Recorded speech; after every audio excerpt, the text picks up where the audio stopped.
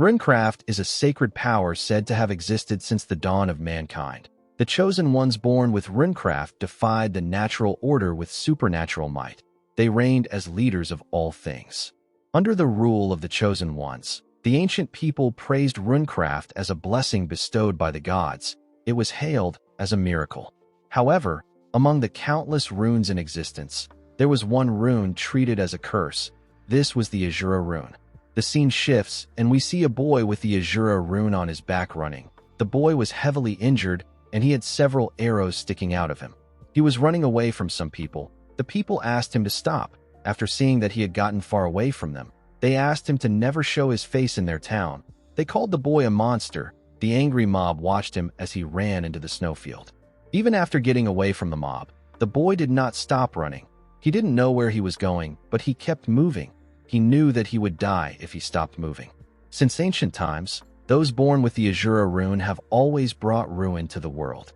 At daybreak, the poor boy eventually collapsed out of exhaustion. He was bleeding out on the cold snow. Before he lost consciousness, he saw a blurry image of some people running towards him. The people seemed to be shocked to see someone covered in blood. Unfortunately for the boy, he couldn't move again. A man and his family moved close to him. The man asked his daughter and wife to use their runecraft to heal the boy. The poor boy lost consciousness before he could say anything. 7 years later, we are taken to a village. We see an old man and some people telling two men that there is no one with the Azura rune in their village. He reminded them that they have already looked through every shack in the village. He told them that it is time for them to get lost. The bald man and his comrade turned around. The bald man said that they are leaving. He told the old man that he is loud. After leaving the village, the two men went to report to their superior. The bald man informed him that there aren't any rune casters in the region. Their superior stretched out his hand and asked the bald man to move closer to him. When the man moved close to him, the superior shoved his hand into his body and crushed his intestines. The bald man spat out a large amount of blood. His comrade was shocked to see this. He screamed and called out to him. The superior watched as the bald man fell to the ground. He said that it is impossible for people like them, who have no runecraft or mana, to find his target. The being with the razor-sharp teeth said that he can smell it. He said that he can smell the reek of ruin. Later in the day, we see two people call out to some people known as Van and Linda. They told these two people that the two men are gone.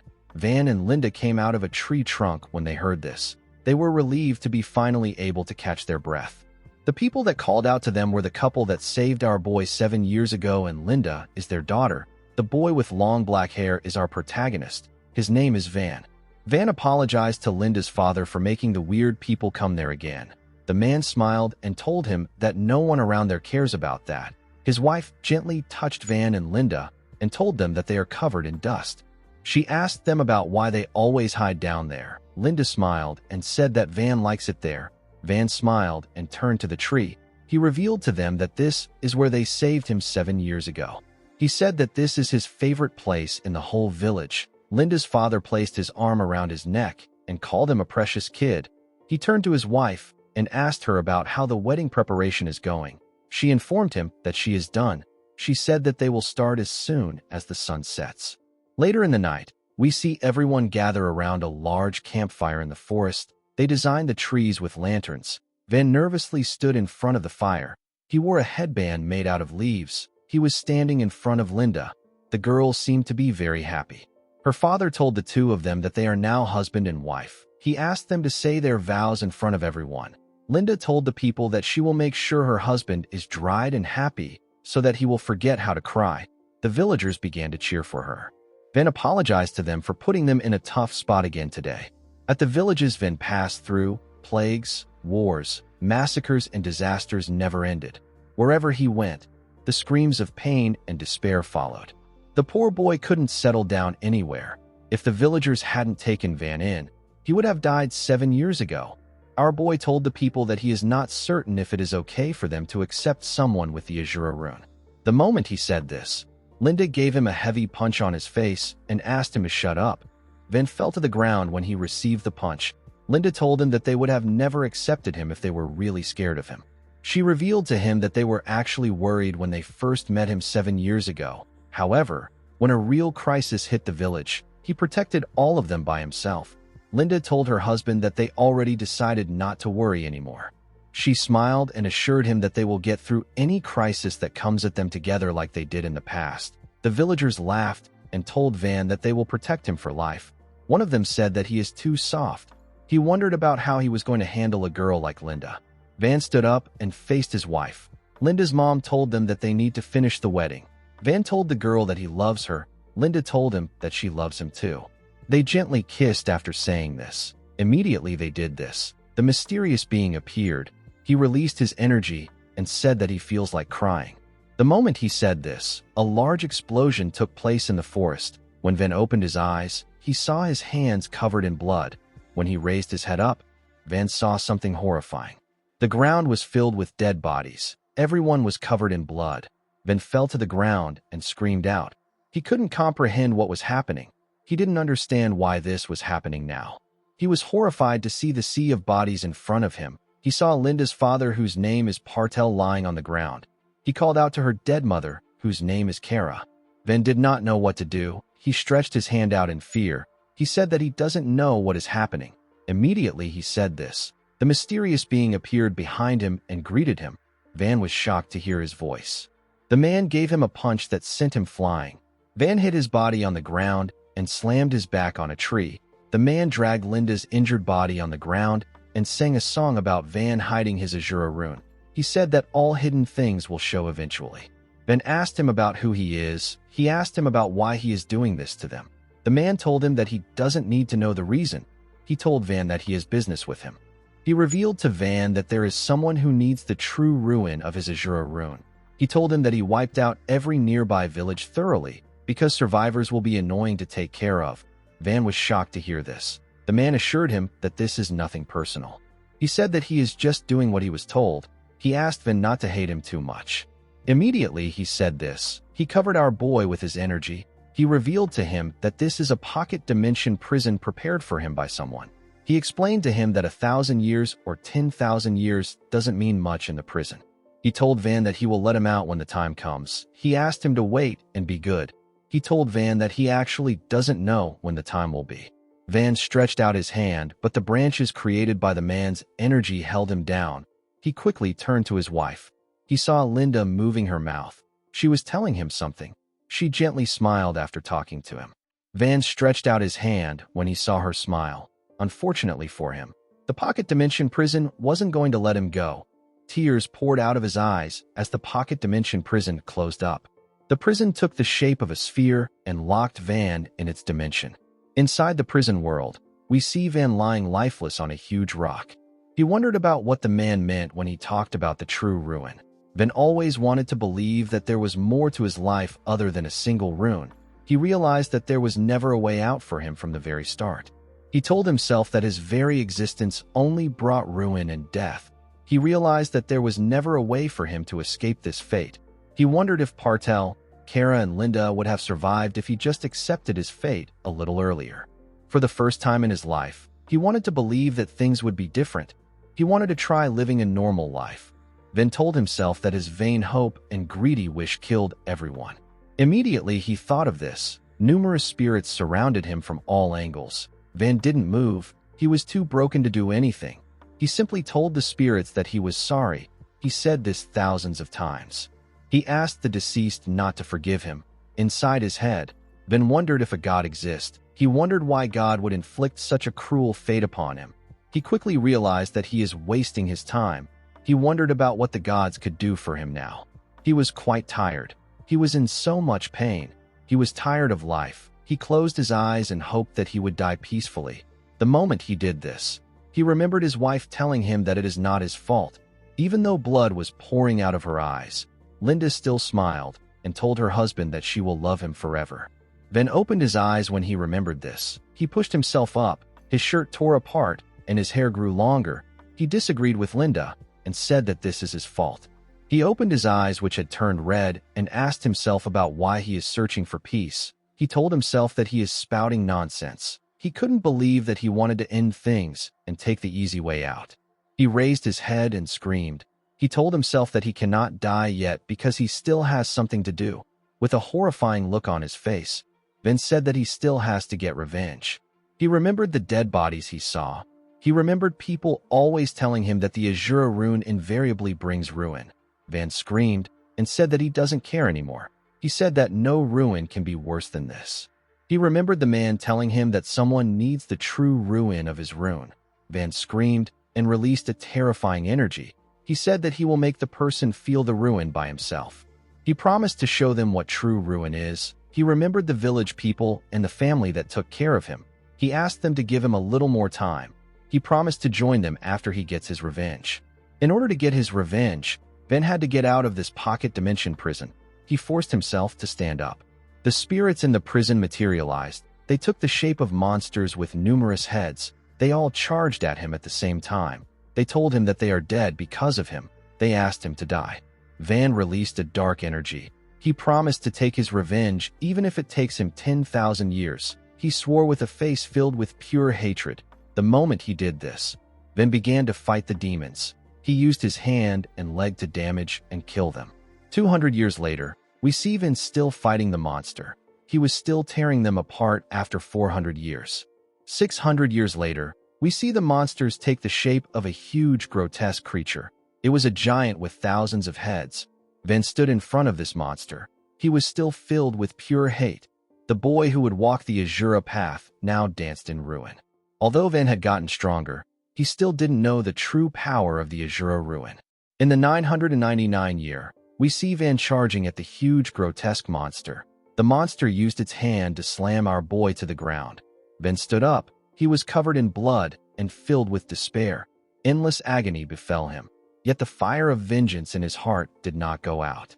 He charged at the monster. The monster raised its hands and smashed our boy's body on the ground. The entire dimension shook when it slammed Van to the ground. The monster raised its hand up. It was soaked in blood. Van was lying on the ground with his bones crushed. He was slowly losing consciousness.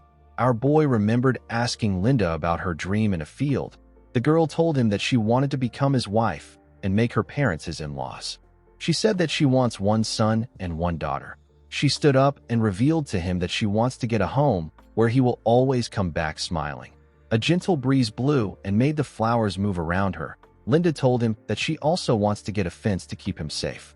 She smiled and told Van that this is her dream. Van fully opened his eyes when he remembered this. The moment he did this, the true power of his rune got released. A crazy-looking demon smiled when this happened. Van screamed out in pain as his body pushed itself up. A dark energy got released from his body. His energy dragged some of the bodies on the ground and placed them on his body to create something. A huge explosion took place in the prison. When the smoke cleared up, we see Van in a new black armor. Our boy knew that this was the true power of ruin. The god of ruins, whose name is Azura, used the power of ruin to summon the armor known as helms. Van walked forward. He realized that no one would have died in the past if he had this power. He clenched his fist and took a stance. He smiled at the monster like a crazy person. He raised his hand and punched the air. His punch pierced the monster's stomach and sent it flying. It slammed its back on the ground. Van jumped and clenched his fist. He covered it with his energy. He activated the first manifested armament. He activated a technique known as Annihilation Fist through the armament. To use Annihilation Fist, Van is given a gauntlet imbued with the power to annihilate matter at the particle level. The destructive power of the technique depends on the user's mana. Van gave the monster a bone-shattering punch on its head. The monster grit its teeth, but it was unable to withstand Van's attack. Our boy crushed it with his fist and destroyed the ground. A large-scale explosion took place in the prison. In the outside world, we see a woman begging 3 bandits to spare her. She told them that she doesn't have any money. The bandits had already killed her husband.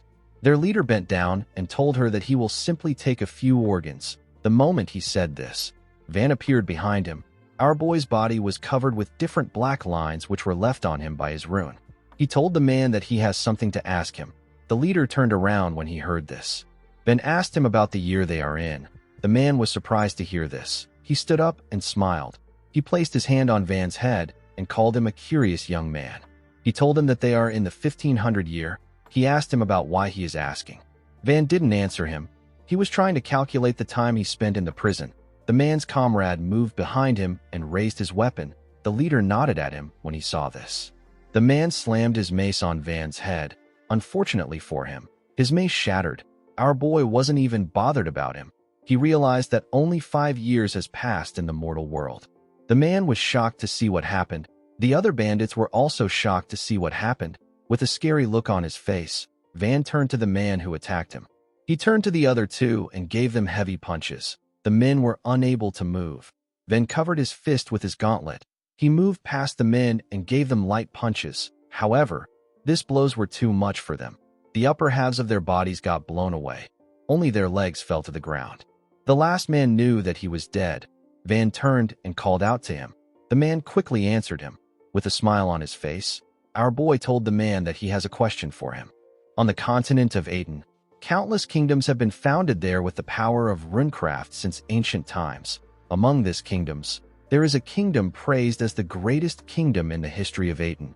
This kingdom is the Zoe Kingdom. The Zoe Kingdom has dominated the continent as a hegemony for many years. They relied on their overwhelming military strength. The scene shifts, and we see Van showing the man an image of the mysterious man.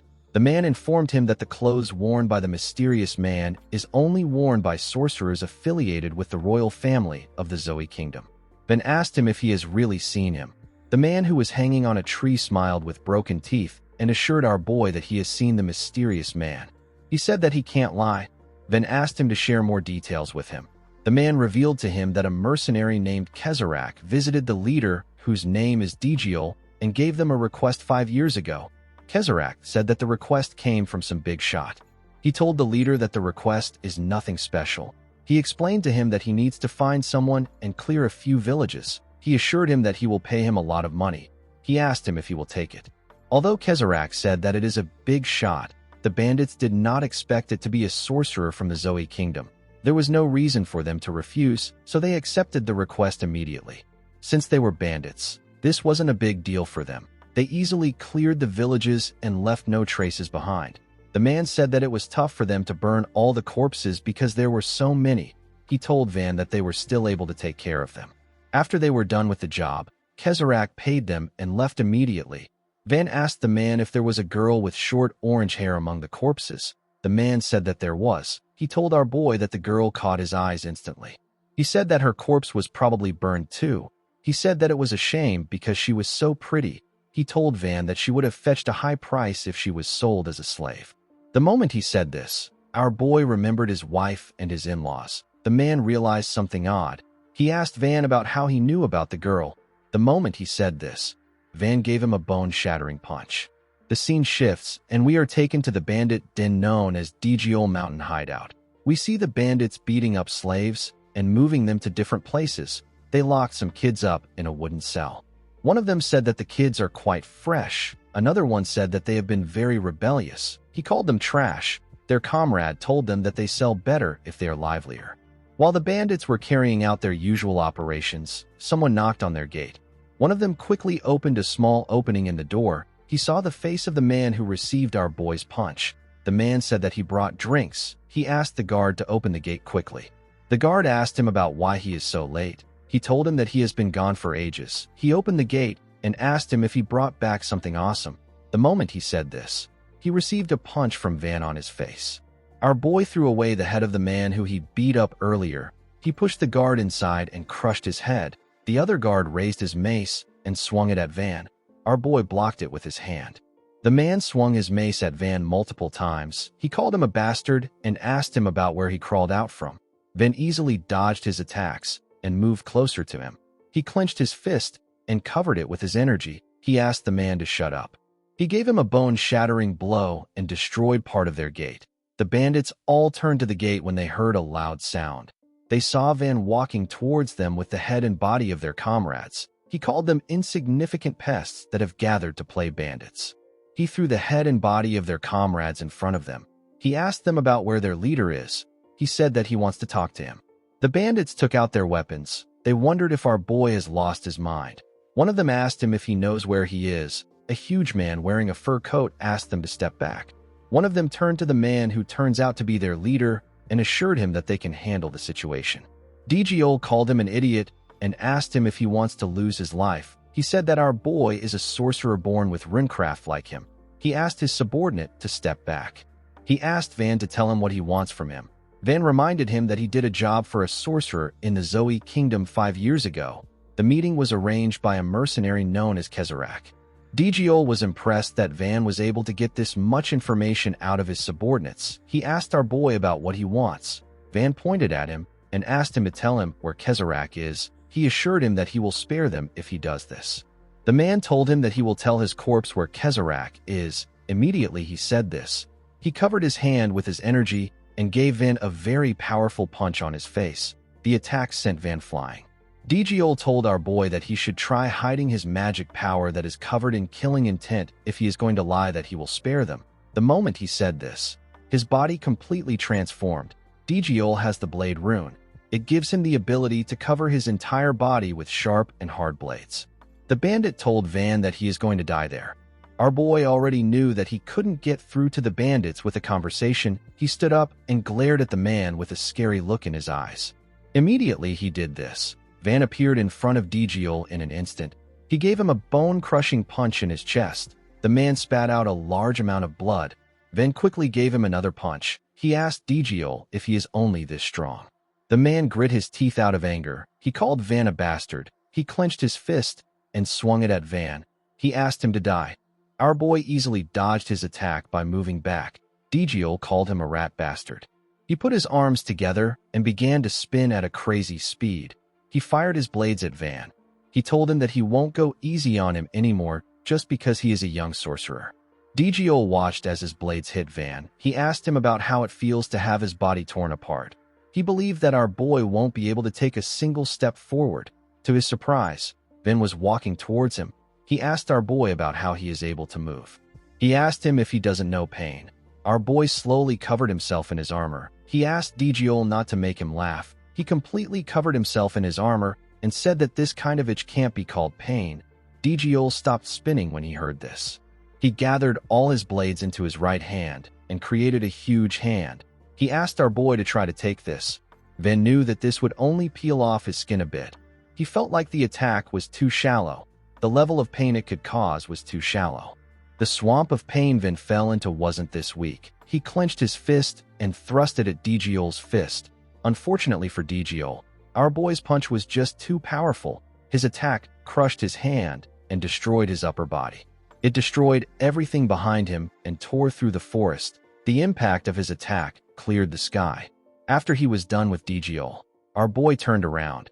He told the bandits that they need to pick up from where they left off. The men knew that they were dead. At sunset, we see several bodies lying on the ground. They all had a weapon sticking out of them. Van was sitting on the bodies. The last bandit alive informed him that Kezarak is in the Nordya Kingdom. Our boy asked him if he is certain. The man said that he is sure of it. He asked Van if he will spare him as promised. Van asked him if he promised to spare him. While shaking, the man told him that he did earlier. Van laughed and told the man that he was joking. The man nervously laughed. He said that he will take his leave. Van crushed his neck before he could move. With a scary look on his face, he told the man that he was joking when he said that he would spare him. He asked him about what he is laughing at. Later in the night, we see Van in new clothes. He was staring at something. He said that he would like to invade the Zoe Kingdom. He said that he will meet Kezarak even if it takes some time. He told the thing that he will confirm things by himself. He asked Linda and his in-laws to wait a little longer. He said that he created a little present to appease them. He asked them to manage the present even if they don't like his artistic sense. The thing our boy was looking at was a cross he made out of the bandits' bodies. Van took out a torch. He told his family that their revenge is just starting. The moment he said this, he threw the torch at the bodies and turned around. He decided to go to the Nordya Kingdom. The scene shifts, and we are taken to the Nordya Kingdom. We see Van beating someone in the alley of Guild Street. The person told him that Anna Dalton will know. Van told the man that he should have said this earlier. He thanked him for the information and walked past the numerous people he beat up. Our boy tore the members of the gang apart. Now he needed to find out where Anna Dalton is. He knew that he couldn't afford to waste his time because there was no guarantee that what happened yesterday won't happen again today. The scene shifts, and we are taken to the day before.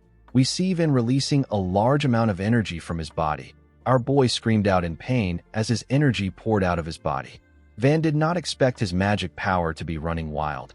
Nothing happened when he was locked up yesterday. Magic power is an unknown particle that cannot be seen with the naked eye, but it exists across the universe. The people who accumulate this magic power floating in the air within their body and manifest the ability of runecraft through the accumulated magic power are known as sorcerers. In other words, a sorcerer's body is a vessel that holds magic power. If this magic power runs wild within the sorcerer's body, the sorcerer could die. Van knew that his body could explode if his magic power continues to run wild. He realized that he must seal his magic power to stop the rampage. He placed his hand on his chest and slowly dragged his magic power back into his body. He was able to successfully take it back inside him. He fell to the ground and began to breathe heavily. He did not think that he would almost die. The scene shifts, and we are taken to the present. We see Van thinking about how he now has a very small amount of magic power. He knew that he could experience worse things other than his hair burning if he continues to abuse his magic power. In order to gain full access to his magic power, our boy decided to find out why the rampage happened in the first place. He realized that he needed to manage the small amount of magic power he had. While he was thinking, someone stood in front of him. Van asked the huge man to get out of the way. He said that he needs to pass. The huge man, whose name is Charlotte Jenny, told our boy that Madame Anna Dalton is currently using this place. He asked him to go back. Van told the man that he should have said this earlier. With a scary look on his face, he said that he has found the right place. He gave Charlotte a punch on his face. The man spat out some blood and fell to the ground. Van apologized to him and asked him to sleep for a while. He went into the building, which turns out to be a bathhouse. He saw 3 men wearing a blindfold standing in front of a big hot spring. The men were surprised to see him. The woman inside the hot spring also did not expect to see him. She wondered about what Charlotte was doing. She asked Van if he won't get out. Van carefully moved his hand. He told the woman that he is looking for a mercenary named Kezarak. He said that he heard someone there knows the man. The woman found it amazing that someone would go around calling Kezarak by name. She called Van a brat and told him that he is going to die without anyone knowing. Due to her reaction, our boy was certain that he had found the right person. He asked her to tell him everything about Kezarak. The woman laughed and called Van a crazy bastard. She ordered her men to rip his mouth off and bring it to her. The woman smoking a pipe is Anna Dalton. She is the #1 information broker in Nordya Kingdom. Her men accepted her order and released their magic powers. They began to transform. Their bodies became much bigger and stronger. It got covered with fur. The men transformed into werewolves with 5 eyes. They charged at Van together. Our boy slowly removed the cloth he tied around his hand to hide the lines on his body. He said that he wanted to talk about it. He didn't know why people make things hard every time. He dodged one of the wolves' attack and gave him a punch on his head. He gave another one a powerful blow in his stomach. The attack sent the werewolf flying. Immediately he did this. The 3rd werewolf attacked him for the side. Our boy dodged the attack. The werewolf's hand hit the wall. Another one tried to hit Van from the side. Our boy was able to dodge it by moving back. He covered his hand with his energy and raised his head up to see the 2 werewolves. He charged at them at a crazy speed and attacked them with a bone-crushing punch. His punch obliterated the werewolves and created a huge hole in the building. Van turned to Anna and asked her if she wants to have a peaceful conversation now. The woman did not expect him to be a sorcerer. She revealed to him that Kezarak is not there anymore. Our boy asked her about where he went to. Anna referred to him as a punk and told him that she is someone who sells information for a living. She explained to him that she can't tell him anything until she gets paid. Van asked her about how much she wants. Anna stood up and asked him about why he is suddenly acting sensible. Van explained to her that he is not a murderer. He said that he killed those men because they were trying to kill him. He told her that he is ready to pay a fair price if she can provide him the right information. Anna revealed to him that information about Kezarak and his current whereabouts will cost him 10,000 gold. She said that this is a fair price for the information. Van was surprised to hear the amount. He said that this is a lot of money. He told the woman that he did not expect it to be this expensive. Anna gently cleaned her hands. She told Van that she can't share any information with him if he cannot pay her. Our boy turned around and asked her to wait patiently. Anna was surprised to hear this. She asked him if he has a way to make the money. She asked him about why he is looking for Kezarak. She asked him if Kezarak killed his family. Van opened the door and asked her to mind her own business. With a scary look on his face, he told the woman that he might be forced to tear her mouth apart. He shut the door and left the building after saying this. Anna smiled and said that he is so scary. In the next scene, we are taken to Mercenary Street. We see Van register himself as a mercenary. He asked the attendant about when he can get started. The attendant, who appears to be a being from a different race, explained to Van that mercenaries get a lot of work, but it takes time for rookies to get anything because experienced veterans are assigned jobs first.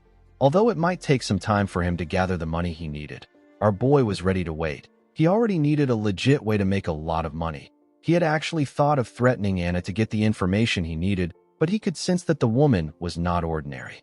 Van didn't see the need in increasing his enemies. He remembered that his Auntie Kara always advised him to make money through legit means. While Van was thinking, a girl wearing a hood approached the front desk and said that she wants to make a request. She said that she needs a mercenary with no experience. The man pointed at Van and said that he is a new mercenary who just registered now. The girl quickly turned to him.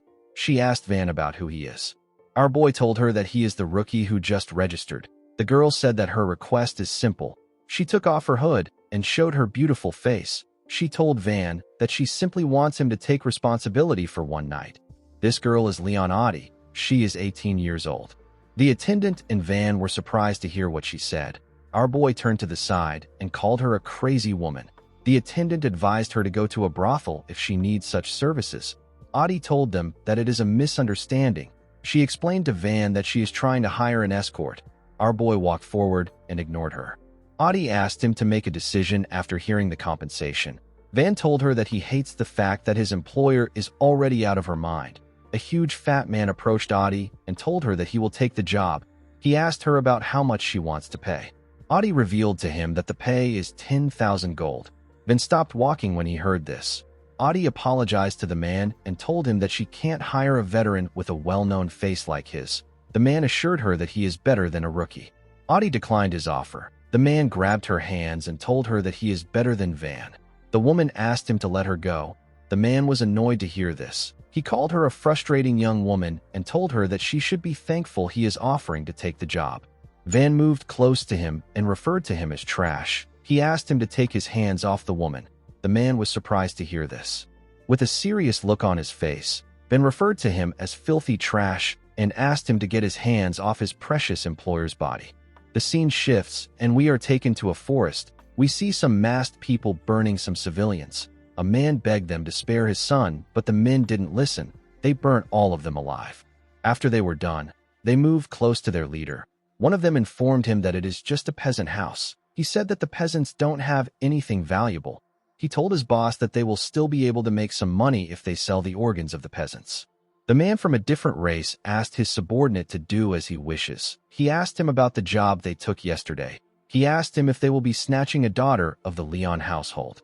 The man told him that he is correct. The leader asked him to pick the 3 best men and keep them on standby. With a smile on his creepy face, the leader asked the man to hang the young boy he tortured.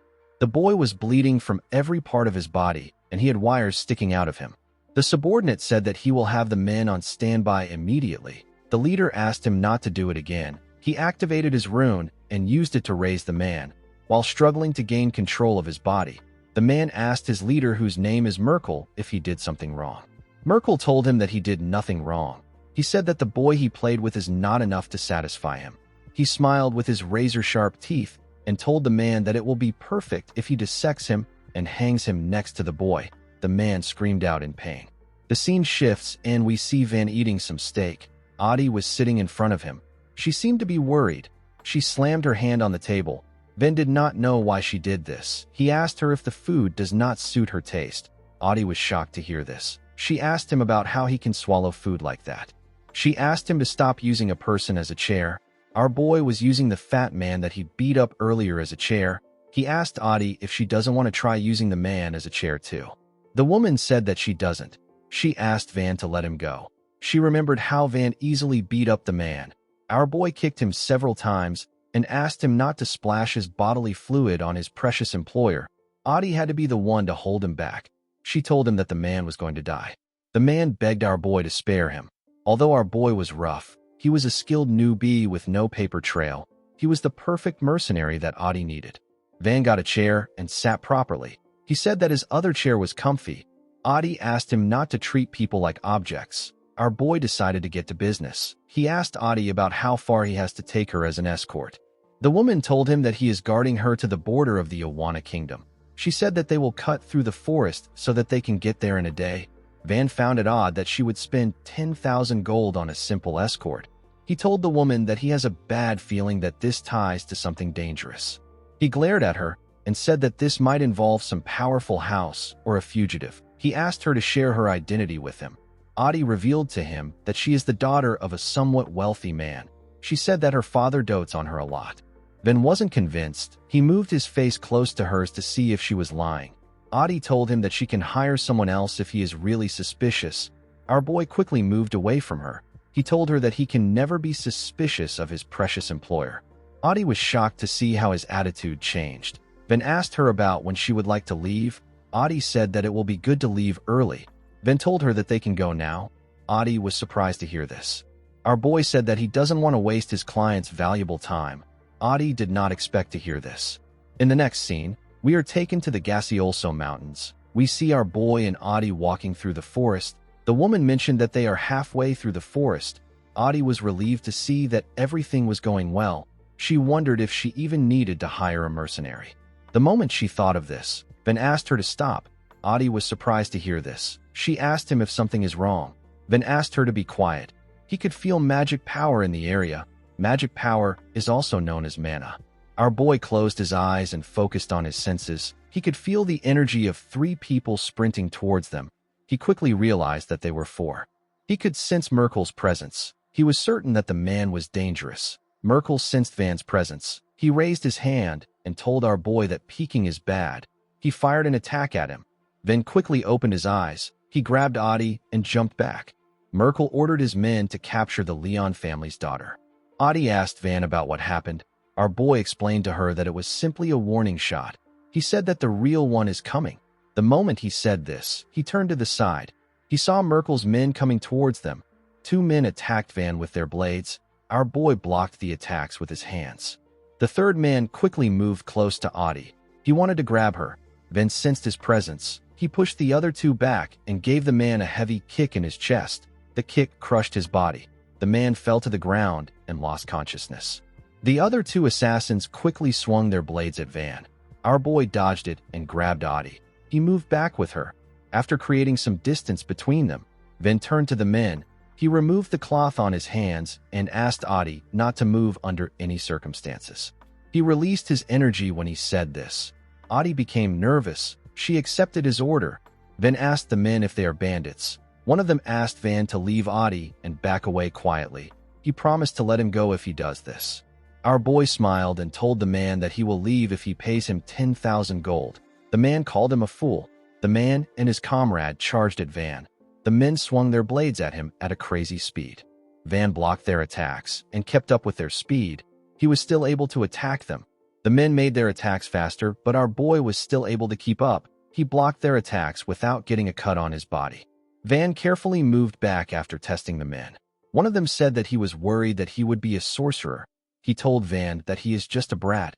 Our boy released his energy and said that he was just being careful. He told the men that he didn't expect them to be so stupid. Immediately he said this, he appeared in front of them and gave them several punches at a ridiculous speed. He gathered his energy in his fist and gave them a bone-crushing punch. His punch tore the men apart and blew away the things around them. The men's bodies were completely destroyed. Only their legs were left. Van called them a bunch of clowns. Audie could not believe her eyes. She believed that Van was younger than her. She wondered about how he was this powerful. She knew that her father would be shocked and thrilled if he saw this. The moment she thought of this, someone said that sorcerers often gauge each other's mana because the amount of mana a sorcerer has often matches his skill level. Van was surprised to hear the person's voice. He turned to him and told him that he thought he ran away because he stayed hidden for so long. The person he was talking to was Merkel. Merkel was surprised to see that Van had the same amount of mana as him even though he is just a kid. He wondered if our boy was born with it. He said that he will have to dissect him. With a creepy smile on his face, the crazy man told Van that a sorcerer like him must have amazing organs. Merkel is also known as the Mad Anatomist. He is the leader of the Merkel gang. The gang is involved in murder, human trafficking, kidnapping, and other heinous crimes. Merkel told Van that he will dissect him painlessly if he hands over Audie. Our boy asked him to screw off. Merkel raised his hand and asked him to die. He fired his energy at him, then called out to Audie. He asked her if she was lying when she called herself an ordinary merchant's daughter. Audie was shocked to hear this. She didn't know what to say. Van asked her to save her excuse. He said that he is not interested in listening to it. He grabbed her clothes and moved her in front of him.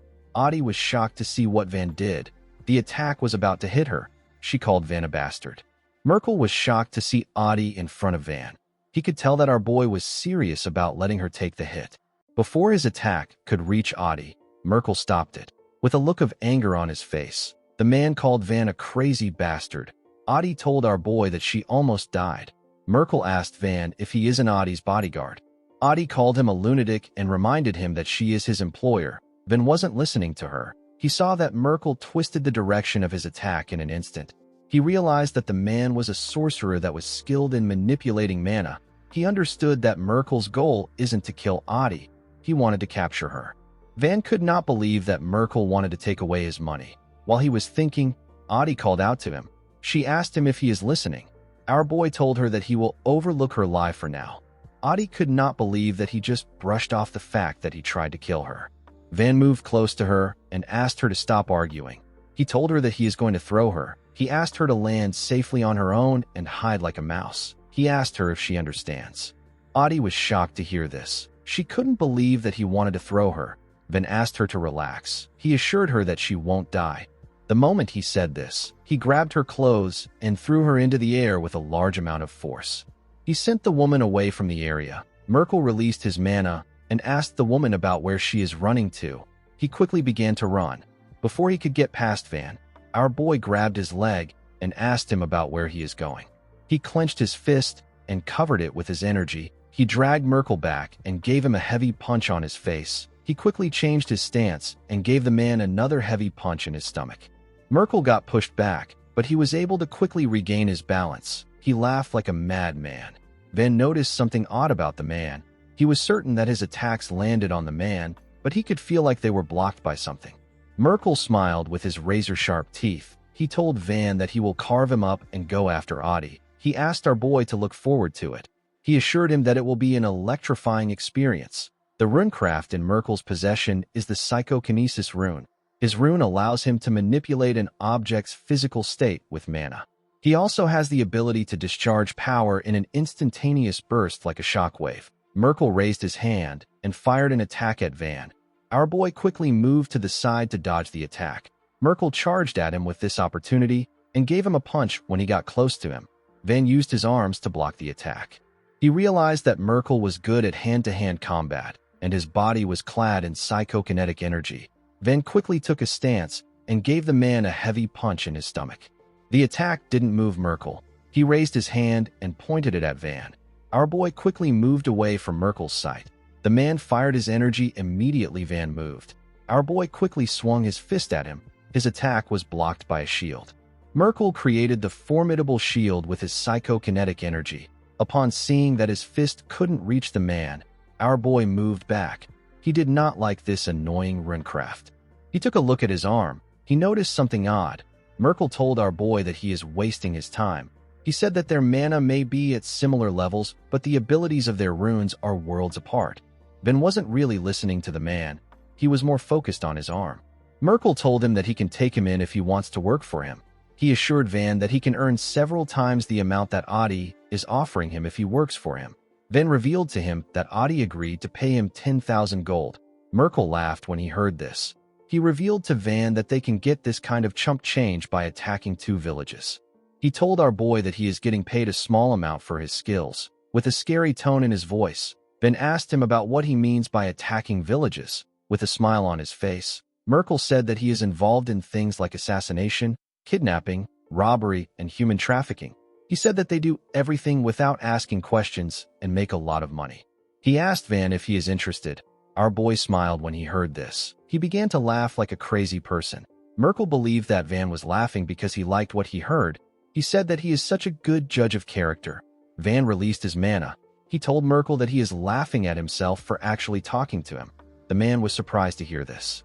Van took a stance. He couldn't believe that he was actually having a conversation with a worthless vermin. With a scary look on his face, he told Merkel that he has decided to tear his limbs apart until he is unrecognizable. Merkel was annoyed to hear this. He called Van an insolent bastard. He couldn't believe that Van was acting like this when he offered him an opportunity. Before he could do anything, our boy appeared in front of him. He began to punch his shield. Merkel asked him about what he is doing.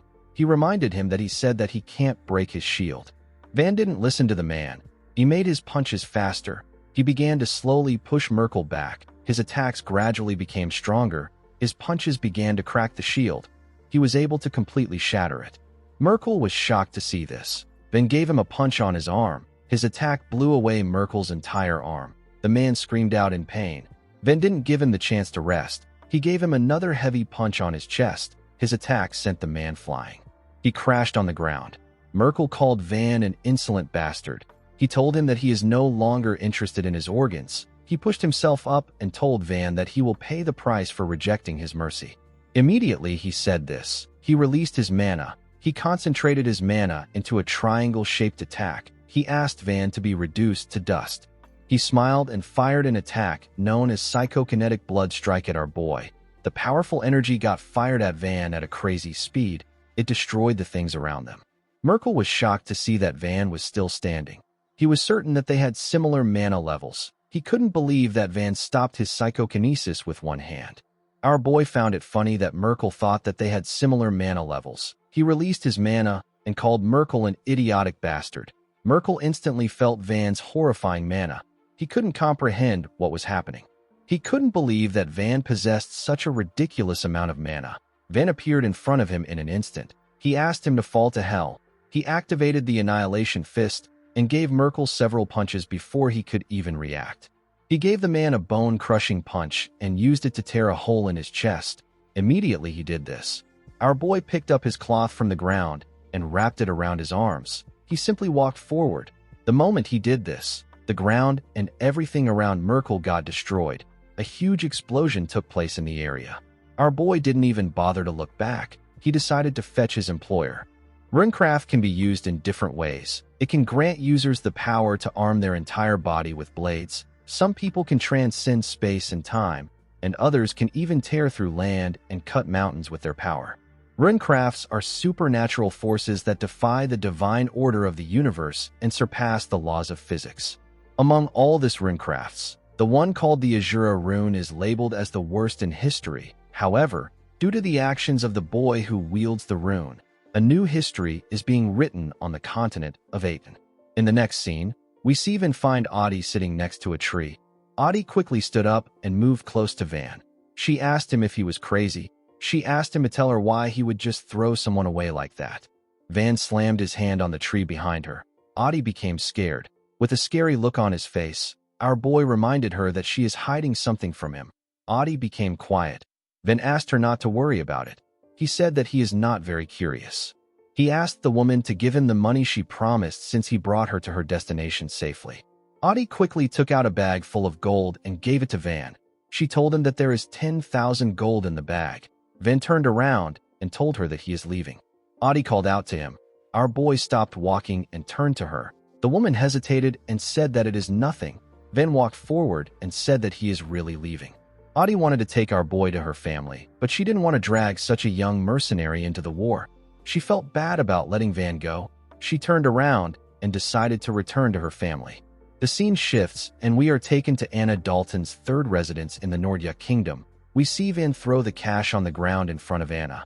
The woman was impressed. She believed that Van had someone backing him. Our boy asked her to give him the information he requested for. Anna told him that she will only take half of his money. Van did not expect to hear this. Anna revealed to him that she failed to track down Kezarak. She said that the man is incredibly thorough. She told Van that she will tell him about Kezarak and anyone who might know where he is. Our boy asked her to tell him quickly. Anna asked him if he has ever heard of a mercenary group called Tease. Van said that he hasn't. Tease is a mercenary group that is involved in various crimes like murder, kidnapping, human trafficking, assassination, infiltration, and more. The leader of Tease is Kezarak. The mercenary group started to become famous around 5 years ago. Now their influence is so great that they can dominate a small frontier nation.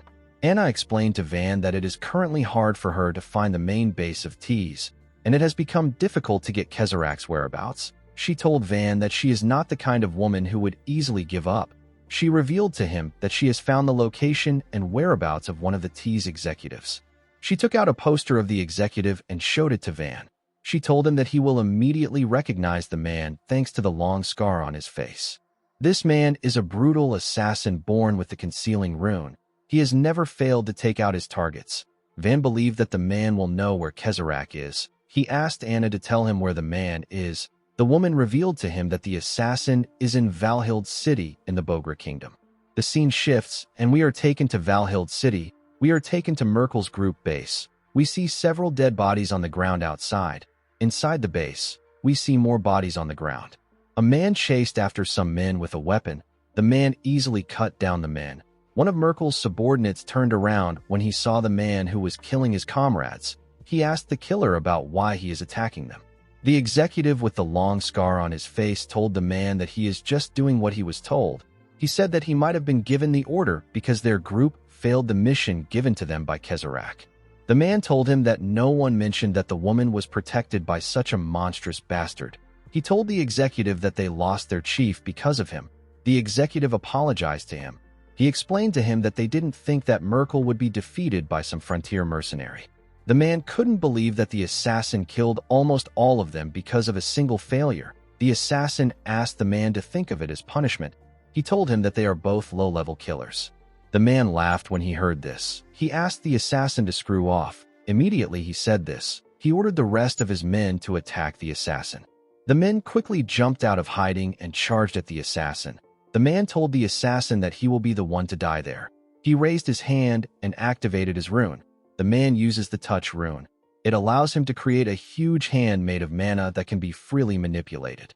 The moment the man activated his rune, he used the huge hand to hold the assassin down. He let his comrades get close to the assassin before they could swing their blades at him. The assassin apologized to them for what he was about to do. Immediately he did this. He activated his concealing rune and disappeared. Everyone was shocked to see this. They couldn't believe their eyes. The assassin appeared behind the man using the rune in an instant. The man quickly turned around when he sensed his presence. He realized that he was screwed. A while later, we see the assassin walk out of the building. He saw a man waiting for him outside.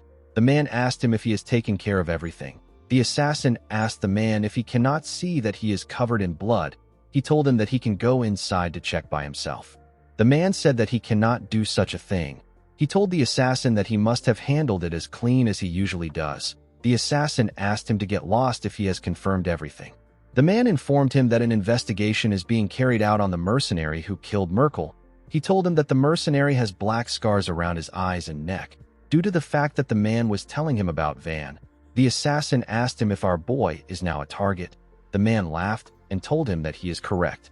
He told the assassin that this is why Kezerak won't let him go. The assassin asked him to shut up. The man said that he will inform Kezerak about what happened today.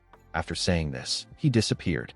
After the man left, the assassin took out a cigarette and placed it in his mouth. He looked at the moon and thought about how Van has black scars on his eyes and neck. The scene shifts, and we are taken to Anna's house. Ben said that the Bogra Kingdom is close by. He told Anna that he has one more question. With a scary look on his face, Ben asked her to tell him the name of the executive. Immediately, he asked his question.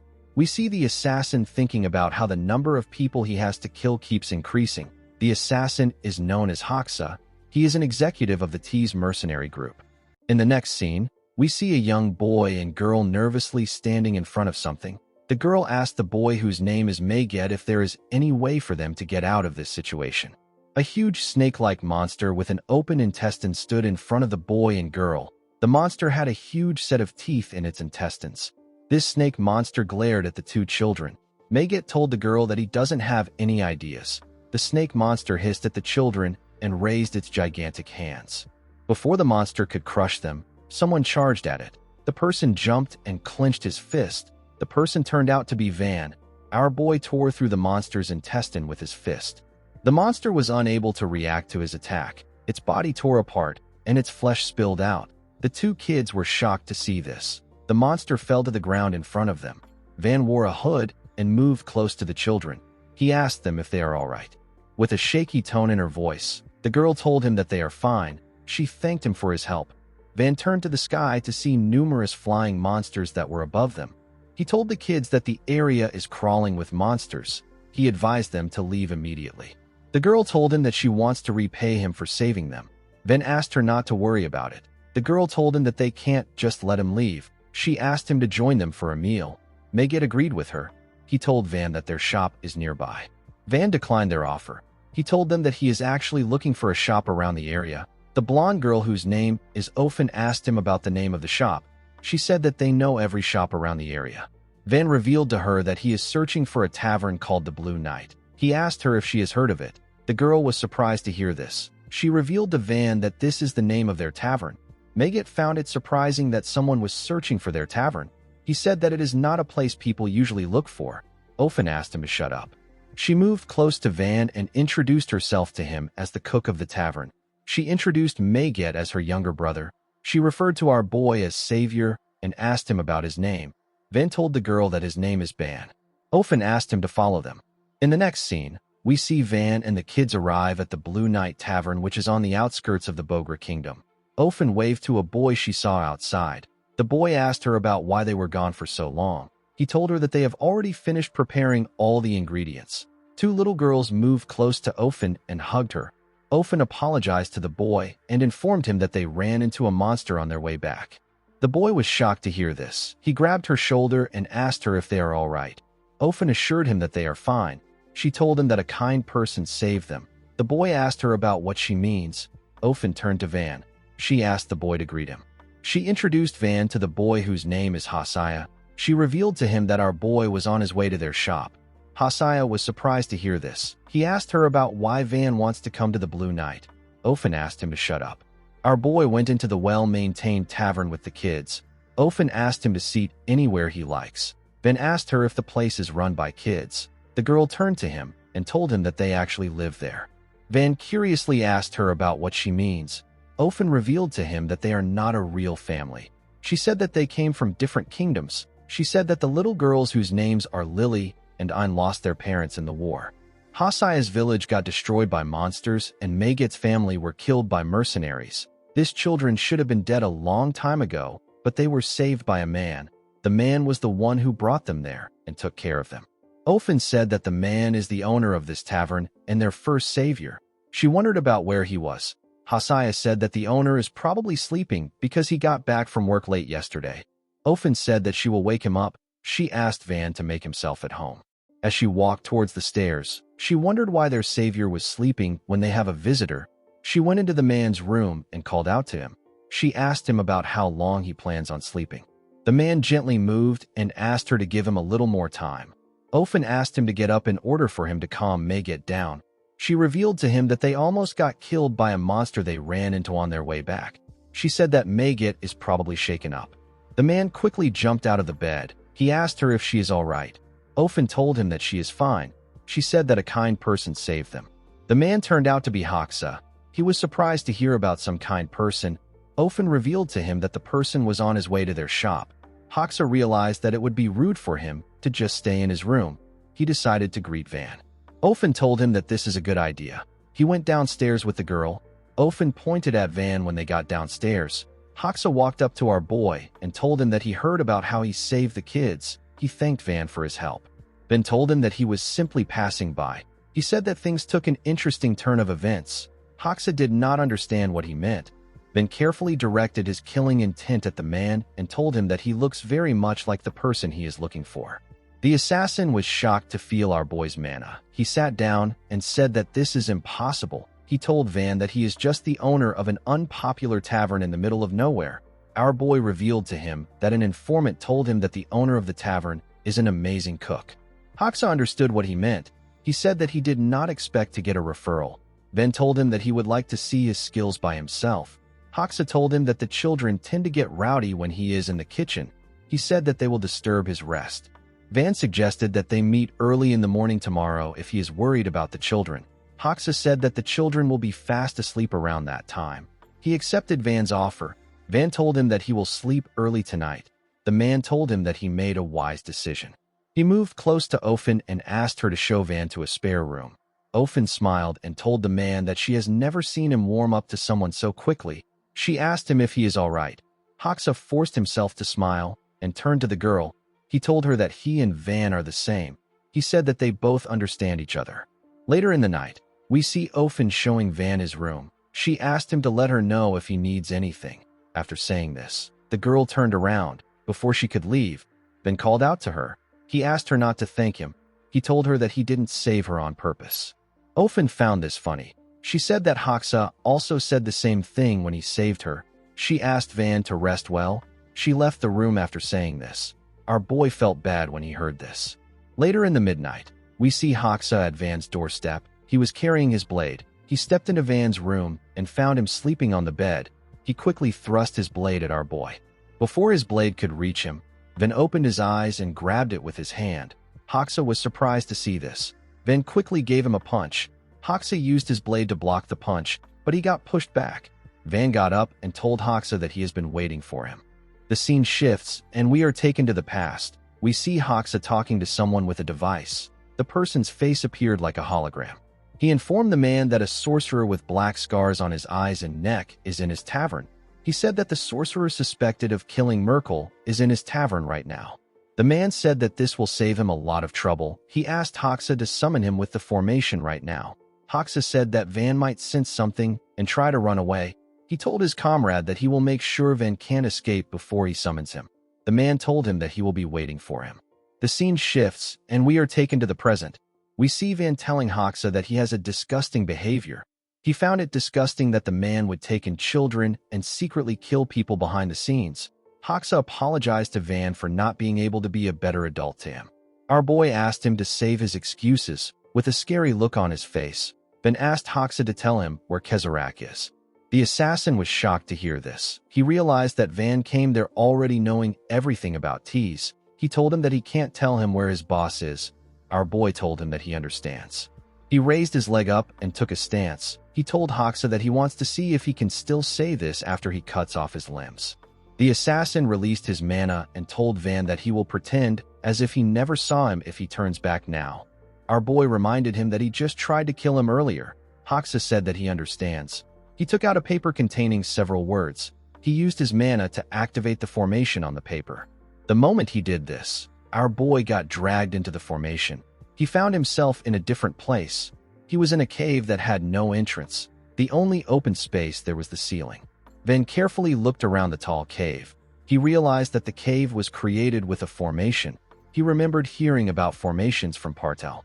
A formation is a runecraft power inscribed into letters or images. When mana is poured into a formation, the stored power can be unleashed. Formations are usually cast by using paper as a medium, but they can also be set up using certain places or objects. Our boy wondered about where Hoxa went. He wondered if he ran away. Immediately he thought of this. Hoxa swung a blade at his head. Van was able to dodge the blade, but he got a cut on his cheek. He sensed mana in the blade that he dodged. He quickly moved back to dodge multiple slashes. He created some distance between himself and the blade. He charged at the location. He sensed Hoxa's presence and thrust his fist at it.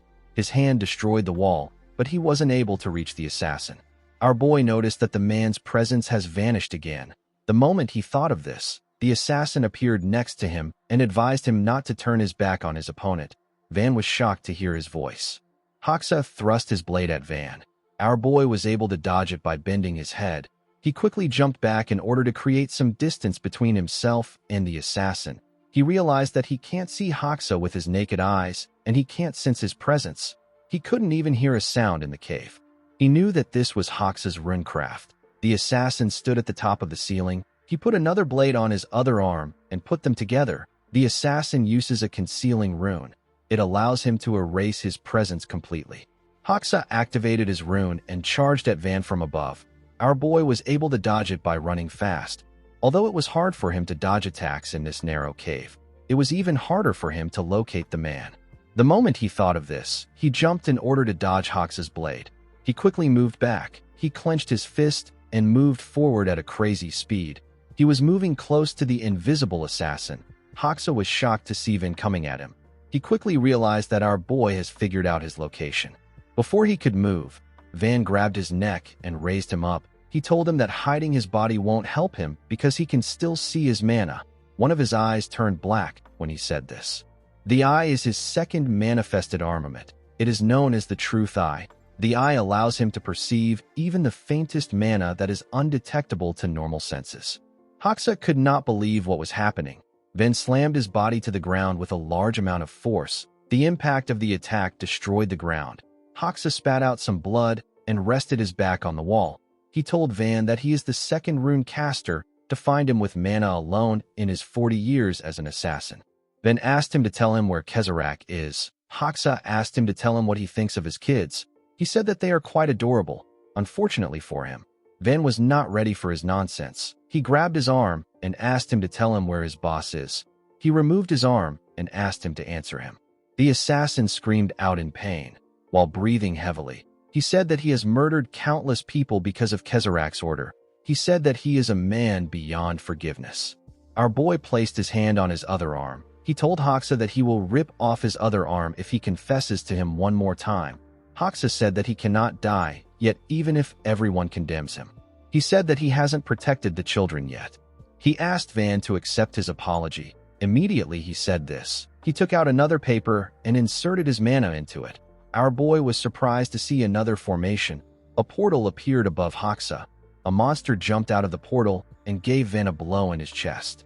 The attack pushed him back. Hoxa's comrade was on the monster. He said that he has finally found our boy. Van gently cleaned the blood on his lips. With a menacing look in his eyes, he called out to the man and asked him if he cannot see that they are talking. Van noticed that he was bleeding in his stomach. He realized that the monster's claw went into him. The man carefully looked at Van to see if he was his target. The fact that our boy was able to drive Hoxa to this point convinced him that Van is the one who killed Merkel. Hoxa pushed himself up. He advised his comrade to be careful. He informed him that Van found him with his rune. He said that he can't even guess his level as a sorcerer. The man was impressed when he heard this. He did not think that someone so young would be this powerful. Van called out to the man. He asked him if he is willing to answer his questions. The masked man asked Hoxa about what our boy is talking about. Hoxa revealed to him that Van asked for Kezarek's location. The man laughed and apologized to Van. He took off his mask. With a creepy smile on his face, the man told Van that there is no one who will answer his question. This bald man's name is Bridgeton. He is also an executive of Tees. Van realized that he couldn't talk things out with the man. He charged at the bald man. He clenched his fist when he got close to him. The monster behind Bridgeton clenched its fist when it saw Van. It quickly attacked our boy before he could touch Bridgeton. Van was able to block its attack with his fist. Immediately he did this. Hoxa appeared behind him.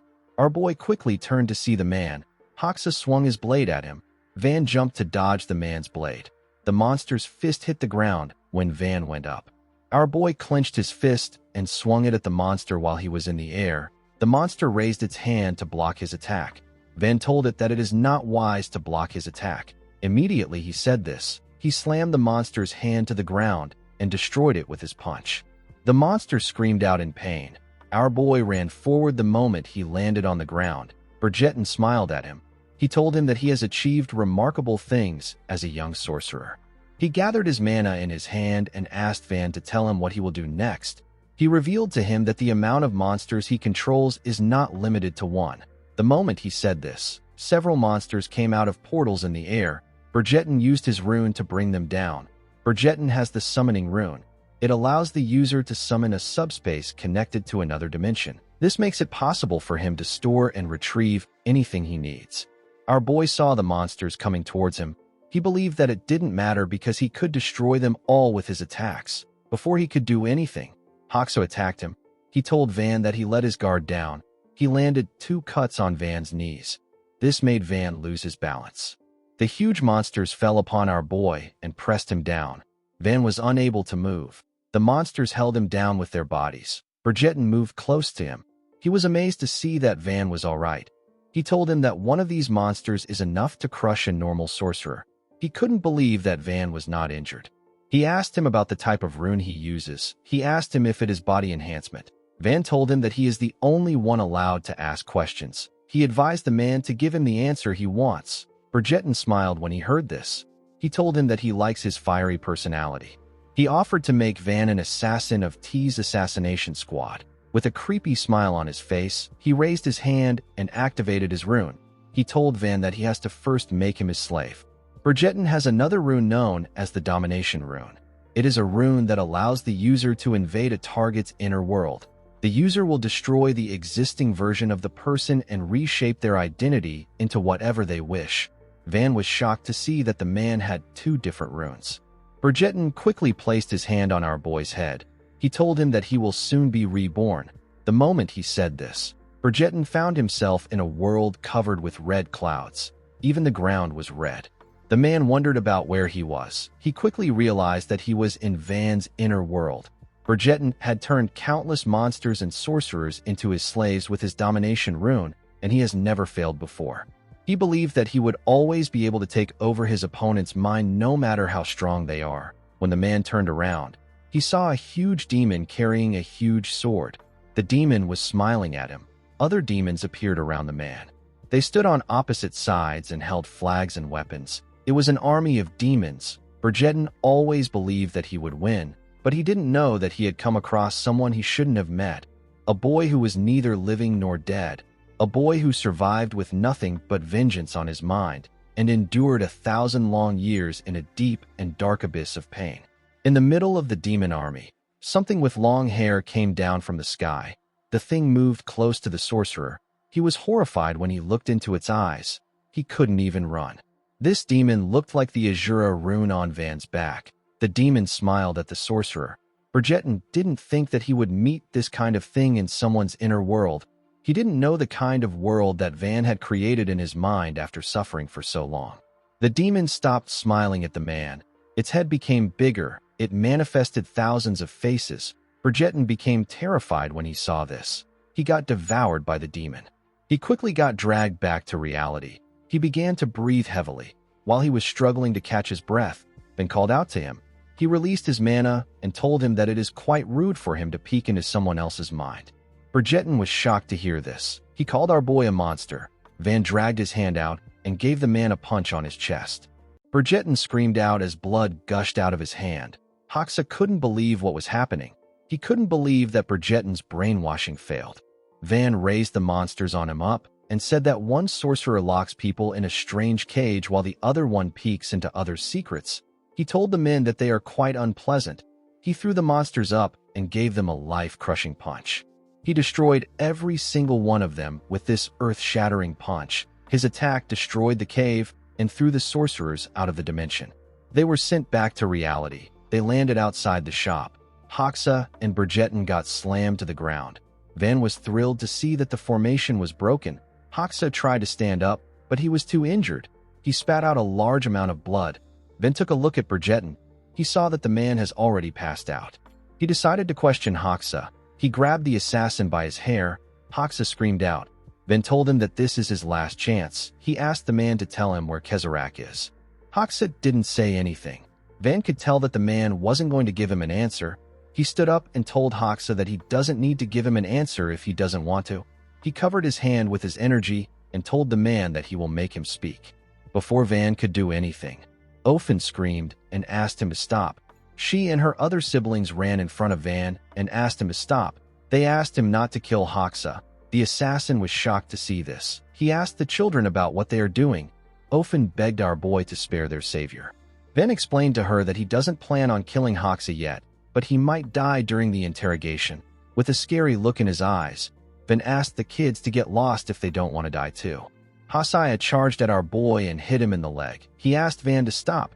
Ofen called out to the boy when she saw this. The boy held Van's hand. Van asked him about what he is doing. He asked him if he is not going to let him go. Hosea begged Van to leave them alone. Hoxa begged his children to run away. The children told him that they are not leaving him. Van was annoyed to see what was happening. He asked the children if they are joking with him right now. He pushed Hosea to the ground and took a stance. Ofen called out to her brother when she saw this. With a scary look in his eyes, Van told the boy that he will kill him first if he is prepared to die. Hosea quickly raised his hands up. Before Van could do anything, Bridgerton raised his hand up and released some energy, then quickly turned to him. The sorcerer activated his summoning rune and used it to open a portal that released a monster's claw-like tentacles. Van quickly put his hands together to protect himself. He didn't think that Bridgerton would still be alive. To his surprise, the tentacles avoided him. Van did not expect this. He instantly realized that Bridgerton wasn't aiming for him. He was aiming for Hoxa and the children. The monster used its claw-like tentacles to stab Hoxa and his kids. Van quickly charged at Bridgerton. The sorcerer smiled at our boy. He knew that he wouldn't reach him. He used his summoning rune to place himself in his own world before Van could reach him. Our boy was only able to feel his mana. Inside Bridgerton's dimension, we see him resting on a huge floating rock. Since he has killed Hoxa and the kids, the man was certain that there was no way Van would gain information about Kezerak. He took a look at his arm and said that he went through a lot because of Van. He couldn't believe that there was a sorcerer who had such a terrifying inner world. He knew that he had to report this to Kezerak immediately. The moment he thought of this, someone tore space open and stepped into his dimension. Bridgerton instantly knew who it was when he felt his energy. His body got covered with sweat as he turned around. Van placed his hand on the man's head. With a nervous look on his face, Bridgerton asked Van about how he got into his dimension. Our boy revealed to him that there was a tiny passageway in space leading to his dimension.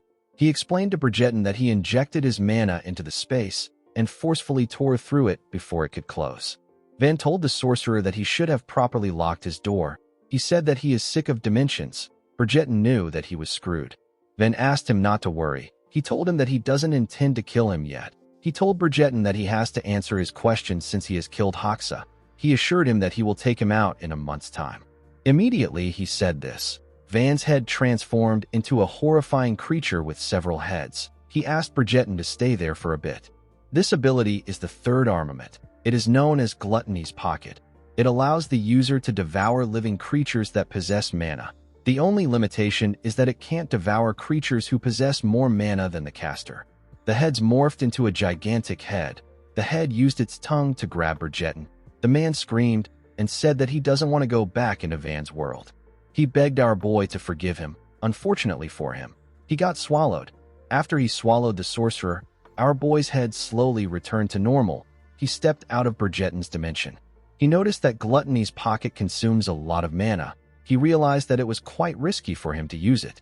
He fell on his knees and tried to catch his breath. He looked around and saw the bodies of the kids lying on the ground. He wondered if everyone was dead. Since he had secured a hostage who would provide necessary information, Van decided to leave the place and recover his mana. The moment he turned around, Hoxa asked him to wait. He told him that Ofen can still be saved. With a tear in his eye, the man begged Van to save the girl. Our boy turned to him when he heard this. In the next scene, we see a man standing over Hoxa's body. The man said that a fierce fight took place in this place. His comrade picked up Bridgerton's arm and told him that Bridgerton lost his arm. The man couldn't believe that someone killed 2 executives of Tease. He said that the attacker is insane. He asked his comrade, whose name is Mongo, if he can find the culprit. Mongo said that he can. He said that he can still smell something even though it is faint. He said that our boy was there until yesterday. The man wearing an eye patch summoned some men known as Raven. The men came out of his shadow. The man ordered them to report the situation to Kezerak. He said that he will track their culprit with Mongo. The men accepted his order. The man turned to Hoxa and wondered if this is the end he wanted so badly. He said that it is an empty and meaningless end. The scene shifts and we are taken to the mountains. We see Ofen open her eyes and scream. When she raised her head, Van asked her if she is finally awake. The girl asked him about where they are. She quickly turned to him and asked him about Hoxa and the kids. Van revealed to her that everyone else died. The girl was shocked to hear this. Blood gushed out of her eyes. She screamed and said that this can't be true. She told Van that he saw the wrong thing. She slowly pushed herself up and said that she has to go save everyone. She said that they can't die yet. Van asked her to shut up. He revealed to her that he buried the children's bodies himself. The girl fell back down and screamed. She said that this can't happen. She asked our boy about why he saved only her. She told him that he should have just let her die with everyone. She asked him to tell her why he saved her. Van asked her not to delude herself. He revealed to her that he only saved her because he needed her. Immediately he said this. Van remembered the conversation he had with Hoxa before he died. He asked the man to tell him why he should save the girl. He said that Ofen won't last on her own even if he saves her. She will either be torn apart by monsters or killed by bandits. While struggling to catch his breath, Hoxa informed Van that Ofen knows about Kezarak and Tease. He told him that the girl can provide him information. Van was surprised to hear this. Hoxa begged Van to simply take Ofen to a random village. He said that the girl is strong and lucky enough to survive. He was certain that she would be able to live on her own. Van asked the man about what he should do if Ofen doesn't know anything. Hoxa asked him to do whatever he likes. He told him that he can kill her if he wants. Our boy realized that the man wasn't lying. He agreed to help the girl. Hoxa begged Van to save her. After doing this, he died. While Ofen was crying on the ground, Van grabbed her neck and raised her up. He apologized to her and told her that he can no longer wait. He asked her to tell him about Kezarak. The girl seemed quite lifeless. She hadn't processed her grief well. Nevertheless, she still spoke. She told our boy that Kezarak is probably in the Varkan kingdom. She revealed to him that the man said that he was heading out to carry out a commission for the king of Varkan the last time he came to see Hoxa. Van asked her to describe Kezarak to him. The girl revealed to him that his appearance changes every time he came to see Hoxa. She said that this is probably due to the rune he wields. Van asked her if she knows anything about Kezarak's rune. Ofen said that Hoxa once told her that Kezarak is a sorcerer born with a rare set of 3 runes that are counted among the continent's rarest. Van did not expect the man to possess 3 runes. He knew that Kezarak was going to be hard to deal with. He let go of the girl and told her that they have no time to waste. He said that they will talk on their way. Ofen asked him about where they are going. Van revealed to her that he made a deal with Hoxa to take her to a safe village. He told her that this is also his way of repaying her for the information. Ofen was shocked to hear about the deal Hoxa made on her behalf. Van turned to her and asked her to get up. He told her that they are leaving immediately. The girl quickly got up. She stepped out of the cave with Van. She used her hand to block her eyes from the sunlight. Immediately, her eyes adapted to the sunlight. The girl saw something shocking. She saw a huge rock in front of the cave. Van reminded her that he buried the kids. He said that he buried them under the rock. Ofen asked him about why he chose this enormous rock. Our boy said that he doesn't want monsters to disturb their graves. He said that the children did nothing wrong. He told Ofen that he will let her say her final farewell. Ofen walked up to the rock and placed her hands on it. Tears filled her eyes as she rested her head on the boulder. While crying, she remembered how she and her siblings stood next to Hoxa while he was bleeding on the ground. A man seemed to have beaten up the assassin. The man was from Tease. The man asked Hoxa if he escaped from Tease only to babysit kids. He asked him if he will return to his beautiful assassin form once he kills the kids. The man turned out to be Kezarak. Hoxa begged Kezarak to forgive him. He begged him not to kill the kids. Kezarak turned around and told Hoxa that his missions will be doubled from now on. He asked the assassin to never try to run away if he wants to keep playing orphanage director. After Kezarak left, Ofen asked Hoxa if he is fine. Hoxa smiled and apologized to the kids. He said that he looks pathetic. He hugged them and asked them not to worry. He assured them that he will protect them. Megat told Hoxa that he smells like meat. The man laughed out loud when he heard this. The kids also laughed. Ofen remembered Hoxa showing her the name of the tavern after he opened it up. He asked her if she likes the name. Ofen told him that it is terrible.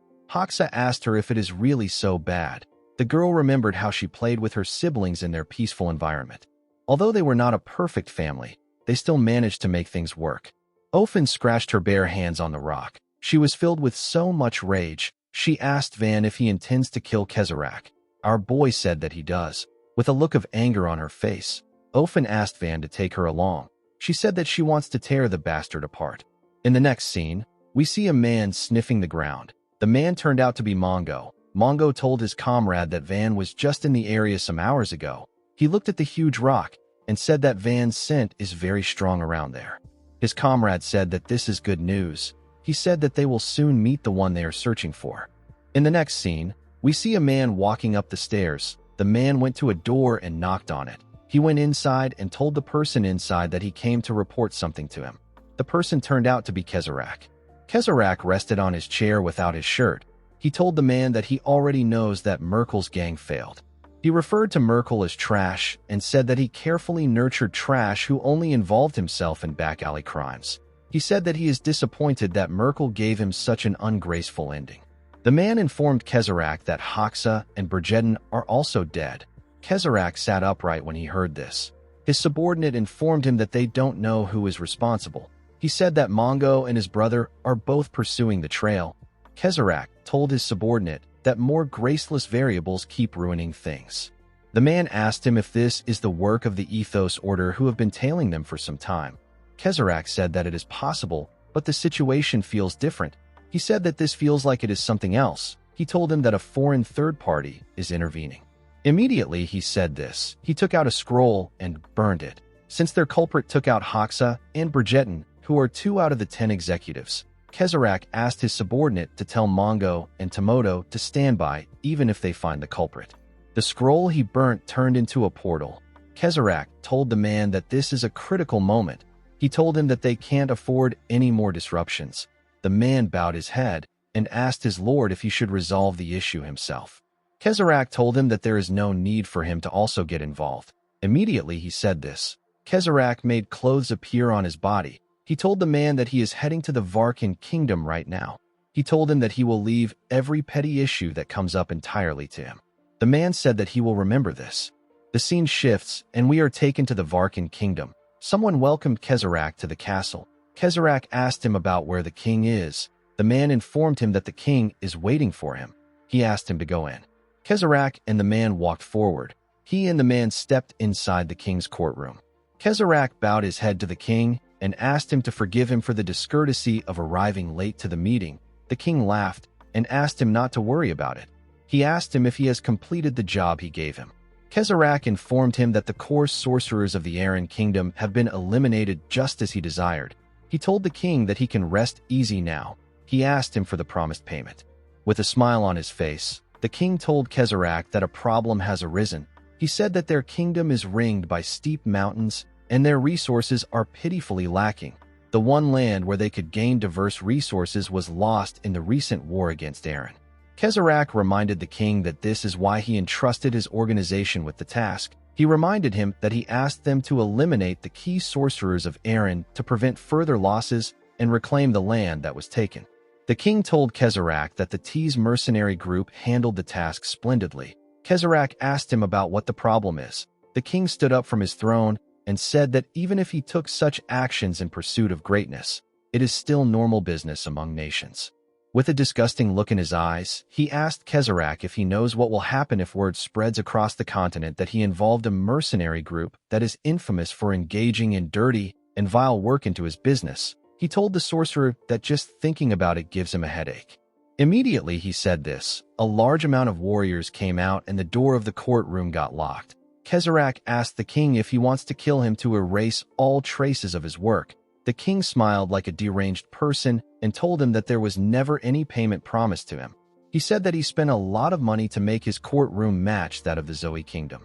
Instead of panicking, Kezarak laughed. He laughed like a crazy person. The king asked him if he is going mad before his death. Kezarak released a small amount of energy. He told the king that he is not shocked to see that someone as graceless as him doesn't have anything in his treasury. He said that he was far too complacent. The king advised Kezarak not to struggle. He told him that his resistance will be futile. He explained to him that he has other people beyond the 30 finest sorcerers of Varkan that are gathered there. He revealed to him that he has soldiers stationed in every part of the castle. The king laughed like a crazy person and told Kezarak that he is actually paying him. He explained to him that the money he used to hire the sorcerers there is enough to cover his fee. Kezarak told the king that it is too late. He told him that he brought back the memory he hates the most. Immediately he said this. The man that entered the castle with Kezarak placed his hand on his back. He told Kezarak that the transfer of artificial mana is complete. Kezarak released his energy and said that royalty in small kingdoms and mighty empires are no different in the way they behave. He snapped his finger after saying this. He told the king that his kingdom is finished. He told him that he will take his kingdom as payment.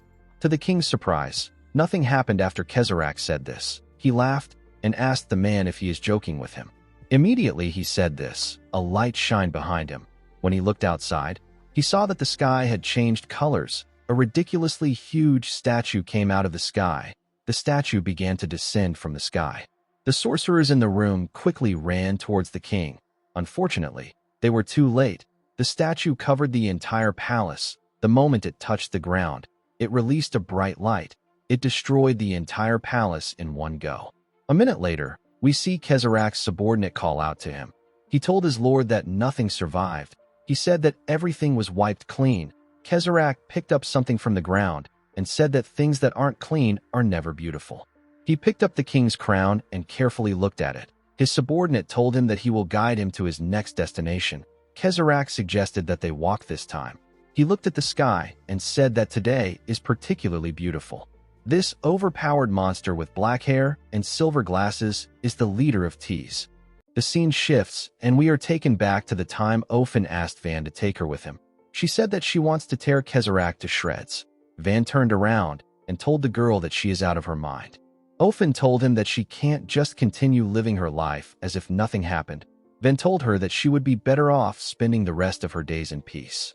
He explained to her that he has no intentions of protecting her. He told her that he might even kill her by himself if she gets in his way. The girl asked him to do as he likes. She said that she doesn't care. Van walked forward and told her that he is heading to the Varkan kingdom. He asked her if she is really planning to follow him. Ophin asked him to kill her anytime she gets in the way. Van told her that they are leaving right now. Later in the night, we see Tomoto and his brother looking at Van and Ophin from a distance. Tomoto was happy to see that they had finally caught up to Van. Mongo reminded his brother that Kezarak ordered them to wait quietly. Tomoto smiled and told him that this is their chance. He said that they can capture Van and offer him to Kezarak. He told Mongo that this is their chance to repay Kezarak for taking them in. He asked him if he likes this idea. Mongo told his elder brother that he will do as he says. Tomoto was happy to hear this. He released his energy and said that they will keep tailing Van until they find a clear chance to kill him. Mongo told his brother that he understands. As they walked through the forest, Van noticed something odd. He asked Ophin to tell him the amount of times they have walked past a certain huge tree. The girl said that this is their third time. Van said that they must be lost. Ophin wondered if they are in a certain forest. She told herself that this is impossible. Van asked her if something is wrong. Ophin revealed to him that Hoxa told her a story about a certain forest when she was little.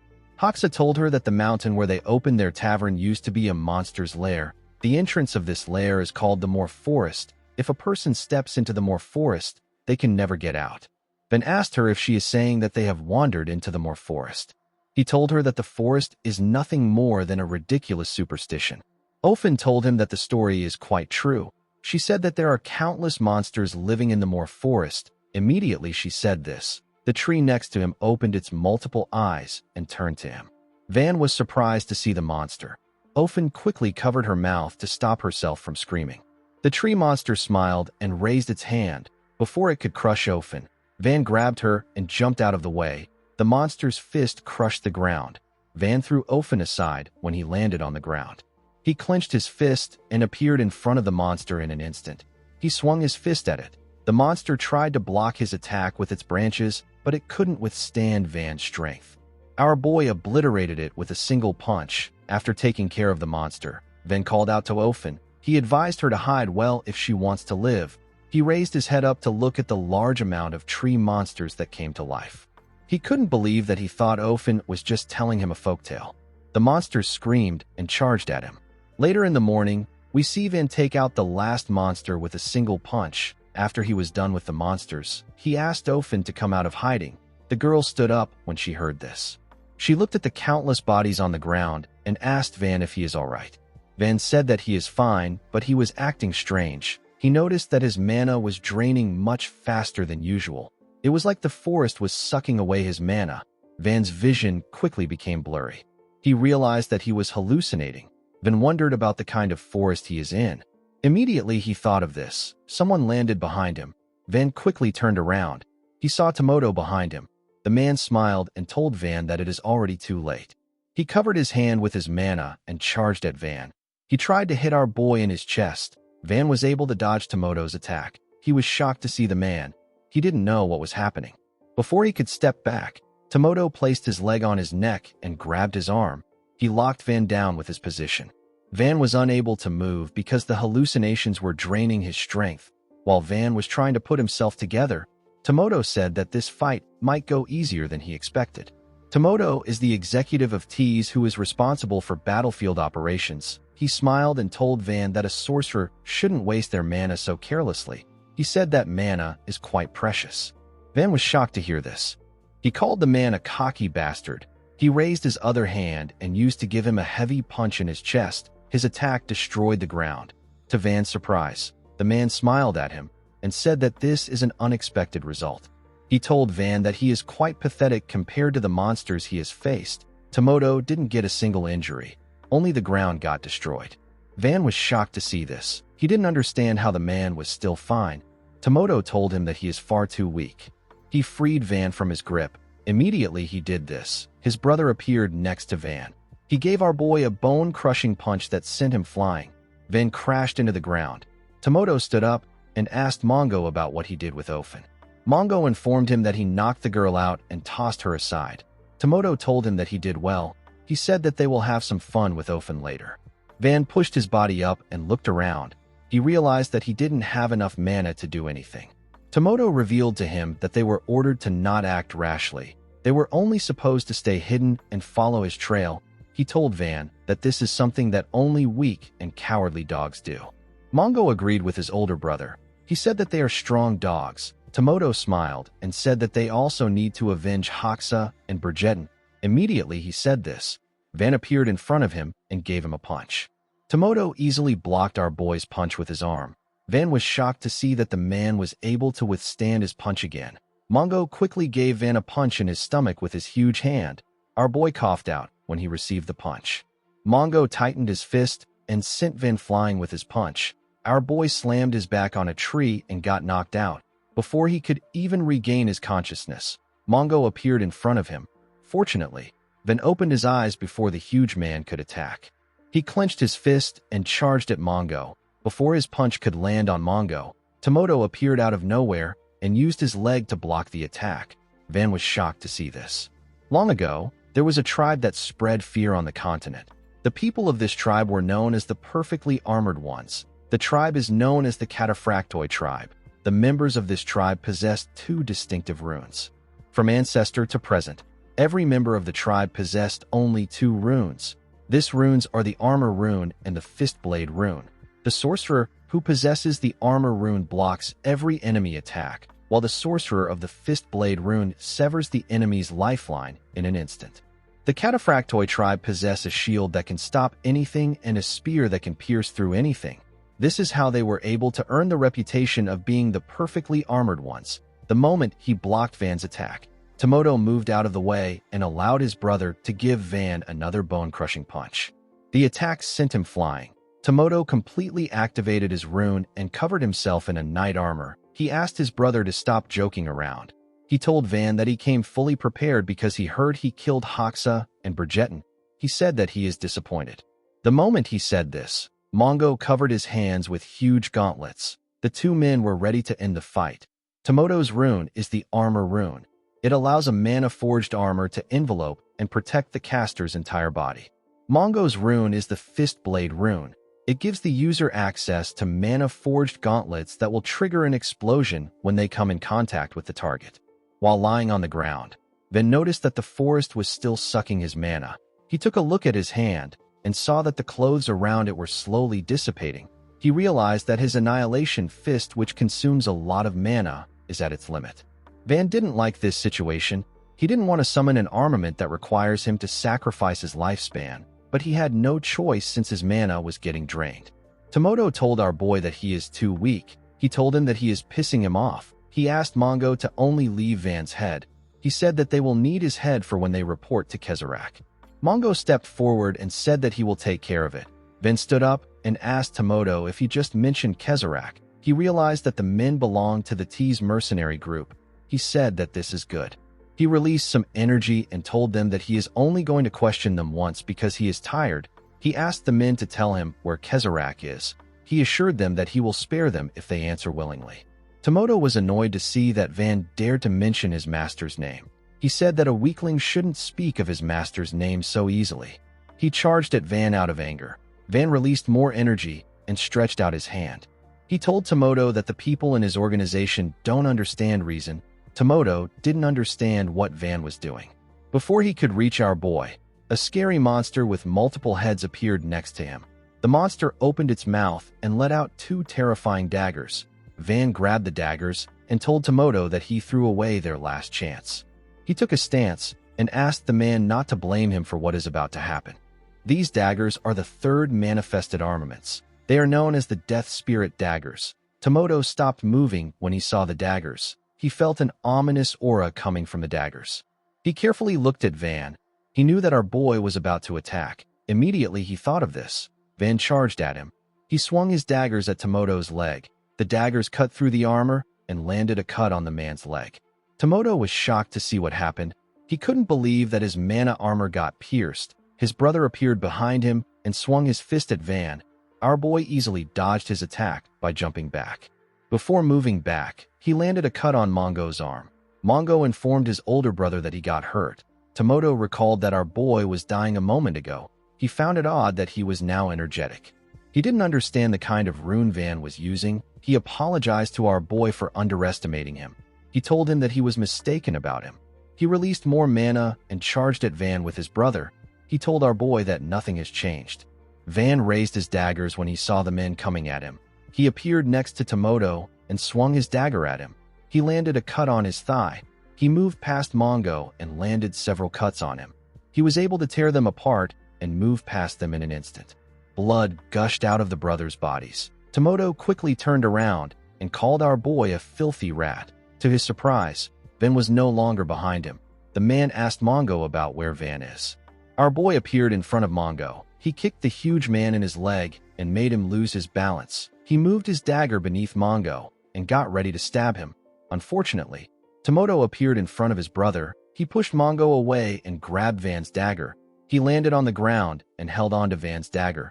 He was happy to see that he caught our boy. He asked Mongo to crush Van. To his surprise, nothing happened while he was struggling to hold on to Van. Tomoto called out to his brother and asked him about what he is doing. Unfortunately, Mongo was on the ground. He seemed to be having trouble moving. His gauntlets were slowly dissipating. Tomoto was surprised to see that his brother was unresponsive. He quickly turned around and called out to him again. Immediately he did this, he fell to his knees. Tomoto didn't understand what was happening. He noticed that his mana was getting drained. He asked Van to tell him the trickery he is using. The moment he said this, several tiny heads appeared on his leg. The heads were eating his armor. Tomoto quickly turned around when he felt the creatures on his leg. He wondered about what they were. He had never seen anything so horrifying. With a terrifying look on his face, Van asked Tomoto if something is wrong. He asked him if his body won't move. The Death Spirit dagger is a dagger inhabited by spirits that feed on mana. When this dagger cuts a target, mana-eating spirits cling to the injury and weaken the target's rune.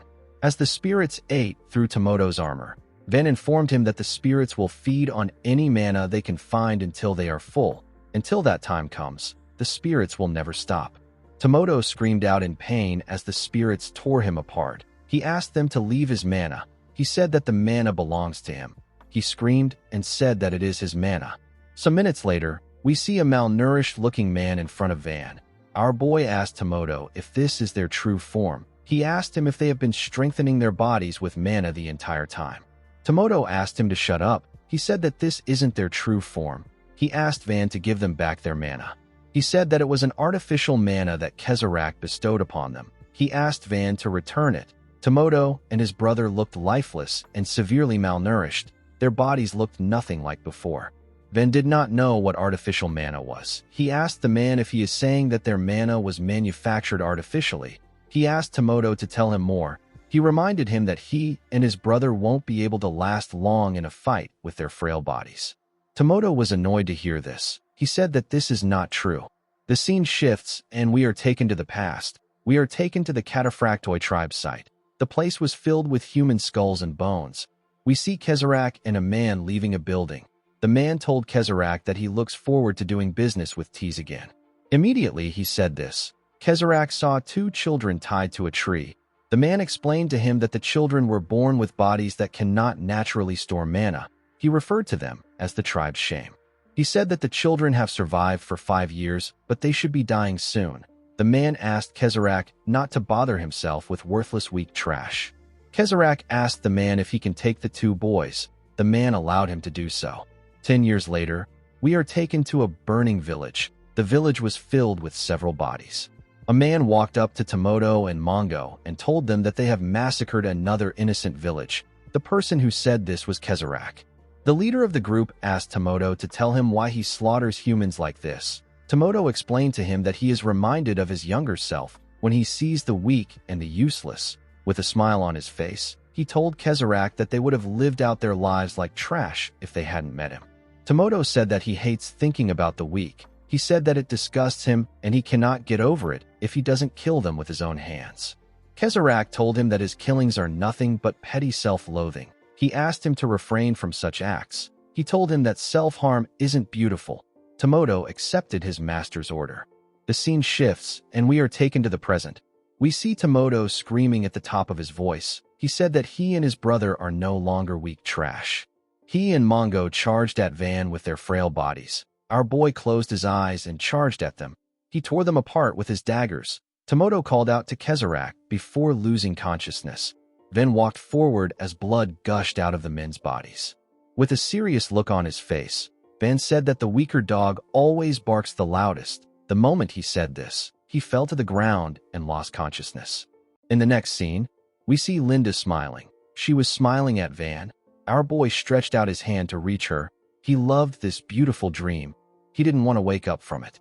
Before he could touch Linda, Van opened his eyes. Ofen noticed that he moved. She asked him if he is awake. Van saw that Ofen was carrying him on a wooden board that she made. He asked her about what happened. The girl revealed to him that he collapsed and passed out. She told him that she believed that they needed to get out of the Moor forest immediately, so she decided to carry him out without waking him up. Van asked her if this is what led to this situation. Ofen laughed and told him that she rushed out in a hurry. Van recalled that he passed out after using the Death Spirit daggers. He told Ofen that his body is not light. The girl told him that she has always been strong. She told Van that this is her way of helping him since she doesn't have any runecrafts. Our boy asked her if she is over 10 years old. Ofen told him that she is. She said that she is 13 years old. Our boy told her that it is too late for her to manifest a rune. Ofen smiled and agreed with him. She said that people say that a person will instinctively know the kind of power their rune possesses when it manifests. She remembered watching her brother use his rune. The girl also eagerly waited for the incredible moment when she would manifest her rune. She used to be thrilled to go to bed every night. Unfortunately, she never got the chance to manifest her rune. Ofen said that she might have been able to save Hoxa and her siblings if she had a rune.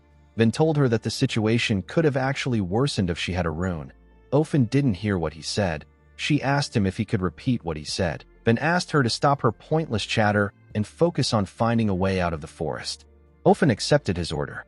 A while later, we see Ofen fall to her knees and struggle to catch her breath. She was relieved to see that they finally got out of the Moor forest. Van noticed that his mana was no longer getting drained. While breathing heavily, Ofen asked Van if they should search for the nearest village or head straight to the Varkan kingdom. Van sat in a lotus position and asked Ofen to keep watch. The girl didn't understand what was happening.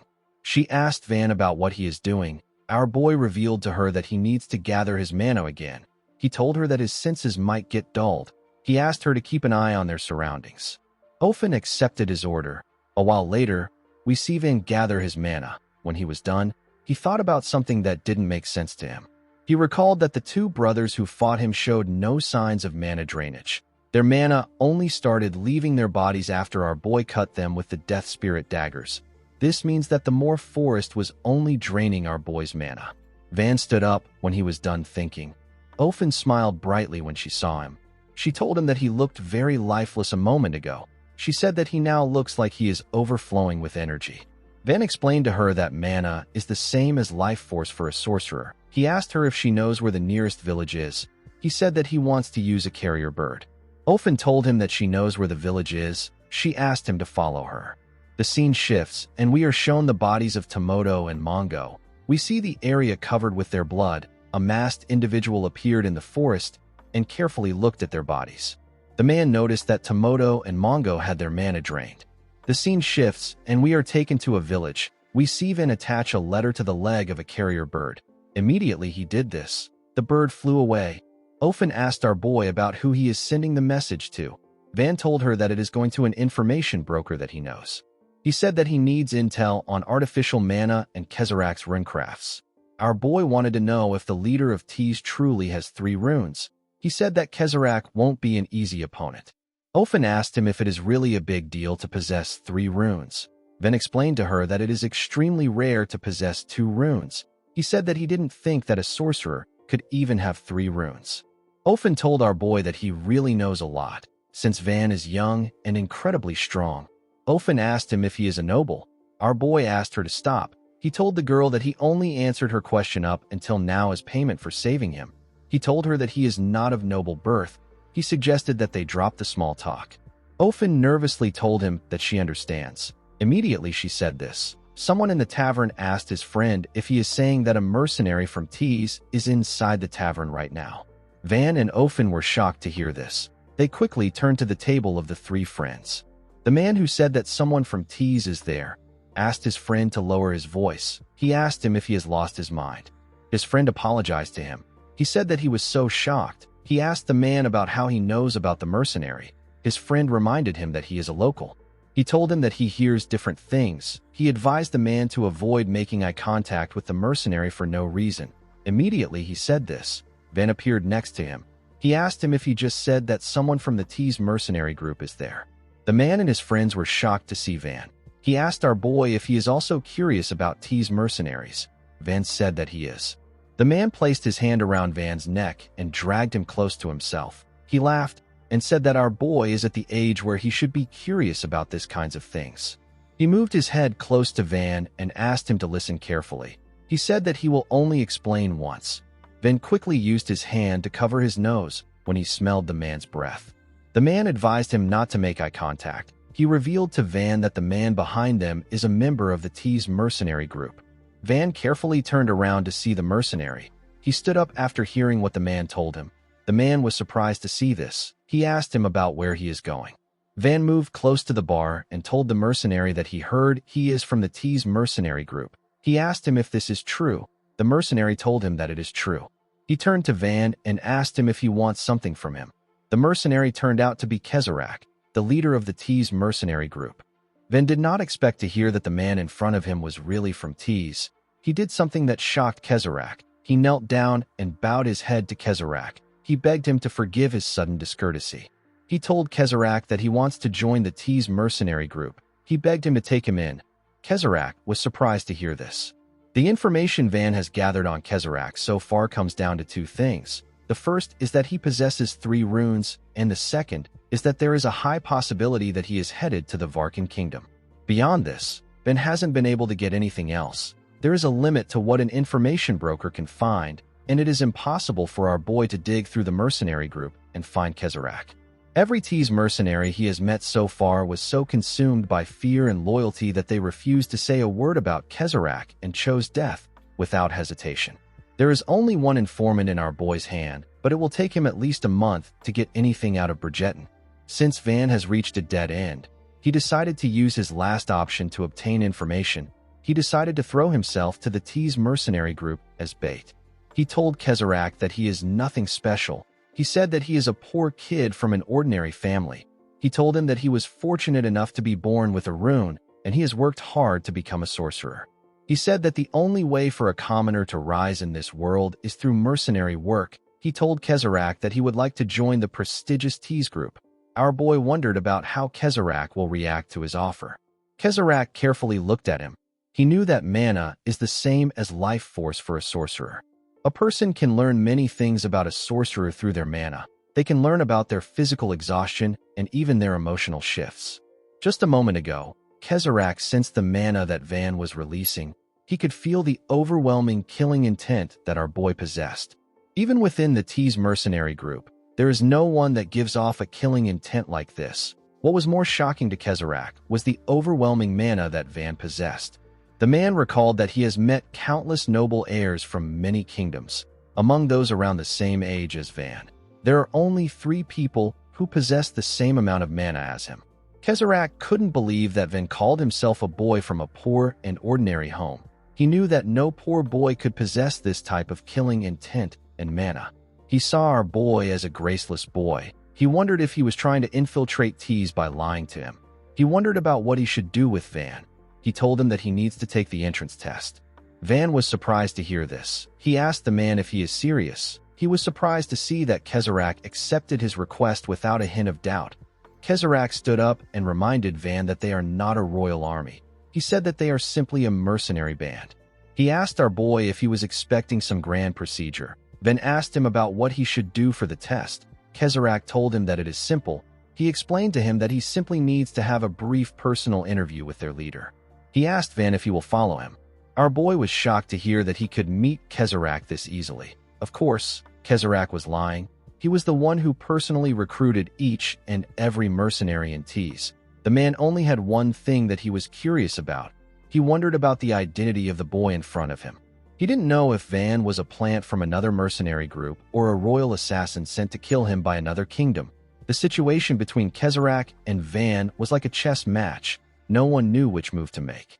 Kezrak wondered if Van was a knight of the Ethos Order.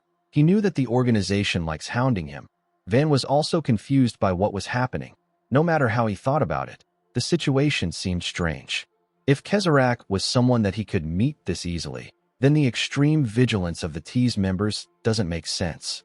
Although Kezrak wasn't aware of Van's identity, he was certain that our boy was after him. He could tell that Van didn't know that he is the leader of Tease. He wondered if this is just an act to make him drop his guard. Van wondered if he should refuse Kezrak's offer.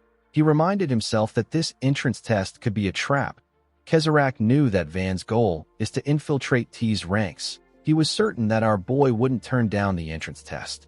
Although he didn't like it, Van knew that he couldn't let this golden opportunity slip away.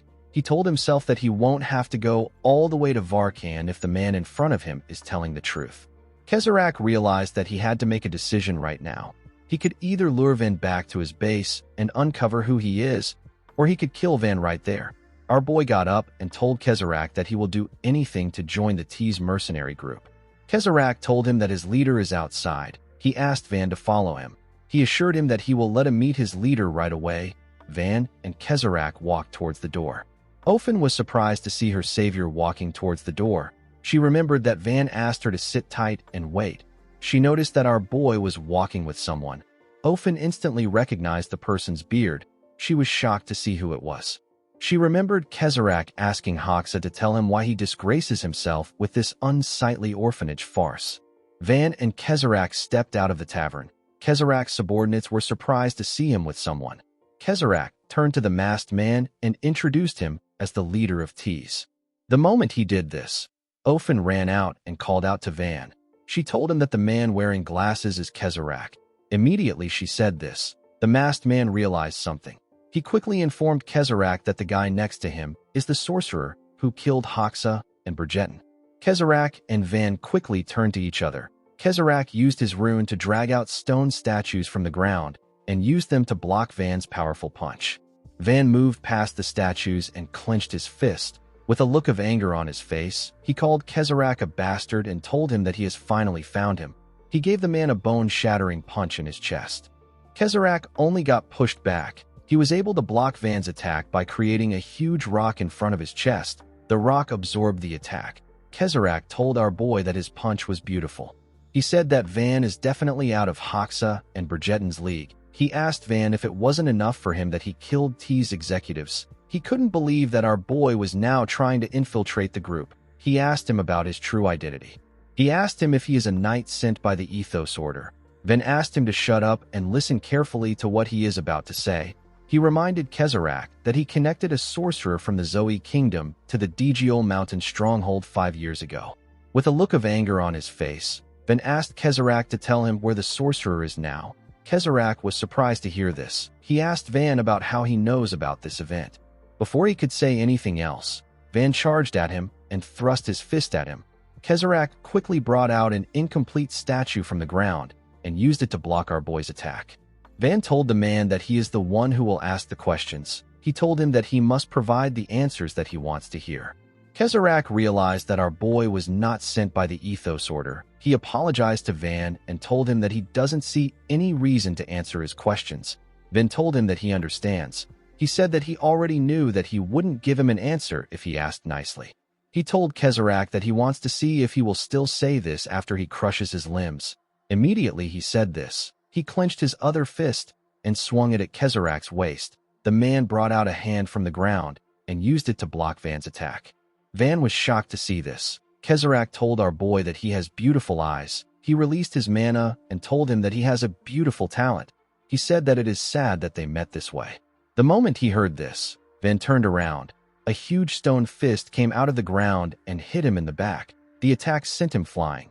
Kezarak released some mana from his fingers and told Van that he still has a long way to go.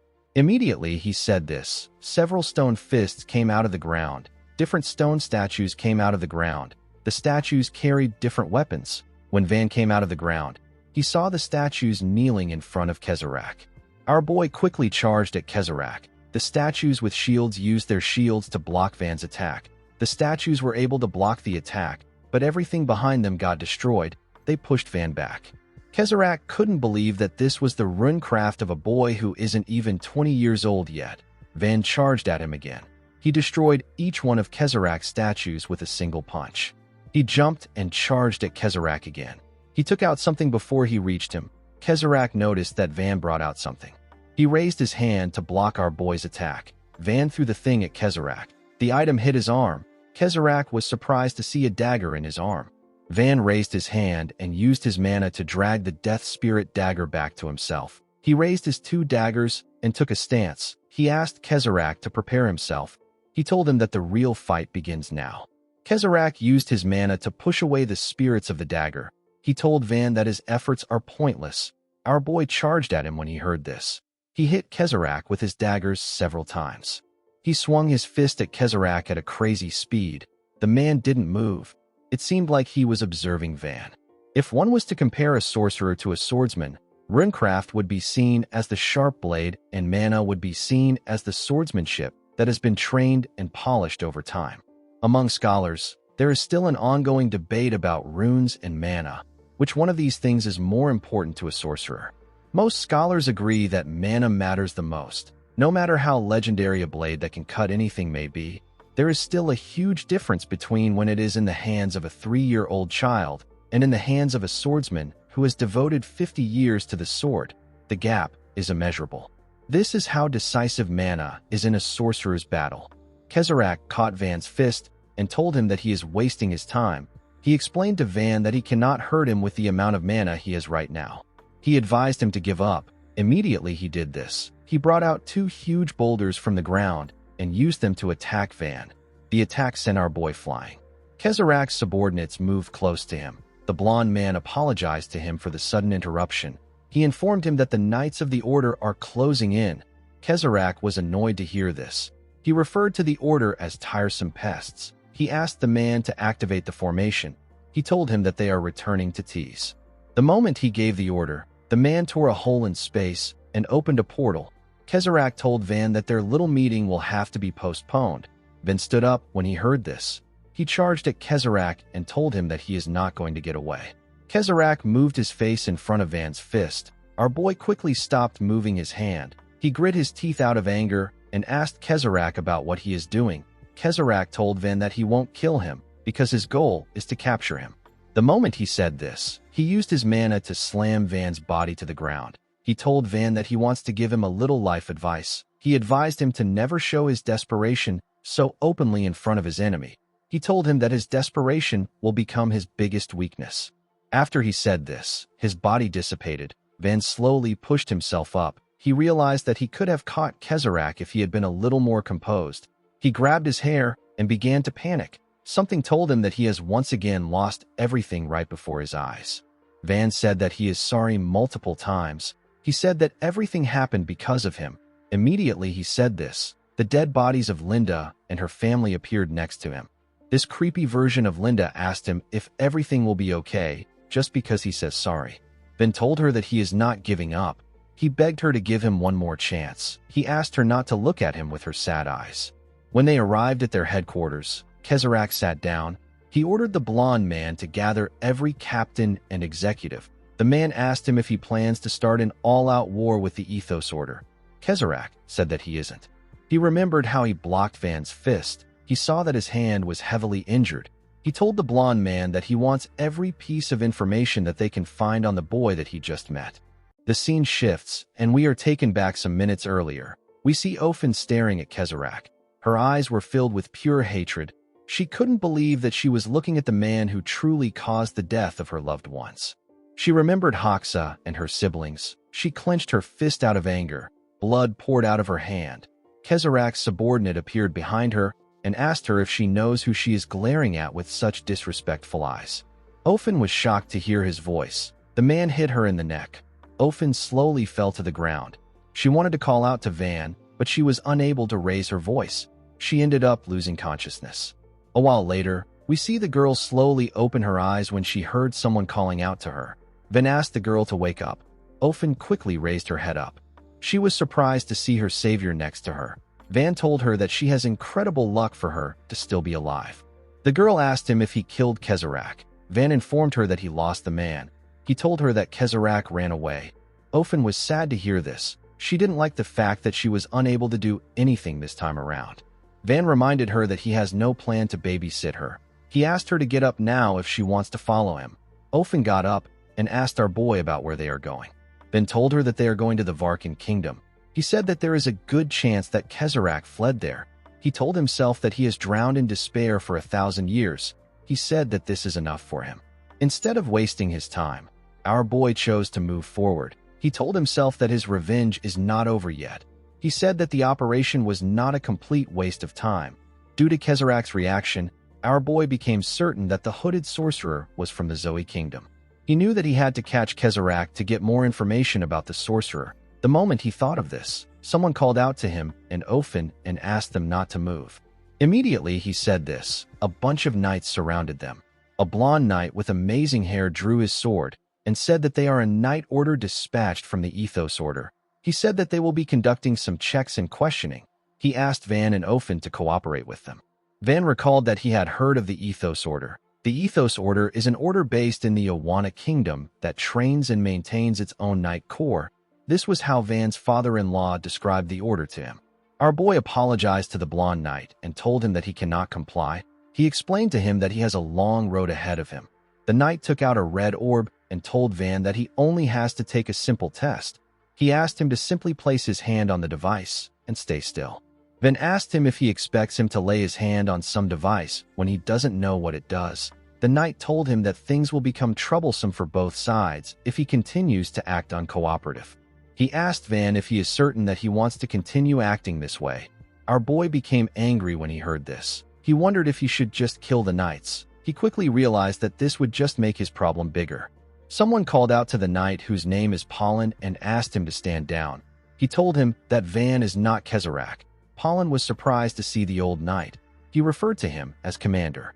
This man with the eye patch is the Knight Commander of the Ethos Order. His name is Hugh Zainal. Pollen told Hugh that they still haven't verified our boy's mana. The commander seemed disappointed with Pollen when he heard this. He asked him if he didn't feel Kezarak's mana clashing with another person's mana on his way there. The fact that a boy was left alone amid the traces of a fierce battle and there was a faint mana coming from him is weird. Hugh told his knight that our boy's mana matches perfectly with the mana that was clashing with Kezarak's own. He said that Kezarak probably broke away in the middle of the battle and left Van behind at the scene. The commander smiled and asked our boy if he is right. Van didn't give him a reply. Hugh laughed and told Pollen that a report actually came in. He revealed to Pollen that Kezarak has returned to T's main base. Pollen was annoyed to hear this. He told his commander that he should have mentioned this first. Hugh collected the orb from him and apologized to Van. He explained to him that Kezarak has a rune that lets him alter his appearance. He said that they cannot tell him apart without the mana reader in his hand. He asked our boy to understand them. Van told the commander that he will be leaving now since the misunderstanding has been cleared up. Immediately our boy turned around. Hugh asked him if he wants to kill Kezarak. Van was surprised to hear this. He stopped moving and turned to the man. Hugh explained to him that he has seen people with eyes like his own, eyes that are consumed by revenge and hatred. the eyes of a boy who has fallen into a deep, dark abyss. Hugh stretched out his hand and told Van that they share a common enemy if the person he is staring at with his eyes is Kezarach. He asked Van if he is willing to join forces with them in order to take down their mutual. Paulin was shocked to hear this. He called out to his commander and asked him about what he is saying.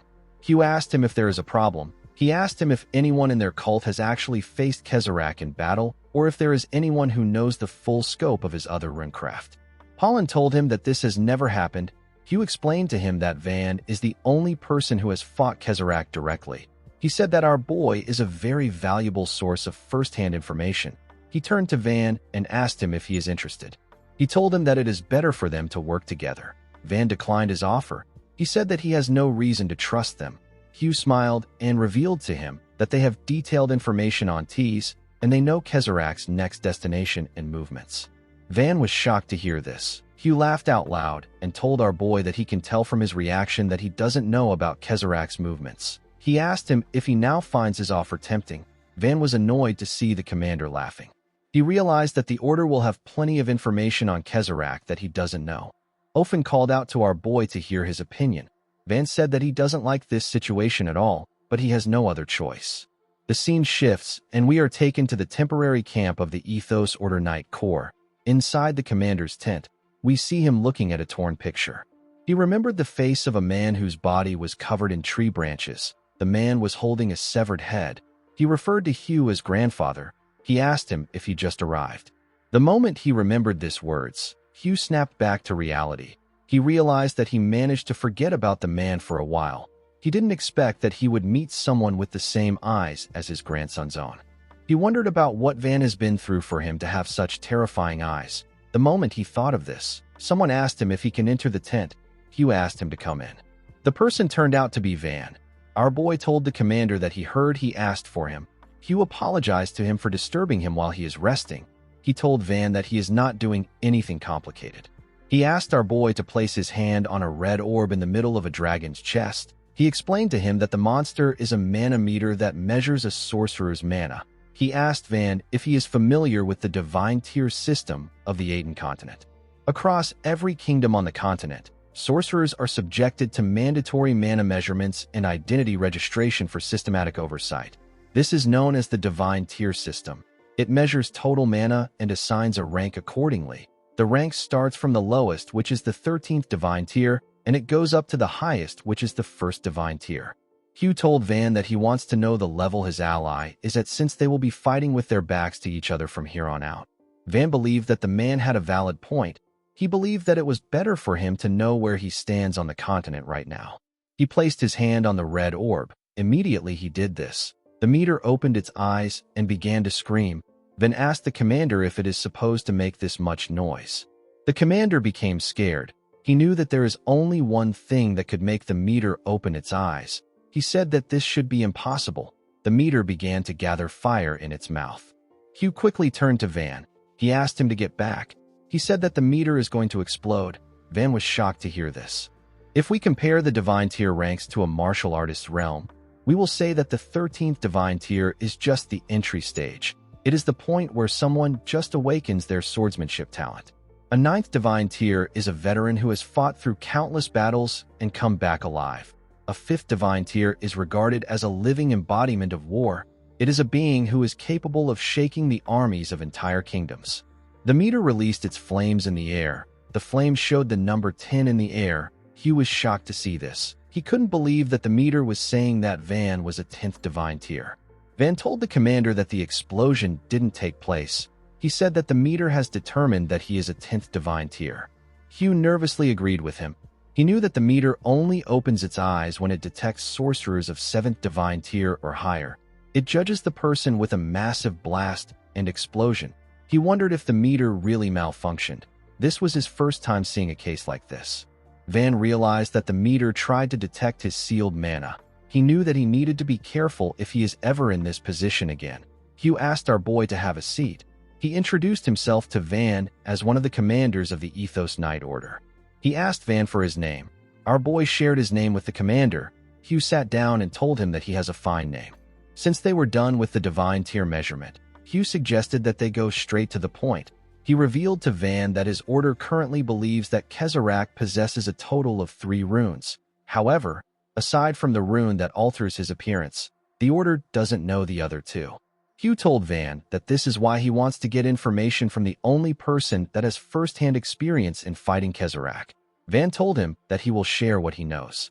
Upon hearing about Van's fight with Kezarach, the commander deduced that Kezarach's stone statue rune might be a summoning-type runecraft or an imbuement type that is tied to stone.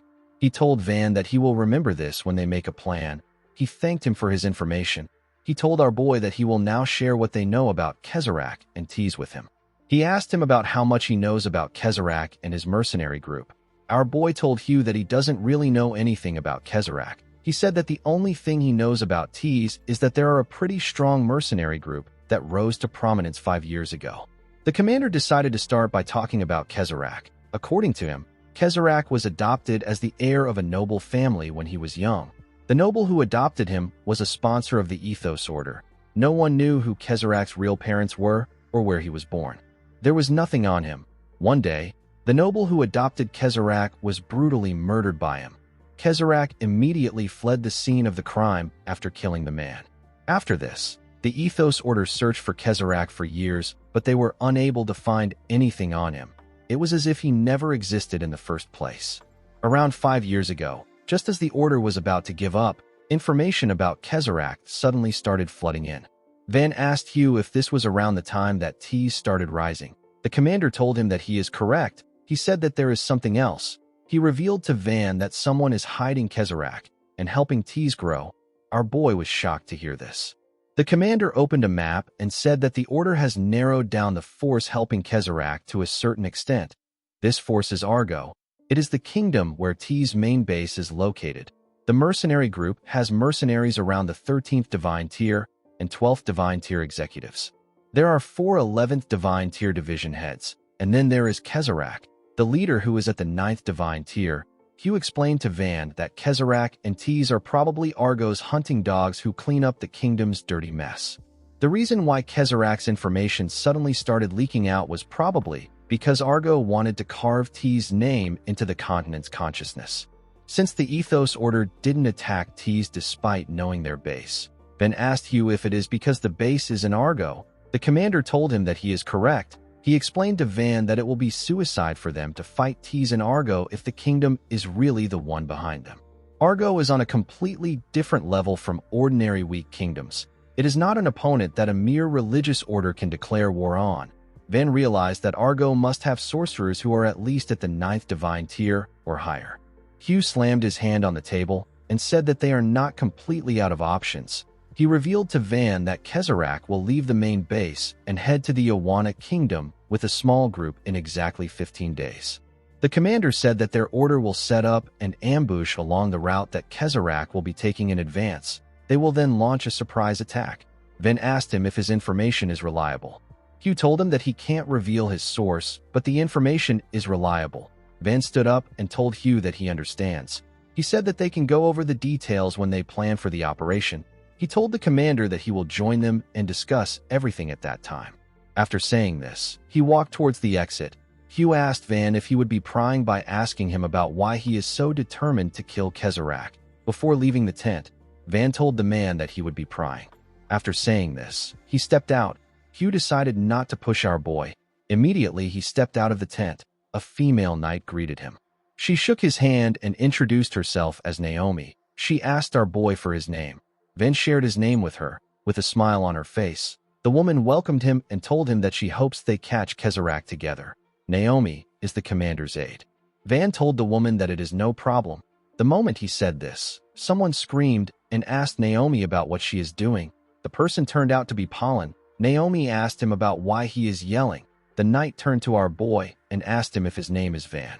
With a look of anger on his face, he told Van that their commander took pity on him and brought him there. He said that they still haven't confirmed whether he is a sorcerer who will actually be of any help. He asked Van to follow him to the arena. Our boy told Pollen that he doesn't feel like proving anything to him.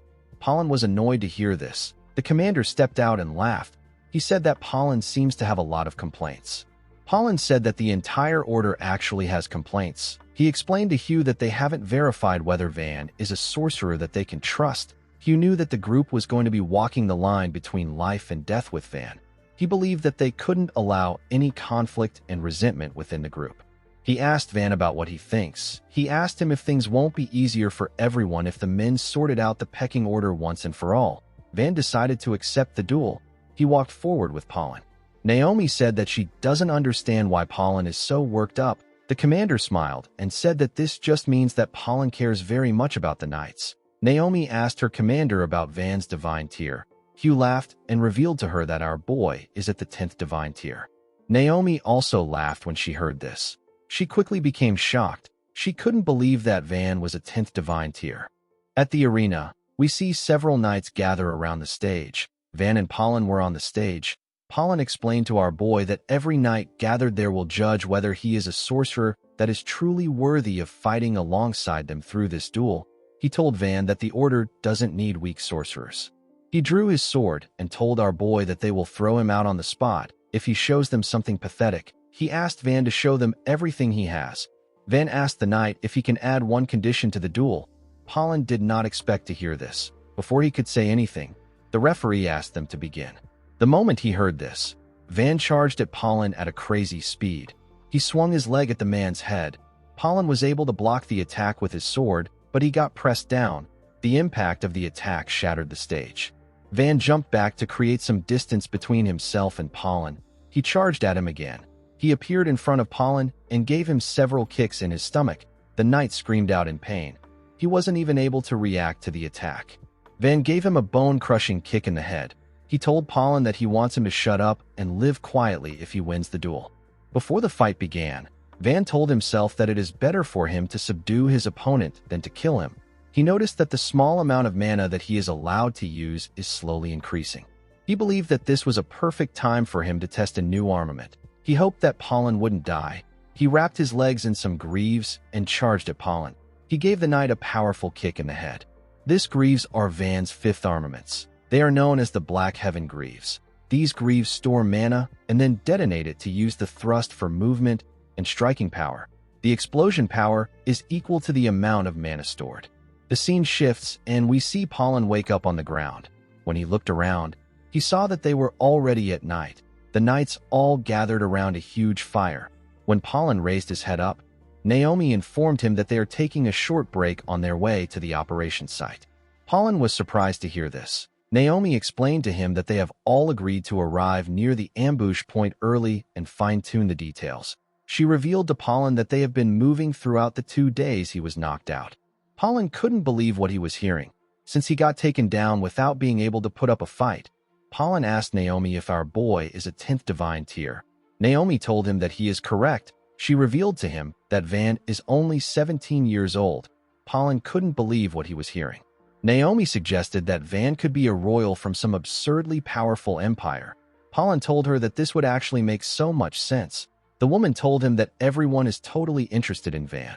They are all desperate to get on his good side. Pollen stood up and said that our boy was a monster from the start. He told Naomi that he completely lost. The woman asked him about where he is going. Pollen walked up to our boy. A bald man sitting next to Van asked the man if he is finally awake. Pollen stretched out his hand and introduced himself to Van again. He apologized for his rude behavior. He told our boy that he never expected him to be such a strong sorcerer. Pollen is also one of the commander's aide. Van shook his hand and told him that he understands. He wondered why the man was talking when he asked him to live quietly. Pollen sat next to our boy and gently hit him in the chest. He asked him about how he was able to reach 10th divine tier at his age. Van asked him if it is a really big deal. Pollen told him that it is. A huge man informed our boy that Pollen has been acting like his nose is in the clouds ever since he hit 11th divine tier. A man next to the huge man said that Pollen has finally met his match. He said that the knight now understands that the world is a big place. Pollen was annoyed to hear this. He said that he was never full of himself. He told his comrades that he is not weak. It is just that Van is not normal. The huge man told him that Van can actually drink. He said that he likes our boy the more he sees him. Pollen froze in shock when he heard this. A woman sitting next to Van asked the man if he is serious. She reminded him that he was unable to touch a single hair on Van's head during their spar. The man stood up and said that he is better than Turtul. He said that Turtul surrendered immediately. Turtul reminded him that he is the idiot who charged in without even reading his opponent's level. The woman next to Van placed her hand on his shoulder and laughed out loud. She told our boy that the men are so petty. Our boy didn't know what to say. The woman explained to him that the reason everyone was wary of him at first was because he is so young. She told him that no one could have imagined that he would be such a strong sorcerer. She explained to Van that they can't put their lives in the hands of someone they cannot trust. She said that even though her comrades look like fools, they are fathers, mothers, children, grandkids, and people with families. They have something to protect and a home to go back to. Van assured the woman that he is fine. He told her that she doesn't have to worry about him. The woman laughed and told him that he is a really good kid. She told him that she will introduce him to her daughter once the mission is over. She assured him that he will like her. One of the men turned to a woman known as Selena and asked her about what she said that she wanted to do after this expedition. Selena revealed to him that she is going on a trip to Cam Beach with her parents. Another knight said that he needs to take his kids to see the sea. A man with beard said that his family hates the sea. The bald man said that he has to entertain his daughter all day. He said that he is already scared. A man next to him said that he is going with Elena to look at engagement rings. He told his comrades that he will probably get dragged around all day. The bald man asked him not to say things like this. He said that someone always dies when they have this talks. The man next to him asked him about why he would say something so unlucky. Holland told the man that their bald comrade has a point. The bald man turned to Van and told him that they still haven't heard anything about him. He told our boy that they are curious about him. The man next to him said that Van might be of royal blood since he is a 10th divine tier at age 17. The bald man said that our boy might be on a secret mission to beat up criminals to become the heir. Van placed his cup down when he heard this. He suddenly became sad. Everyone became quiet when they noticed this. The bald man asked his friend if they messed things up. His friend told him that it is better they shut up. The woman next to Van stood up and raised her cup up. She asked her comrades not to get carried away. She told them that they need to just drink. A man next to her raised his cup and said that she is right. He told his comrades that they just need to eat and sleep. Van stood up and walked forward. He said that he wants to get some air. The bald man turned to Ofen and asked her if Van isn't her sibling. He asked her if she isn't going to go after him. Ofen told him that they are not related. She said that she will just get in the way if she follows our boy. The bald man's friend told him that it is better they just shut up. The bald man nervously agreed with him. The woman asked the both of them not to say a word. The scene shifts and we see Van sitting at the edge of a cliff. He was holding a stick. He used the stick to draw Linda in the sand. He looked at the drawing with eyes filled with sadness. While he was looking at the drawing, he heard someone approaching him. He quickly turned around. The person turned out to be Hugh. The commander asked him to calm down. He explained to Van that he came to check on him because he heard that his squad might have gone too far. He asked our boy if he is all right. Van told him that he is fine. He asked him not to worry about him. Hugh could tell that something was wrong. He moved close to Van and asked him if the anger he has towards Kezarak is a desire for revenge. Van didn't say anything to him. Hugh went down and grabbed our boy's hand. Van was shocked to see this. He quickly moved his hand away. He asked the commander about what he is doing. Hugh explained to him that hatred is a massive fire that spreads within the heart. He told him that this fire might feel like it is making him stronger, but once the flame burns out, all that is left is a heart reduced to ashes. Van didn't respond to the man. He simply stared at him. Hugh patted him on his back and told him that he hopes he doesn't end up burning his own heart to nothing. He turned around and slowly walked away. He asked Van to pull himself together. He told him that they have to move early again tomorrow. He advised him to get back into his tent and rest. After the man left, Van raised his head up to see the moon. He focused his attention on the moon. At the camp, the bald man whose name is Turtul slowly moved away from the group. His friend called out to him and asked him if he is heading to bed. Turtul told his friend that he is simply going to the bathroom. As he walked forward, Turtul called his friend an idiot and said that his mouth is always the problem. He told himself that he needs to apologize to Van when he gets back. The moment he said this, he saw something in front of him. He bent down to get a better look at a stone statue. He wondered why something like this was here. Immediately he thought of this. The stone statue extended its body at a crazy speed and crushed the man's head. It was a swift death. Someone walked forward and said that it is natural for something like this to happen when they are drinking right before an important mission. The person said that the foolish knights of the Ethos Order will learn a lesson with their lives. He said that they will understand how cruel the price of carelessness can be. The person who said this was Kezarak. The leader of the mercenary group brought all his subordinates to ambush the knights of the Ethos Order.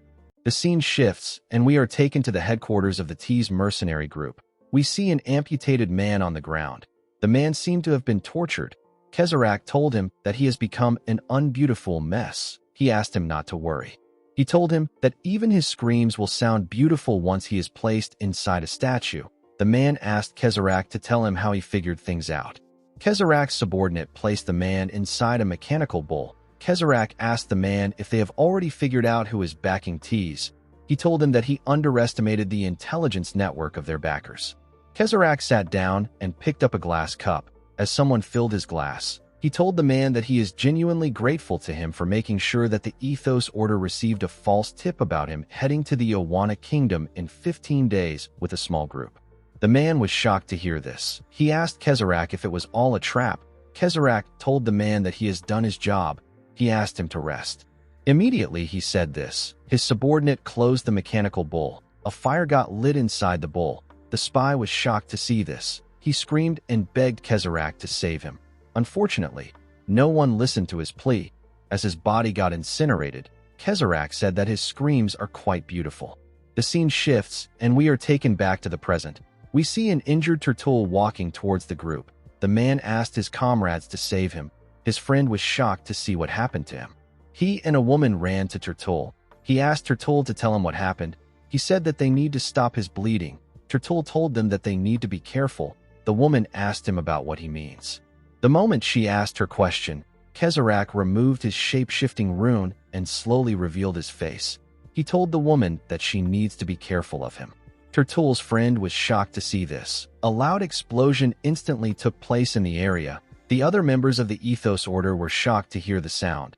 Kezarak walked out of the shadows with his body covered in blood. He was holding the head of Turtul's friend. His comrades were behind him. He ordered them to kill everyone. He said that he wants them to take out everyone. The members of T's quickly charged at the knights. The knights were shocked to see that they were being ambushed. They quickly put themselves together and charged at the mercenaries.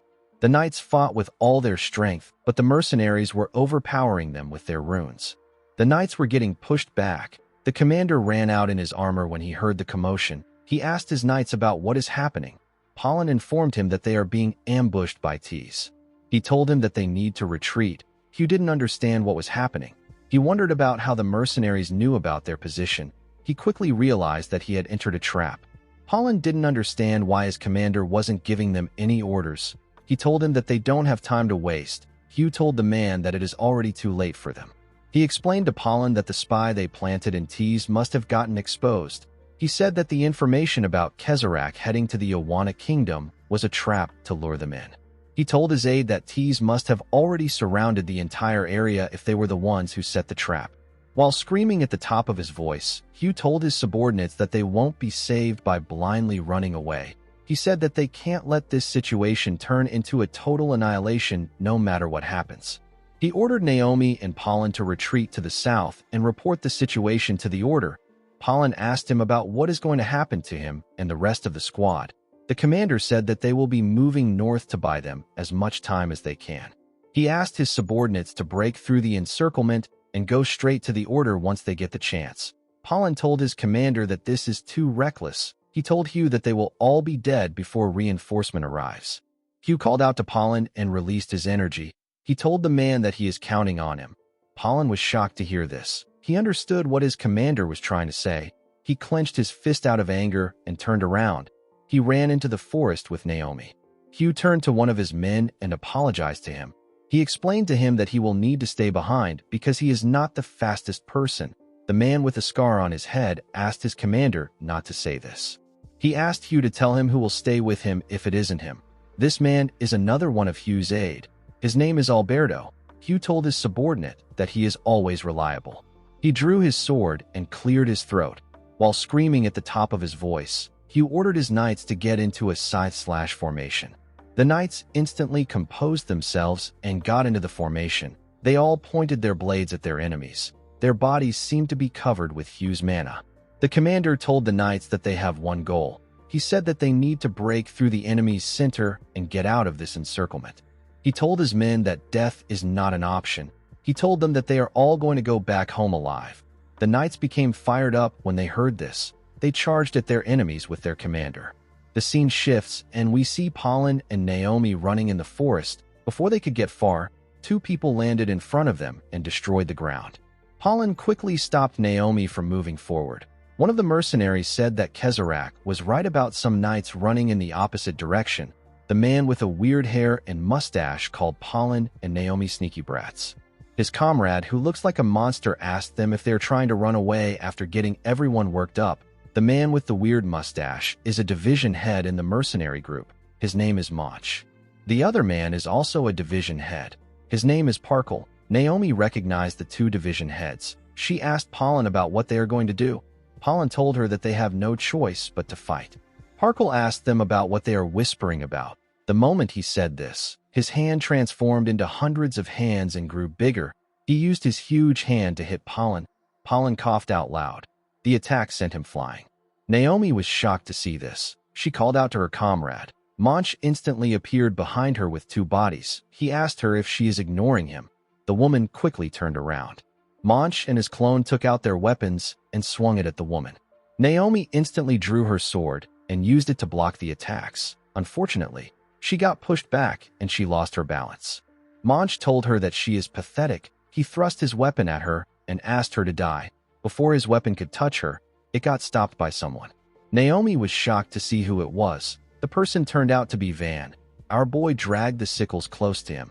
The original Mach was able to pull his sickle out and escape from Van's grip.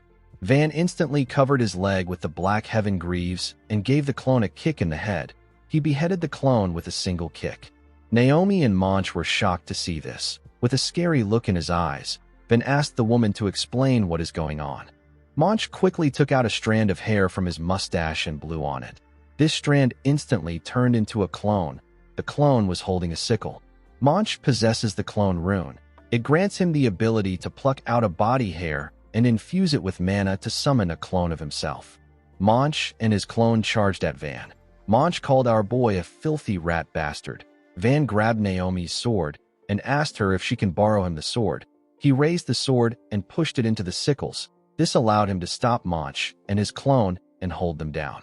Van jumped up and swung his Black Heaven Greaves at Mach with a large amount of energy. He crushed the clone's body in an instant. Mach was able to move away before our boy could crush his body. He couldn't believe that his clone went down so easily. Parkle laughed out loud and said that it has been forever since he has seen a body this tempting. His body slowly mutated into hundreds of hands, eyes, and mouths. Parkle possesses the fusion rune. The rune grants him the ability to fuse stolen body parts with his own body. It is only limited to living creatures. Parkle's fist became huge. He thrust it at Van. Our boy quickly jumped back to dodge the attack. Parkle instantly closed the distance between them. He swung his fists at Van and tried to crush him. Van was able to dodge the attack, but he lost his balance. Parkle quickly used this opportunity to launch a barrage of blows at him. Unfortunately for him, his attacks were quickly stopped. Van caught his hands and stopped him from moving. He jumped and gave Parkle a powerful kick in his stomach with his greaves. He moved back and charged at Parkle again. He gave him a powerful punch in his chest. He asked the creepy man to get lost. He made his attack faster and landed several punches on Parkle. His blows were destroying the man's body. Unfortunately, Parkle was regenerating his body. He laughed and told Van that his attacks actually hurt. The moment he said this, Mach and his clones charged at our boy from behind. Van could sense the presence of the clones. He knew that the person with a different amount of mana is the real person. When he turned around, his eyes released a red glow. This is Van's second manifested armament. It is known as the Truth Eye. It allows his eyes to perceive even the faintest mana that is undetectable to normal senses. Our boy gave the clones who got close to him a powerful kick in the head and pressed their bodies to the ground. The clones got destroyed when they received the attack. Van went down and pushed himself forward at a crazy speed. He grabbed Mach's leg. He wrapped his legs around the man's leg and pushed him down. Monch screamed and asked Van to let go of him. Our boy asked him not to worry. He told the division head that people make really good crutches these days.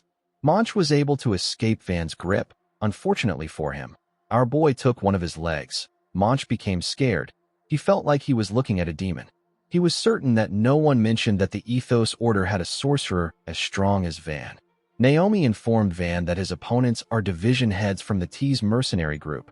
Van asked her about what T's members are doing there. The woman explained to him that the information about Kezrak heading to the Owana Kingdom was a trap.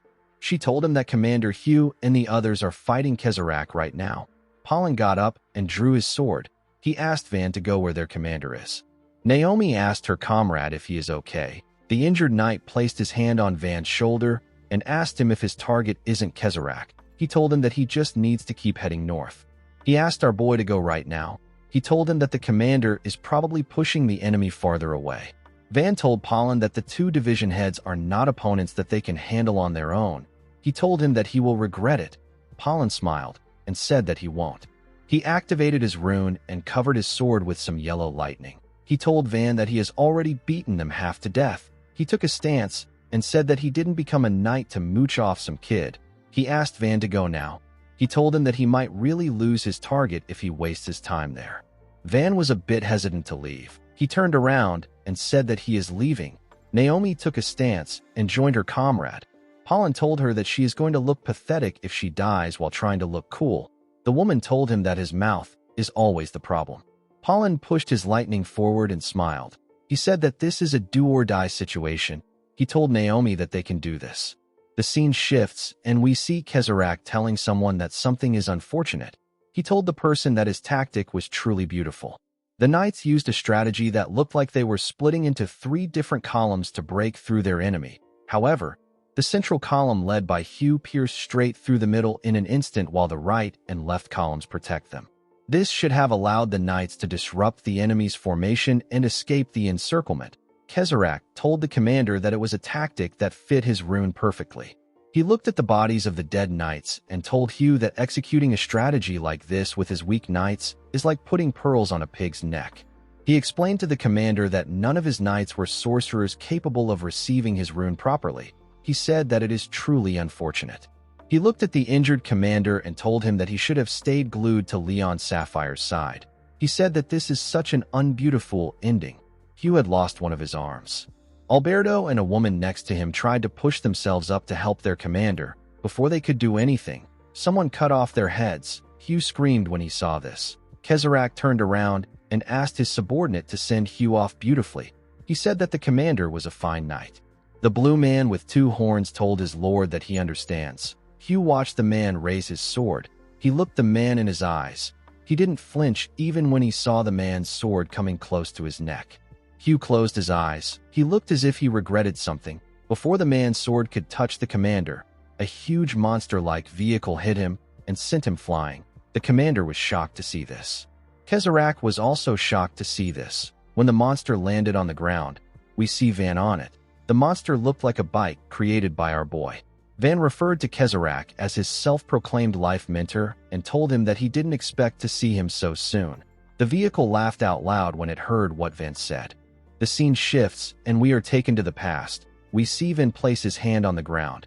Although it was faint, he could feel mana coming from the north. He could feel Kezrak's mana. He realized that Kezrak was way too far for him to catch up. He knew that he had one thing that would help him catch up in one shot. He just didn't like the thing because it was loud. He activated his rune and opened a portal. Something slowly came out of the ground. The creature laughed and said that it has been ages since it smelled the crisp air. It fully came out of the portal and greeted its master. It asked Van if he cut his hair again. This thing is the 6th manifested armament. It is known as the Black Spirit Carriage. It is a monster that lives by consuming living creatures as fuel. Its top speed is close to the speed of sound. Van got on the Black Spirit Carriage and asked it to shut up and move. The scene shifts, and we are taken back to the present. Kezrak wondered why Van was there. He remembered what happened a few days ago at his headquarters. His subordinate told him that he looked into Van just as he ordered. He said that Van is truly the person who killed the executives, but there is nothing on him. His birth, his past, and his identity is completely unknown. Kezrak was annoyed to hear that they didn't have any information on Van at all. He believed that this was impossible. He asked his subordinate to tell him what the Argo Kingdom said. The man told him that even the Argo Kingdom said that it is unlikely that Van is of noble or royal blood. Kezrak said that this makes things even worse. He couldn't believe that Van was at the 10th divine tier at his age, even though he is not a noble or a royal. With a look of anger on his face, Kezrak said that they need to nip Van in the bud now before he becomes a major obstacle for them. The scene shifts, and we are taken back to the present. Kezrak told himself that this situation is perfect. He wanted to get rid of all his annoying problems at once. He turned to a blue man whose name is Surfer and asked him to deal with Van. Immediately he said this. He felt some pain in his chest. Surfer asked him if he is all right. Kezrak coughed out some blood. He quickly realized that he was experiencing some side effects. He didn't think that the side effects would come at this time. He told Surfer that he will need to buy him some time. The man asked his boss to leave it to him. Surfer Ortega is one of the executives of Tease. The blonde man next to him told him that he will support Kezrak. This man's name is Azerny Rowe. He is also an executive of Tease. Van asked the commander if he is all right. Hugh told Van that he can't handle these opponents on his own. He asked him to run. Van noticed that the commander's arm was severed and he was bleeding badly. He could tell that Hugh was physically exhausted and he had burned through a lot of mana. He wondered if it would be more efficient for him to abandon the commander and fight alone. He asked Hugh to tell him what his rune is. Before Hugh could say anything, Surfer swung his sword with a large amount of force. He destroyed the ground with his attack and filled the air with a large amount of dust. He asked Van if he has the time to stand around chatting. Van jumped out of the dust with Hugh on his black spirit carriage. Hugh asked Van to at least run away. The black spirit carriage asked Hugh to let go of his hand before saying something like that. Surfer gathered his energy around his huge sword and asked Van to tell him where he is going. He fired his attack at Van. Surfer possesses the wind rune.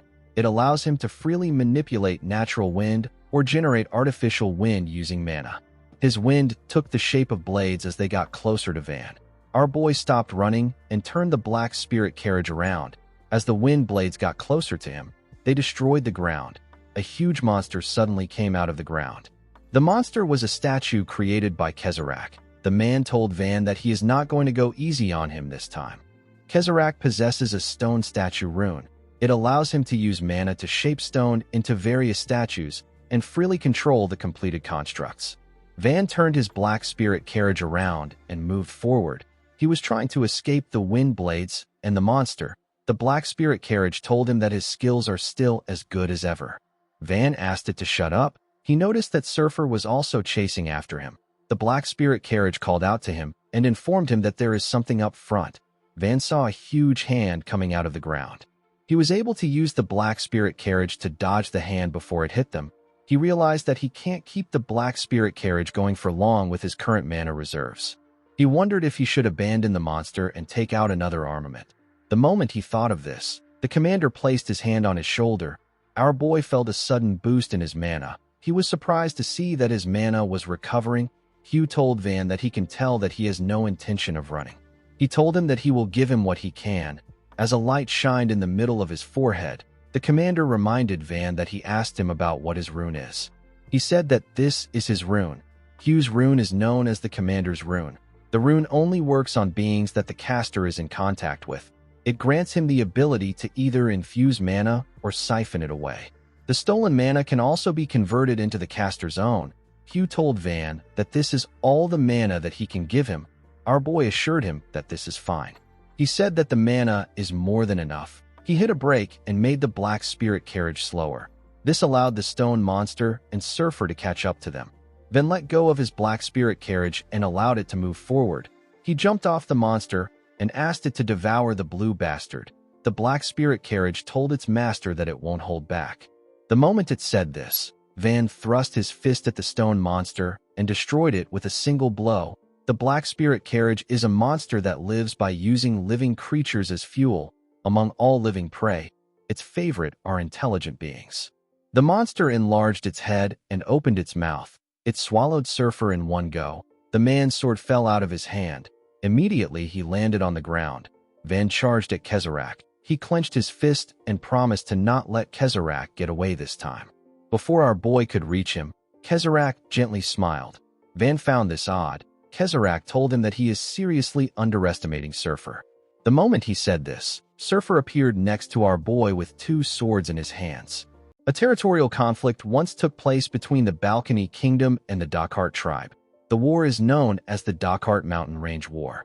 The Dakkart tribe originally didn't want to start a war with the kingdom that encroached on their land. They tried to resolve the dispute peacefully, but the Balcony Kingdom chose to use violence against them. The war broke out due to the Balcony Kingdom's one-sided invasion. It lasted for as long as 10 years. The Dakkart tribe witnessed the death of their parents, siblings, comrades, and even their lovers. On a battlefield where only death is permitted, the deafening roar of countless clashing blades was brought to a halt by a single mercenary group. Tease was the group that brought the war to an end. After ending the war, Kezrak turned to a man and told him that the Balcony Kingdom has fallen. He told the man that his tribe is now completely free. The man he was talking to was Surfer. Kezrak asked Surfer if he will join him. He told him that he needs someone like him who has a beautiful talent. Surfer was surprised to hear Kezrak's offer. He made a decision to devote his life to the man standing in front of him. He looked at the battlefield that was filled with bodies and Kezrak statues. He saw Kezrak as his savior. The scene shifts, and we are taken back some minutes earlier. We see the Black Spirit carriage saying that it has been long since it last had a proper meal. It said that everything is different about this meal. Immediately it said this, Surfer opened his eyes. He spun his body at a crazy speed and tore the mouth of the monster open. The Black Spirit carriage spat out some blood as Surfer jumped out of its body. It didn't understand how Surfer was able to survive. The man landed on the ground and said that he hasn't repaid his debt to Kezrak. He raised his sword and split it in two. He charged at Van and asked him if he thinks that he will die in a place like this. Before Surfer's blade could touch him, our boy moved back. Surfer landed in front of Kezrak and gathered his wind around his blade. He fired his wind at Van. Our boy punched his wind blades away and told him that he has no interest in him. He charged at Surfer and gave him a heavy kick in his chest. He asked the man to get lost. The attack sent Surfer flying. The man quickly regained his balance. He realized that Van is not someone he can take lightly. He decided to go all out.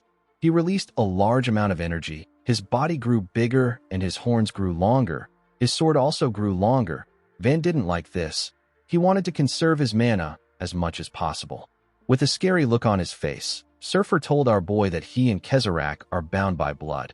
He said that they share a fate that is forged in blood. He told him that he has to get past him first if he wants to reach Kezrak. Van was annoyed to hear this. He remembered his family, his friends, and his fiancée. With a look of pure madness on his face, Van asked Surfer if he knows the person who owns the blood that he keeps speaking of. Surfer ignored him and spun his blades at a crazy speed. He threw them at our boy. The blades moved past him and destroyed the ground. Surfer put his hands together and placed them on the ground. The moment he did this, several tornadoes erupted from the ground. Surfer grabbed his blades and told our boy that there is nowhere left for him to run. He charged at him with his spinning blades. He pushed our boy back with his spinning blades. Van could barely dodge his attacks. As he pushed Van back, Surfer said that Kezrak will bring this age of chaos to an end. He said that Kezrak is a great man destined to usher in peace. He asked Van if he really believes that a nobody like him could ever harm Kezrak. As he spoke, a large amount of wind gathered around his body. His body began to spin at a crazy speed. He destroyed everything around him. This technique is known as the heavenly dance of the wind rune. Surfer told Van that he will be torn to pieces and scattered in the wind. Our boy instantly understood that he couldn't conserve his mana against an opponent like Surfer. He clenched his fist and gathered his mana in his hand. Because of his seal, he could only use a small amount of mana, so summoning a complete armament was impossible for him. However, now that the commander was supporting him and his mana was fully replenished, Van was able to summon his armament in its complete form. He took a stance and summoned the body liberation of the Annihilation Fist. His mana covered his arm. With a horrifying look on his face, Van told Surfer that they are bastards who treat human lives like that of insects. He gathered his strength in his legs and charged at Surfer. He was prepared to tear the man apart. As Van got closer to him, Surfer saw something horrifying. With eyes filled with madness, Van told the sorcerer that his words are truly disgusting. He gave Surfer a bone-shattering punch. The The attack caused a huge explosion in the area. Upon seeing this, Kezarach ordered Azerni to inject artificial mana into him. The man was surprised to hear this. He asked his master if the side effects are no longer a concern. Kezarach tore his clothes and said that he won't use any major techniques. He told the man that he will manage. Kezarach revealed his runes and said that a beautiful thing is something that doesn't fade so easily. In the next scene, we are taken to the past. We see someone holding a measuring glass containing some liquid. Someone informed the person that the Argo Kingdom has begun its war with the Awana Kingdom. The person was not surprised to hear this. He said that the king of Argo is getting impatient. The person talking is Kezarach.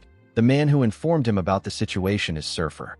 Surfer told Kezarach that the king wants the artificial mana to be completed as soon as possible. While staring at a huge test tube, Kezarach said that he also wants this. He told Surfer that they need to complete the artificial mana if they want the world to be a beautiful place. Surfer looked into the test tube to see Azerni. The man had several cables sticking out of his body. Surfer asked his lord if this is the artificial mana storage dummy that he developed. Kezarach told him that it is. He said that the dummy's name is Azerni. He told Surfer that Azerni will be his first masterpiece.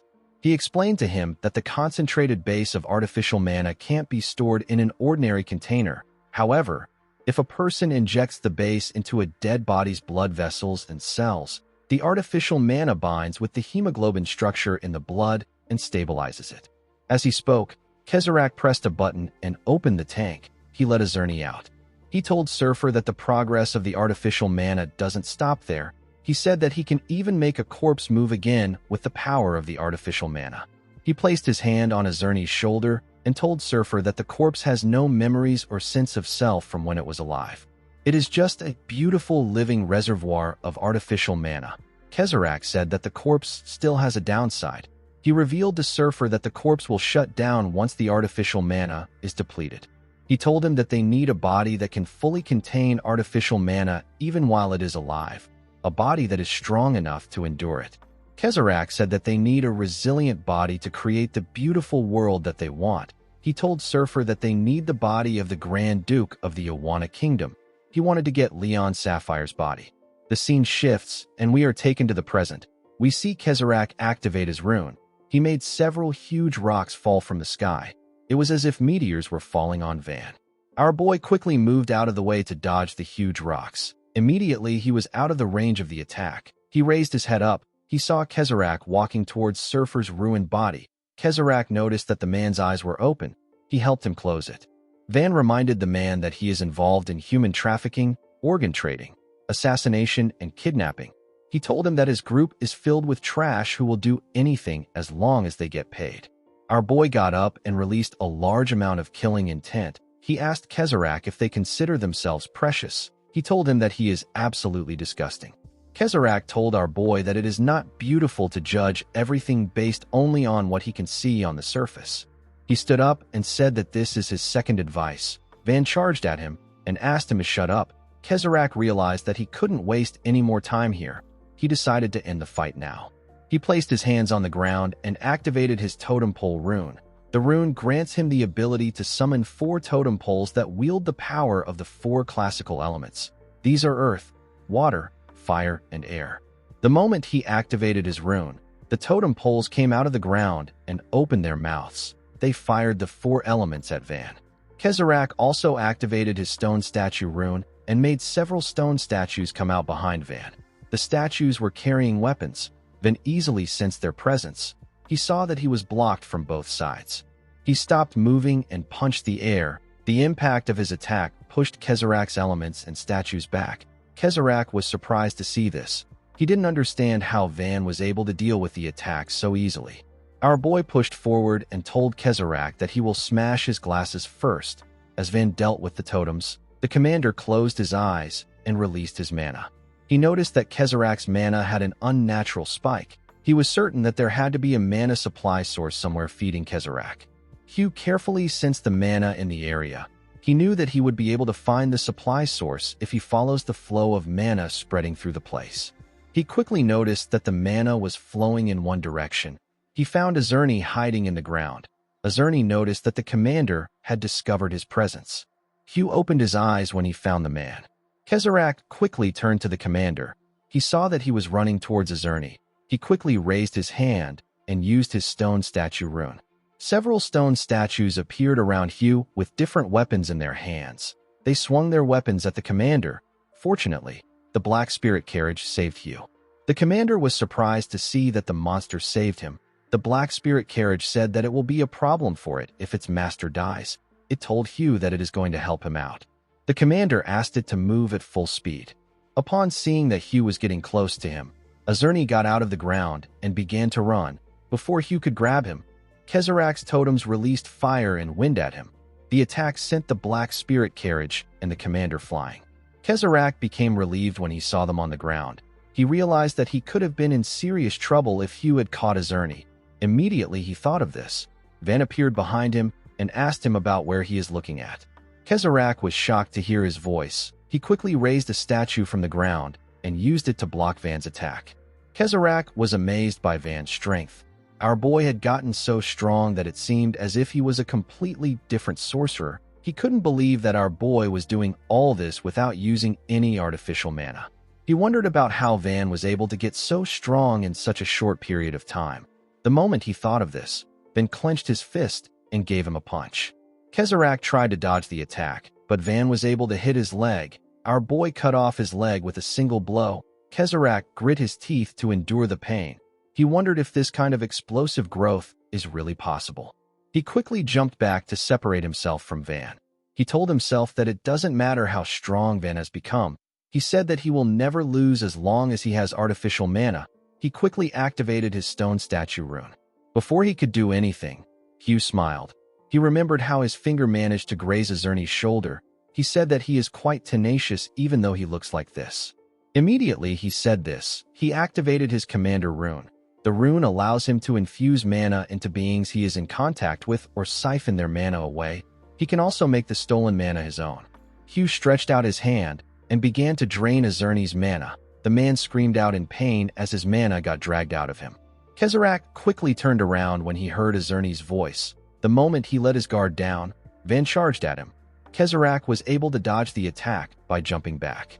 He quickly used a technique known as secret passage wall surface. He made several huge barriers come out of the ground and block Van. Our boy appeared next to the man and told him that he won't be needing any crutches. With a scary look in his eyes, he told Kezrak that he will be dying soon. On the other side of the forest, we see Pollen and Naomi breathing heavily. Naomi said that Manch can't regenerate anymore.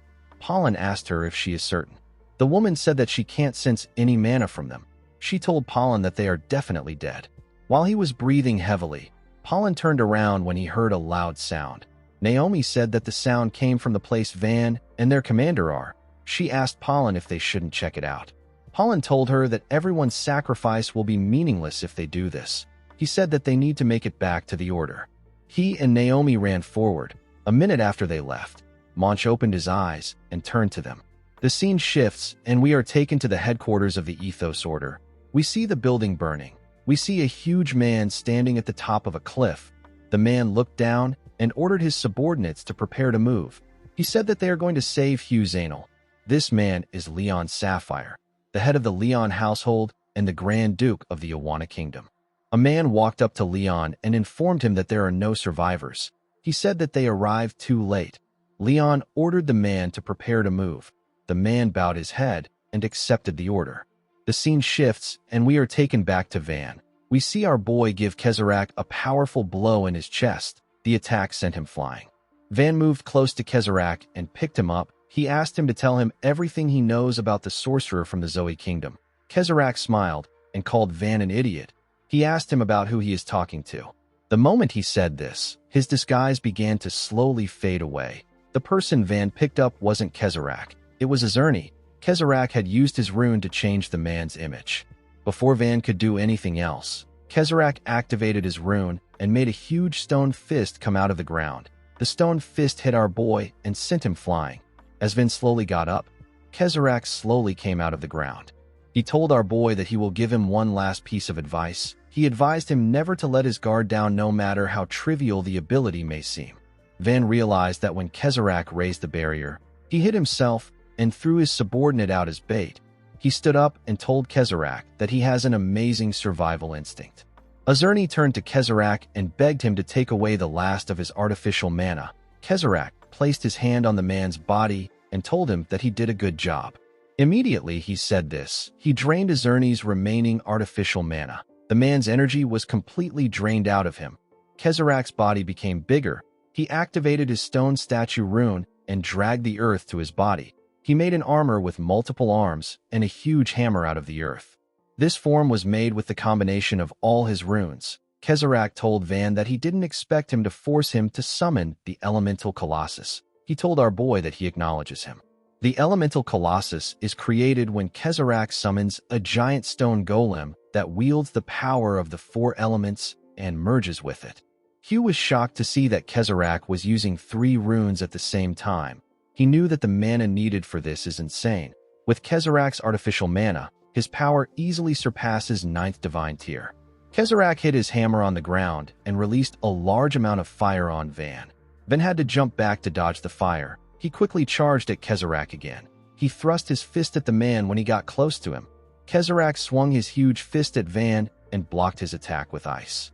He raised his hand up and created several boulders in the air. He made the boulders rain on Van. Our boy had to quickly move back to dodge the boulders.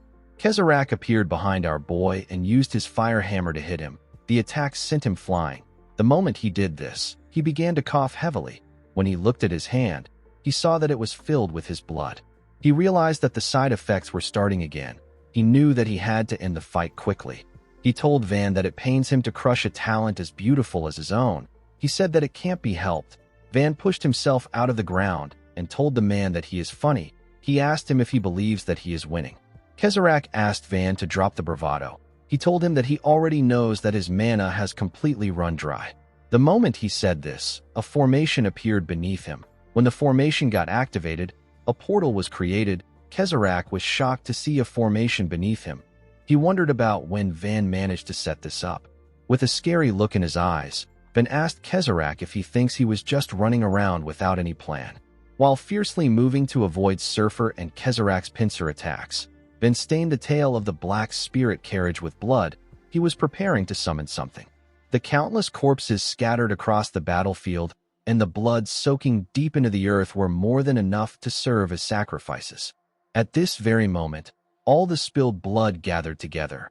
Van raised his hand and revealed an odd object. He placed the object close to his chest. His clothes instantly disappeared. A large amount of eerie mana began to gather around him. Kezarek was shocked to see this. He noticed that he was in another world. He realized that this wasn't a formation. It was a rune art.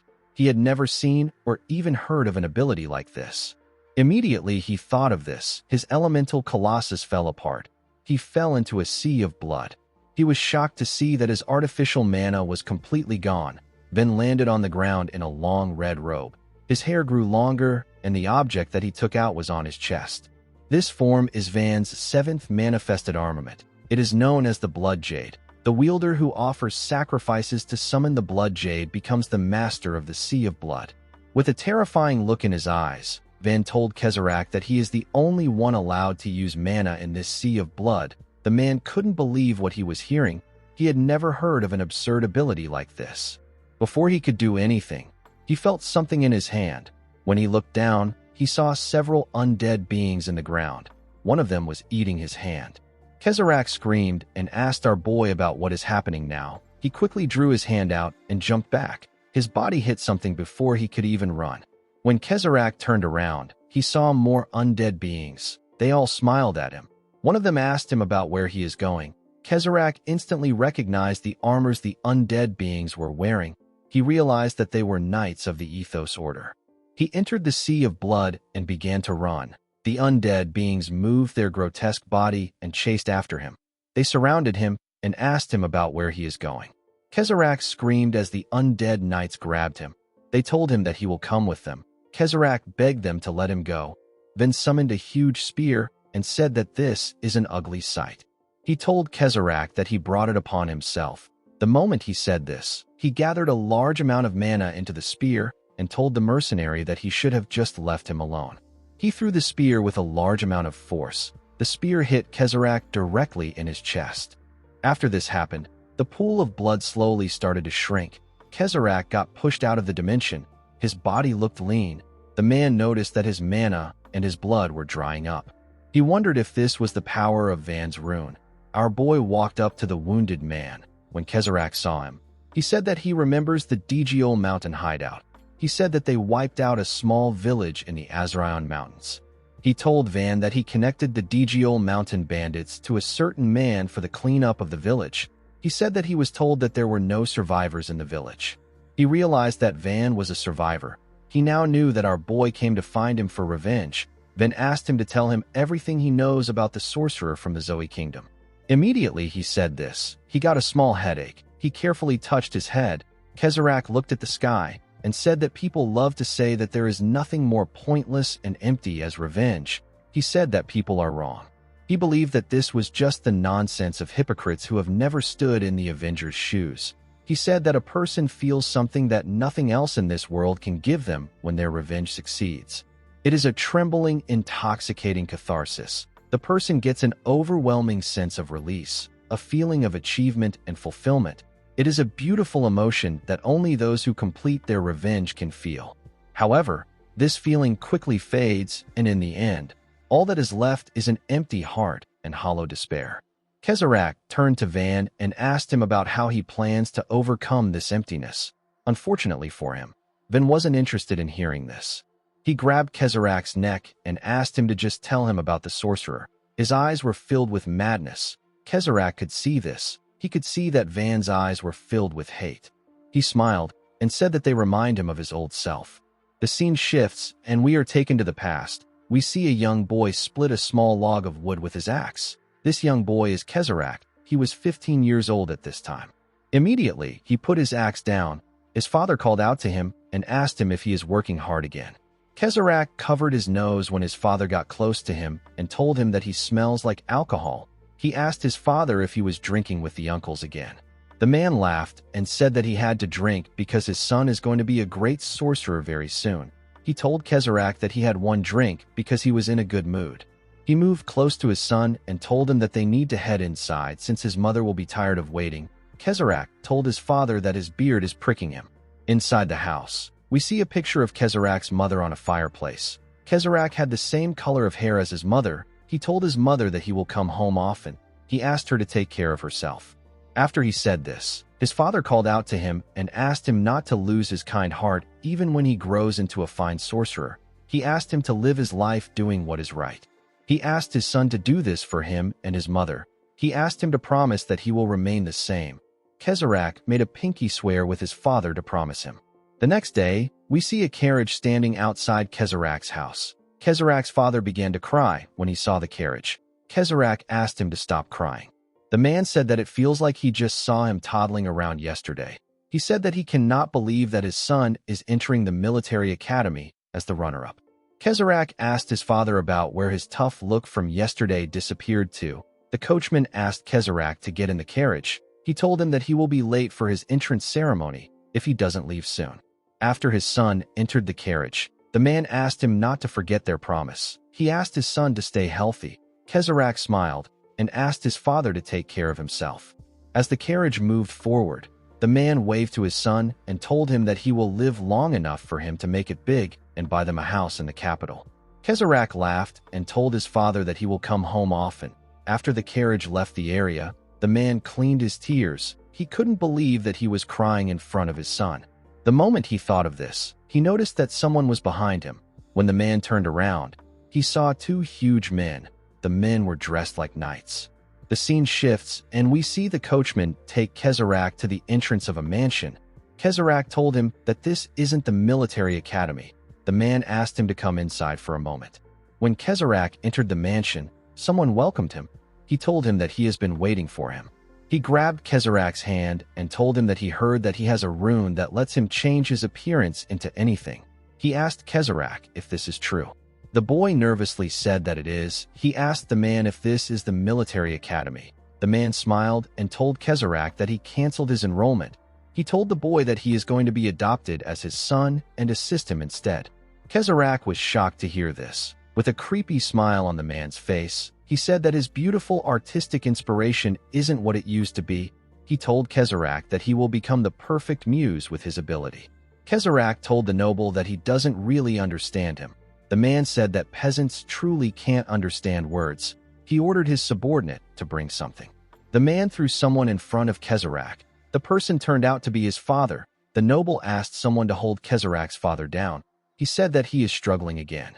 He told Kezarach that he simply needs to help him for 10 years. He assured the boy that he will forge a certificate saying that he graduated as the top student in his class and allow him to go free after 10 years. As he spoke, someone held Kezarach down. The man told the boy that he can become a proper sorcerer and spend the rest of his life happily with his father after he provides the services he needs. With a creepy smile on his face, the noble told Kezarach that he will tear his father's limbs apart and shove it down his throat if he dares refuse. The boy was horrified to hear this. He asked Kezarach to decide quickly. Kezarach's father asked him to run. The boy asked the noble if he will only help him for 10 years. The noble smiled and said that he is the archbishop of the Ethos Order. He said that a promise like this is easy for him to keep. Kezarach said that he will do it. The man told him that he made a wise choice. He said that they will sign a contract and throw away his ugly clothes. He ordered someone to bring Kezarach a dress. Kezarach's father hated this. He begged his son to leave. Kezarach asked his father not to worry. With tears in his eyes, he asked his father to wait 10 years for him. The man didn't know what to say to his son. During winter, we see some maids gossiping about the scars on someone's body. One of them said that the noble adopted Kezarach as his son, and yet he puts him through every kind of sadistic torture imaginable and calls it art. The maid's friend asked her to keep quiet. She said that their master might hear her. As they spoke, we see Kezarach looking at his reflection in the mirror. His body was covered in scars and his hands and legs were held together with shackles. Kezarach didn't have any clothes on. He only wore an underwear and a mask. At this point, he was 25 years old. Kezarach went to the noble's door and knocked on it. When he went inside, the man asked him about who let him in. He asked Kezarach to get out. Kezarach informed the man that today marks the 10 years that they agreed upon. The man ignored Kezarach and turned to his guest. He apologized to him and said that one of his slaves is causing trouble. His guest told him that it is fine. He asked him not to mind him. He smiled and asked the noble to continue his little talk. The guest turned out to be the man who imprisoned Van in the pocket dimension. The scene shifts, and we are taken back to the present. We see Kezarach tell Van that this was his first meeting with the sorcerer from the Zoe Kingdom. He revealed to Van that the man's name is Akratos. Our boy was shocked to hear the name of the sorcerer. The scene shifts, and we are taken to the past. We see Kezarach remembering that the archbishop harassed him again. It was unbearable for him, but he believed that he will be able to see his father again if he could endure the pain for 8 years. At another time, a bunch of other people who look like the archbishop visited Kezarach and harassed him. Every day was hell for Kezarach, but he told himself that he will be able to see his father again if he could just hold on for 5 more years. Kezarach often got tortured by terrible people. His days were filled with nothing but pain. He believed that he would be in less pain if these people just tore his limbs apart. However, he only had 1 more year to see his father. He told himself that he needs to endure for the sake of his father. Kezarach used his own blood to write that he will finally get to see his father when the day comes. The 10 years were complete, and his happy life was about to begin. Kezarach told himself that his new life will start now. He laughed like a deranged man as he said this. After meeting the archbishop, he followed him and Akratos somewhere. As the archbishop guided Akratos, he apologized to him for causing trouble over a single slave. Akratos placed his hand around the man's shoulder and asked him if he knows the amount of information that he has sold to the Zoe Kingdom. He laughed and told the archbishop that it is fine. The man thanked him for this. He turned to Kezarach and asked him to consider himself lucky. He told him that he would have beheaded him on the spot if Akratos found him even slightly irritating. When they arrived at a door, Akratos asked the archbishop if this is the room where he keeps his favorite exhibits. The man told him that he is correct. Kezarach asked the man if his father is there. The archbishop opened the door and laughed. He asked Kezarach if it has been 10 years since he last saw his father. Kezarach ran into the room and called out to his father. He told him that he has waited 10 years to see him. Immediately he said this. Kezarach saw something horrifying. His father was begging someone to kill him. The poor man had been transformed into a huge, grotesque creature. He had several long tubes sticking out of him. The archbishop laughed like a lunatic and asked Kezarach to tell him what he thinks. He said that this is a masterpiece he spent 10 whole years creating. He said that it is his most beautiful work.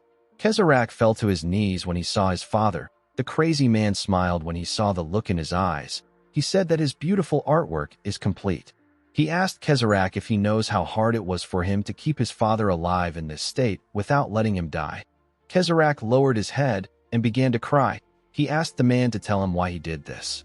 He reminded him that he promised to let them go if he endured for 10 years. The archbishop told him that he wasn't lying.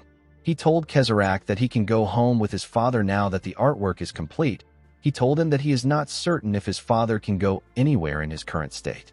Kezarach raised his head and told the archbishop that he will kill him. He charged at him.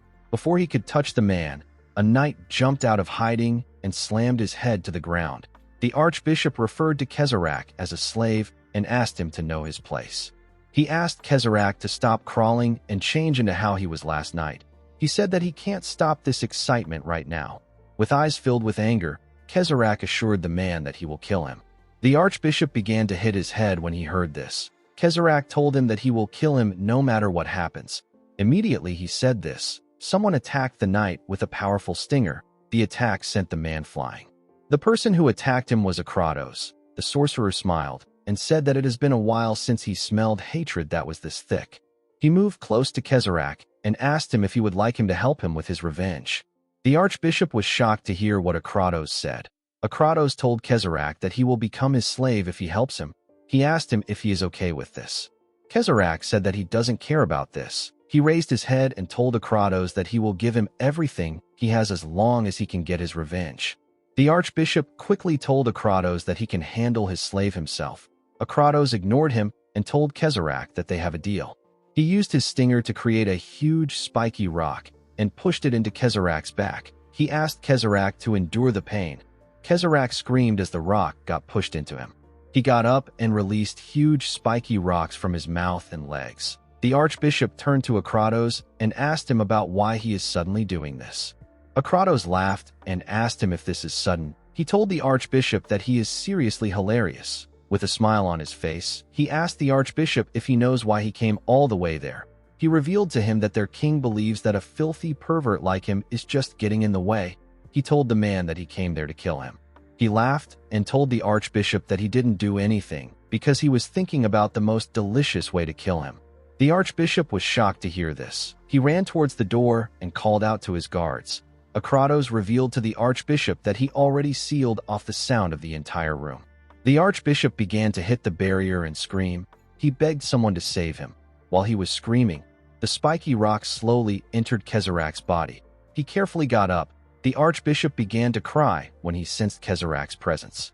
Kezarach covered his body with rocks and walked towards the man with a face filled with anger. He told the archbishop that his father probably begged him too. He asked him to beg for his life like a dog. The man begged Kezarach to spare him. Kezarach told him that he is pathetic. The archbishop begged Kezarach to stay back. He began to scream. A week later, we see Akratos looking at something. He couldn't believe that Kezarach tortured the archbishop for a week. He told him that he is seriously not normal. Kezarach had completely torn the man's body apart with rocks. Somehow, he was still able to keep him alive. The archbishop was begging Akratos to kill him. Akratos smiled and told Kezarach that he likes his work better. He asked him about what he is going to do about his father. Kezarach knew that his father couldn't survive like this. He placed his hand on his body and released some mana. He used the rocks to tear the man apart. After destroying his father's body, Kezarach used a bag to pick up a part of him and asked him to rest in peace. Akratos moved close to him and told him that he needs to follow him just like he promised. He asked Kezarach if they can do something about his hideous face first. Kezarach realized that his original face would have been damaged beyond recognition after 10 years of torture. Akratos gave him some mana. Kezarach used it to change his face. He asked the sorcerer if this is much better. He changed his face into that of the person he missed the most. Kezarach copied his father's face. Akratos asked him for his name. The man shared his name with the sorcerer. Outside the archbishop's mansion, we see a woman greet Akratos. the sorcerer asked the woman whose name is Versa if she has been short on test subjects lately. He told her that he picked up an interesting subject for her. Versa asked him if the person behind him is the subject. Akratos told her that she is correct. He revealed to her that he already force-implanted a rune into Kezarek. He said that they need to head to the kingdom to implant another one into Kezarek. Versa suggested that they start moving. She told Akratos that he came out later than scheduled. Akratos didn't expect her to ignore him. He told her that she is no fun. While he was talking, Kezarek turned around and glared at the Archbishop's mansion. The scene shifts, and we are taken back to the present.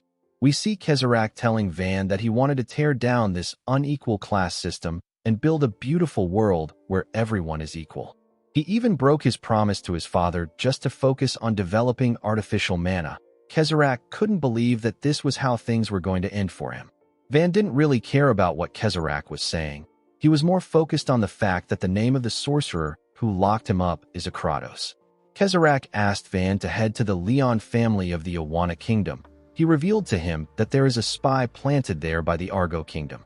Van asked him about what he is saying. Kezarek told him that the spy knows where Akratos is currently staying.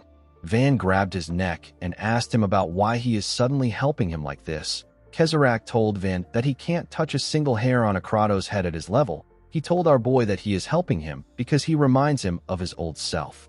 Immediately he said this, someone hit his stomach with a powerful attack. Van quickly raised his head up. He saw another attack coming towards him. Unfortunately, our boy was already out of mana. He didn't know what to do. Before the attack could reach him, someone appeared in front of him and blocked the attack. Van was shocked to see who it was. The person turned out to be Anna Dalton. The woman smiled and told Van that it took her forever to find him. She told him that he has gotten sexier. In the next scene, we see Naomi stop to catch her breath. Pollen asked her if she is okay. He asked her if they should rest for a moment. Naomi told him that she is fine. She said that they need to get to the order as fast as possible. Immediately she said this. Parkle appeared behind Pollen and told him that the Ethos Order is probably already in shambles. Pollen was horrified to hear the man's voice. He quickly jumped back. He asked him about how he is still alive. He was certain that Parkle was dead. Parkle told him that he needs to check a person a few times to confirm if they are dead. He said that rookies without real combat experience are such a mess.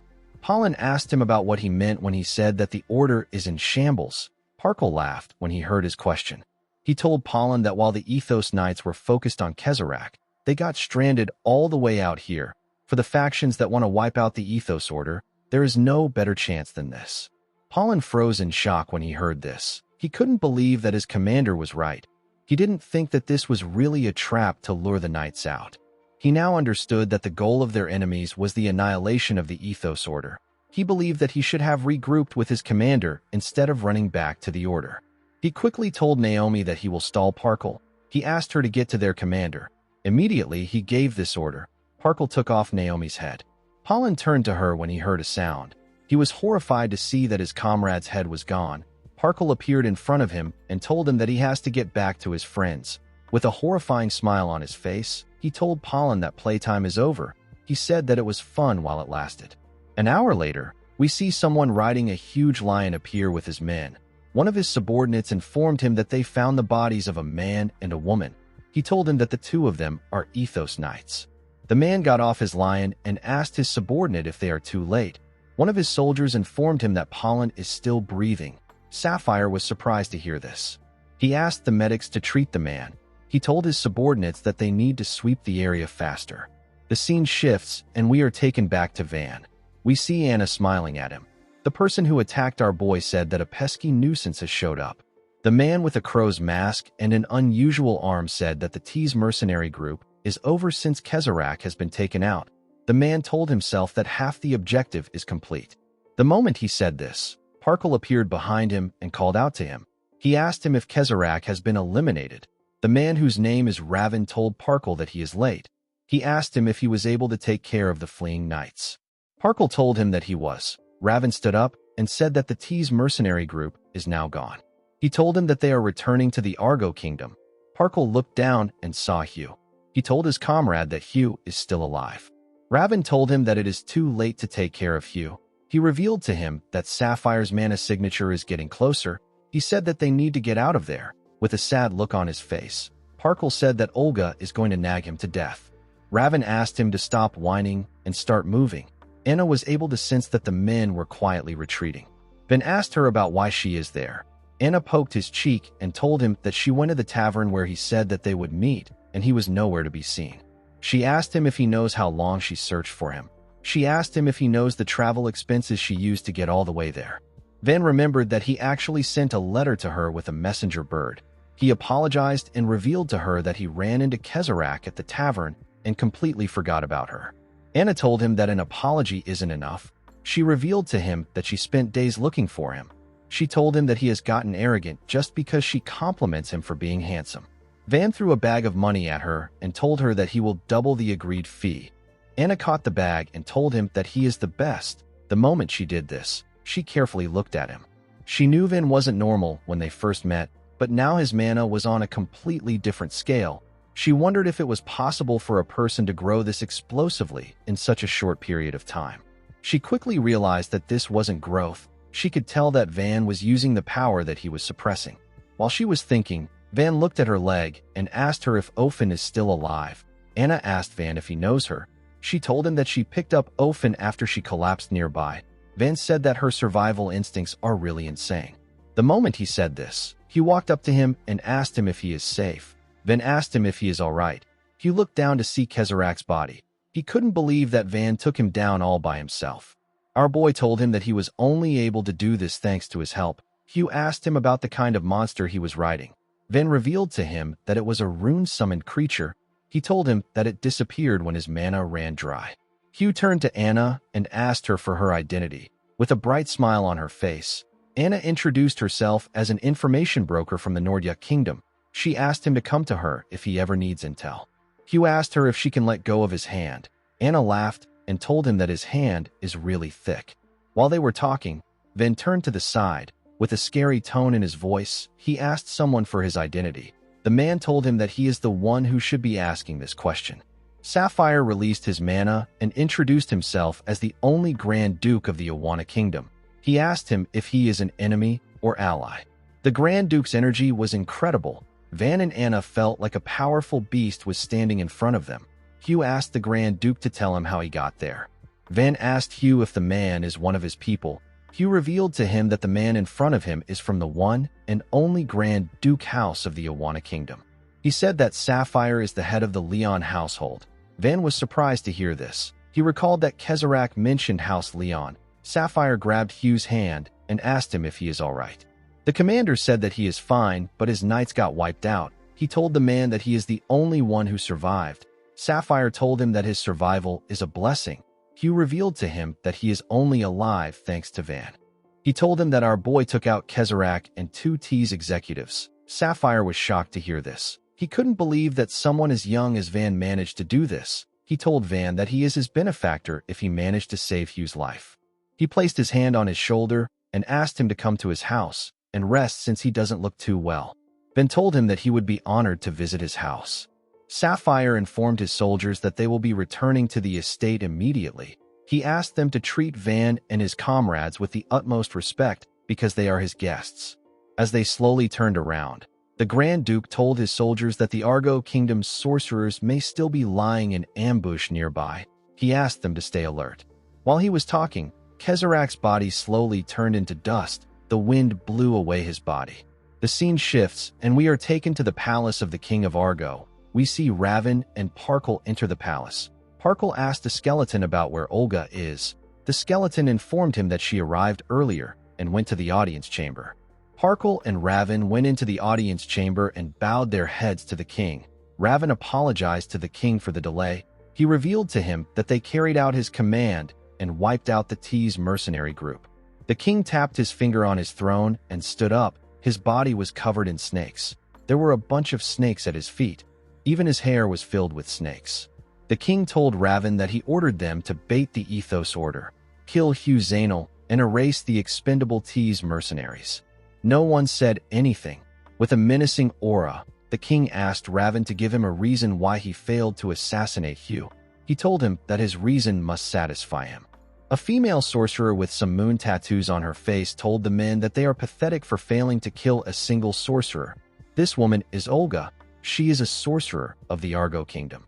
A green-haired man laughed and told the men that they infiltrated Awana and wiped out the entire Ethos Order by themselves. A woman next to him laughed and called the men pathetic, incompetent trash. Raven told the king that the entire failure lies with Olga and her squad. The green-haired man was surprised to hear this. The woman next to him called Raven useless trash. Raven revealed to them that they did not inform them that the Ethos Order had another sorcerer that was even more troublesome than Hugh. The man was talking about Van. He remembered how Van fought Kezarak and his subordinates. He told his king that Van held off Kezarak and teased by himself. He said that our boy was the one that threw the entire plan off course. He revealed to Olga's squad that the Grand Duke whom they were supposed to be keeping in check arrived at the battlefield. He asked them about how Sapphire managed to get to where he was. He said that this was the greatest cause of his failure. The king asked him to stop. Raven and Olga quickly went on their knees and told the king that they have committed a crime worthy of death. The king sat on his throne and told his subordinates that they need a body strong enough to endure the side effects of artificial mana if they want to make it perfect. He said that they need a body comparable to a superhuman. The body that best meets these conditions is Sapphire's own. To claim his body alone, the Argo Kingdom has endured years of war against Awana. The Awana royal faction, which was their greatest obstacle, has already been eliminated. Once the Ethos Order has been destroyed, there will be no one left in the kingdom that is capable of protecting Sapphire. A man got up and asked the king if one surviving sorcerer can make much of a difference. Olga was shocked to hear his voice. The king released a large amount of snakes with his hair and used them to grab the man. The idiot screamed out when this happened. The king said that Hugh's personal combat ability is no threat at all, but the power of his rune can push his allied forces beyond their limits. With a scary look on his face, the king said that if Sapphire, who is already difficult to face, exceeds his limits through Hugh's rune, their casualties will be far greater than expected. The king asked the man if he understands. The man quickly begged him to spare him. Unfortunately for him, the king used his snakes to crush him. He turned to Raven and told him that he would crush him where he stands if he follows his heart. He told him that he will overlook his mistake because he cannot afford to lose a capable sorcerer. Raven thanked the king for his boundless mercy. The king got up and said that his plan has changed. He said that he cannot delay his plan any longer. He ordered his subordinates to inform the troops. He said that they are going to put an end to this long war. He announced that everything is for the Vairava order. The scene shifts, and we are taken to the Leon family estate that is located at the capital of the Awana Kingdom. A full day has passed since everyone arrived at the estate. Hugh was finally able to meet Pollen, who had regained consciousness. The two surviving members of the Ethos Order sat in a long and heavy silence. Eventually, the grief they had been holding back burst out violently. The despair and rage they felt got sharpened into blades. The blades were stabbing their own lives every minute. Van could hear the two men crying. He knew how they felt because this was exactly what happened to him. While he was listening to them, Sapphire walked up to him and asked him if he is feeling better. Van told him that he was able to fully recover thanks to the healers. Sapphire was amazed by our boy's terrifying recovery speed and mana. He wondered if Van was truly the same age as his daughter. He asked our boy if he can follow him for a moment. Van told him that he is fine with this. As they walked together, Sapphire revealed to him that he and Hugh spoke about him yesterday. He said that Hugh happened to overhear his conversation with Kezarak. He asked Van if Akratos of the Zoe Kingdom is the sorcerer he is searching for. He asked him if his goal is to kill Akratos. He turned to Van and told him that he is simply a stranger who knows nothing about his life, but he is able to guess the kind of person he is just by the air around him. He said that our boy is a man completely bound together by anger and sorrow. Sapphire guided Van to the training grounds. He asked him if he truly understands how absurd the path he is trying to walk is. Our boy said that it doesn't matter to him. There are 6 great powers that rule the Aten continent. Among them, the one that still reigns as the dominant superpower is the Zoe Kingdom. Even in the Zoe Kingdom, only the best sorcerers may ascend to the rank of Royal Guard. The Royal Guard is composed of those who are at the 3rd divine tier and above. The one who commands this Royal Guard is the Grand Duke. The Grand Duke is Akratos. He is one of the 5 strongest people on the continent. Sapphire asked Van if he is saying that he can kill someone like this. He asked him if he knows how high the mountain he is trying to climb is. Van said that the height of the mountain doesn't matter. With a scary look on his face, he told Sapphire that no matter how tall a mountain is, there is always a summit. He told the man that none of this is his business. Sapphire said that Hugh already told him that words won't be enough to make him change his mind. He said that this can't be helped. He turned to Van and released a large amount of energy. He appeared next to our boy in a different form and attacked him. Van quickly jumped back to dodge his attack. Sapphire charged at him before he could get far. He gave our boy a punch in his chest. The attack pushed Van back. Van got up and asked the man to tell him what he is doing right now. Sapphire released more energy and told Van that he is apologizing in advance. He said that he needs to see for himself if our boy truly has the strength to stand against the Zoe Kingdom alone. He asked Van to allow him confirm this right here and right now. Van charged at him when he heard this. He covered his hand in his energy and gave Sapphire a punch. Sapphire was able to dodge the attack. Van reminded him that he asked him to stop sticking his nose where it doesn't belong. Sapphire told Van that a person starts meddling more when they get old. He asked our boy to humor him. Immediately he said this. He used his two fists to punch Van in the stomach. The attack sent our boy flying. He crashed into the wall. Sapphire realized that he got too heated. Van pushed his hand out of the rubbles and got up. Sapphire was relieved to see that he was fine. Van released some energy and told Sapphire that he will use this chance to show him how unpleasant meddling can be. The moment he said this, he took out a unique sword from the ground. His hand got covered with his energy. The scene shifts, and we see a young woman asking her pet if the noise is coming from the training grounds. She said that it is probably her father. She couldn't believe that her father was not able to stay quiet even though they had guests. She asked her pet, whose name is Popo, if she should go nag her father again. The pet barked at her. The beautiful woman asked Popo if he wants to come with her. At the training ground, we see Van walking towards Sapphire with his cool sword. This sword is his 8th armament. It is known as Byeonjukdo. It is a long sword capable of transforming into 3 different forms. Van knew that things will become troublesome for him if he kills the Grand Duke. He decided to take Sapphire's left arm. Since there were healers on standby, our boy was certain that they would be able to reattach Sapphire's arm. Sapphire felt a horrifying energy from Van. He had never felt something like this even on the battlefield. Van took a stance and pointed his Byeonjukdo at the Grand Duke. He charged at him with a crazy speed. Sapphire quickly got ready to block his attack. Immediately, Van's sword touched his arm. His daughter entered the training ground and reminded him that they have guests. She asked him to keep things down. Van was able to land a cut on Sapphire's arm. His sword strike brushed past the Duke and hit a wall behind him. It destroyed the wall. The girl was surprised to see that her father had someone else in there with him. Sapphire turned around to see what Van did with his sword. He couldn't believe that Van's attack had this much power, even though he didn't use a full-powered strike. He wondered about how long it had been since his body actually got injured. Van saw how the man was looking at his arm. Although he stopped his sword midway, he couldn't believe that he was only able to give Sapphire a minor injury. Van and Sapphire both understood that they were strong opponents. Sapphire's daughter turned to Van and asked him about what he is doing there. Our boy quickly remembered that she was his insane employer. The girl was annoyed to hear this. She called him a sharp-tongued brat. She turned to her father and explained to him that Van is the sorcerer who protected her from Merkel. Sapphire was shocked to hear this. He said that he has committed a great offense towards his benefactor. He asked Van to accept his apology. Our boy told him that it is fine. Sapphire moved close to him and released his energy. He told Van that something will happen if he shows even the slightest impure interest in his daughter. Our boy assured him that this will never happen. Sapphire was surprised to hear this. He asked Van to tell him why it won't happen. Van asked the man to tell him what he wants from him. Immediately he asked this question. Someone ran into the room and called out to Sapphire. He informed the Duke that he just received an urgent report. He said that the Argo Kingdom and the Bogra Kingdom are advancing all their troops and launching a full-scale offensive attack. Sapphire and his daughter were shocked to hear this.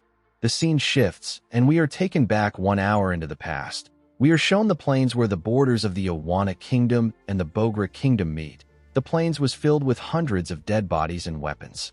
At the Awana Kingdom camp, we see some officials talking about how the Argo Kingdom is quite relentless. They wondered about how many years the war has been going on for. A red-haired woman said that the soldiers they are fighting actually come from the Bogra Kingdom. A man told her that the commanders of the army are from the Argo kingdom. He explained to her that the Bogra kingdom is practically a vassal state of Argo. They don't even have their own map. He said that Argo pushed out all their forces from Bogra because they don't want to lose their own troops. This man is Russell. He is a sorcerer of the Awana kingdom who is at the 9th divine tier. The woman asked Russell if this isn't the Bogra kingdom's way of surviving as a weak nation. This woman is known as Charlotte. She is also a sorcerer at the 9th divine tier. Another man said that something feels very off. Charlotte asked him about what is wrong.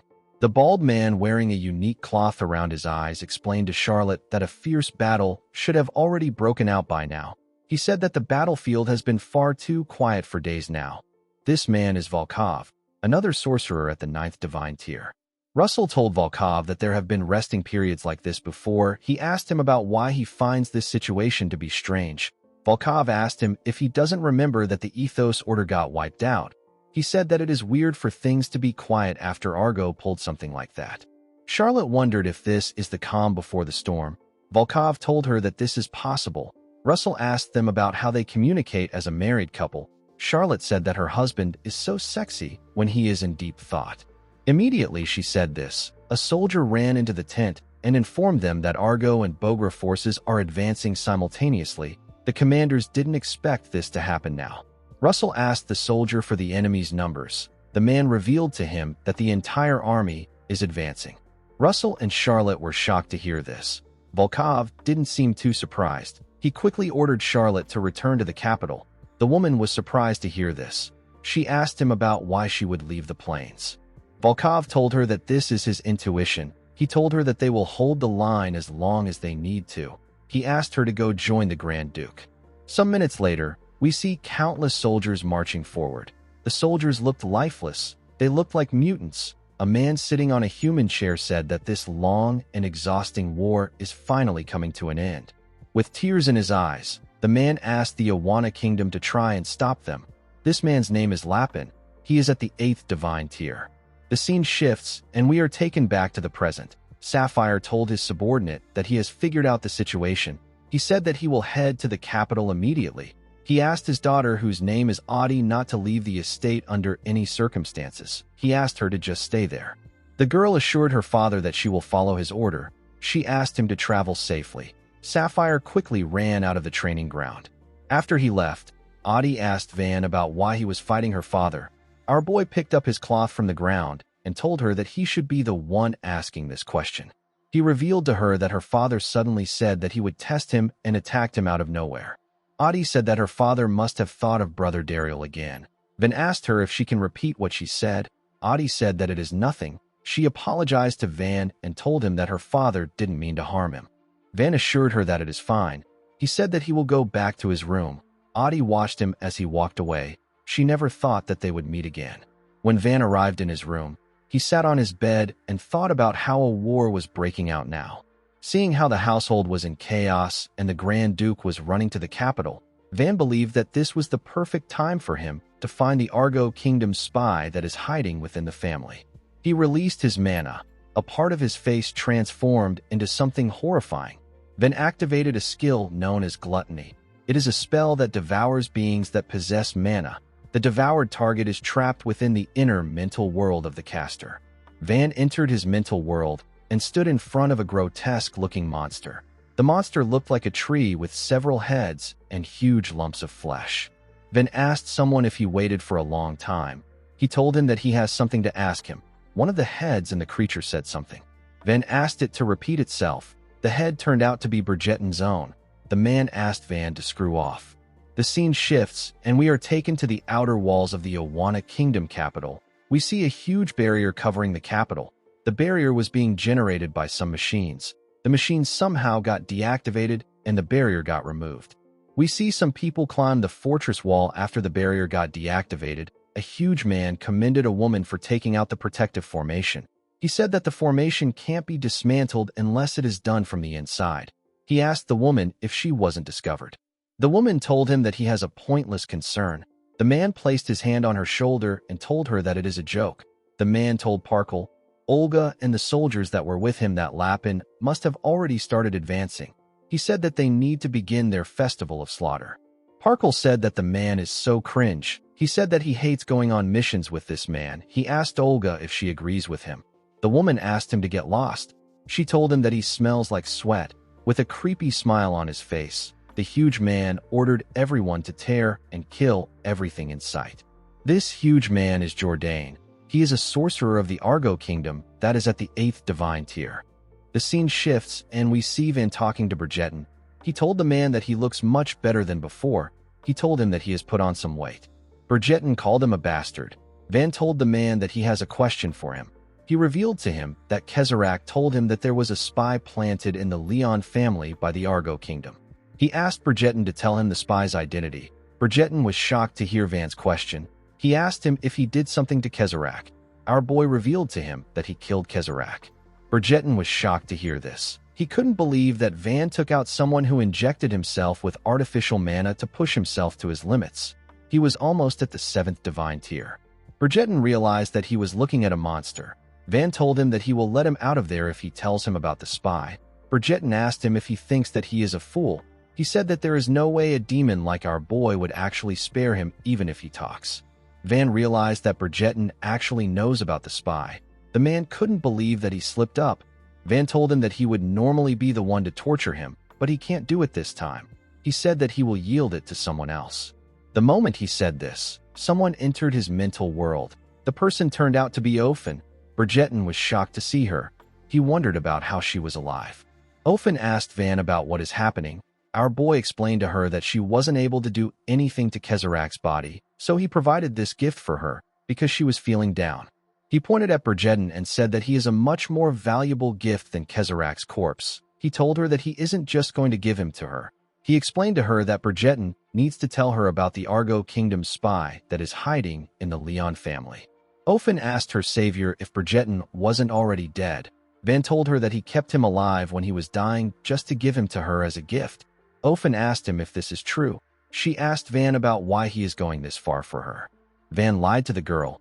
He didn't do anything for her. He created a table in his world and filled it with some items. He told Ofen that there are weapons for a smooth conversation on the table. He quickly corrected himself and said that the means of conversation have been prepared. Bridgerton called him a bastard and told him that he just called them weapons. Since Bridgerton looked like he was going to die, Van decided to heal him with mana. He asked Ofen to play with him anyhow she wants. The girl froze in shock when she saw the weapons on the table. Although she wanted revenge, she was still a little girl. Van moved close to her and asked her about why she is hesitating. Ofen was shocked to hear his voice. Van moved closer to her and reminded her that Bridgerton is the man who slaughtered her family right before her eyes. He asked her if she has forgotten how Hox's arm was cut off and how his heart was pierced, how her brothers and sisters got torn apart. He reminded her that her siblings suffered as they bled to death. Ofen couldn't say anything. Van reminded her about the man who smiled after killing her family and how she couldn't do anything at that moment. The girl was reminded of her own helplessness, her anger, her sadness, her despair, and pain. Van asked her if she has truly forgotten about all her feelings. Ofen fell to the ground and broke down mentally. She said that she has never forgotten her family for a single moment. Her tears turned into blood. She told Van that she never forgot anything.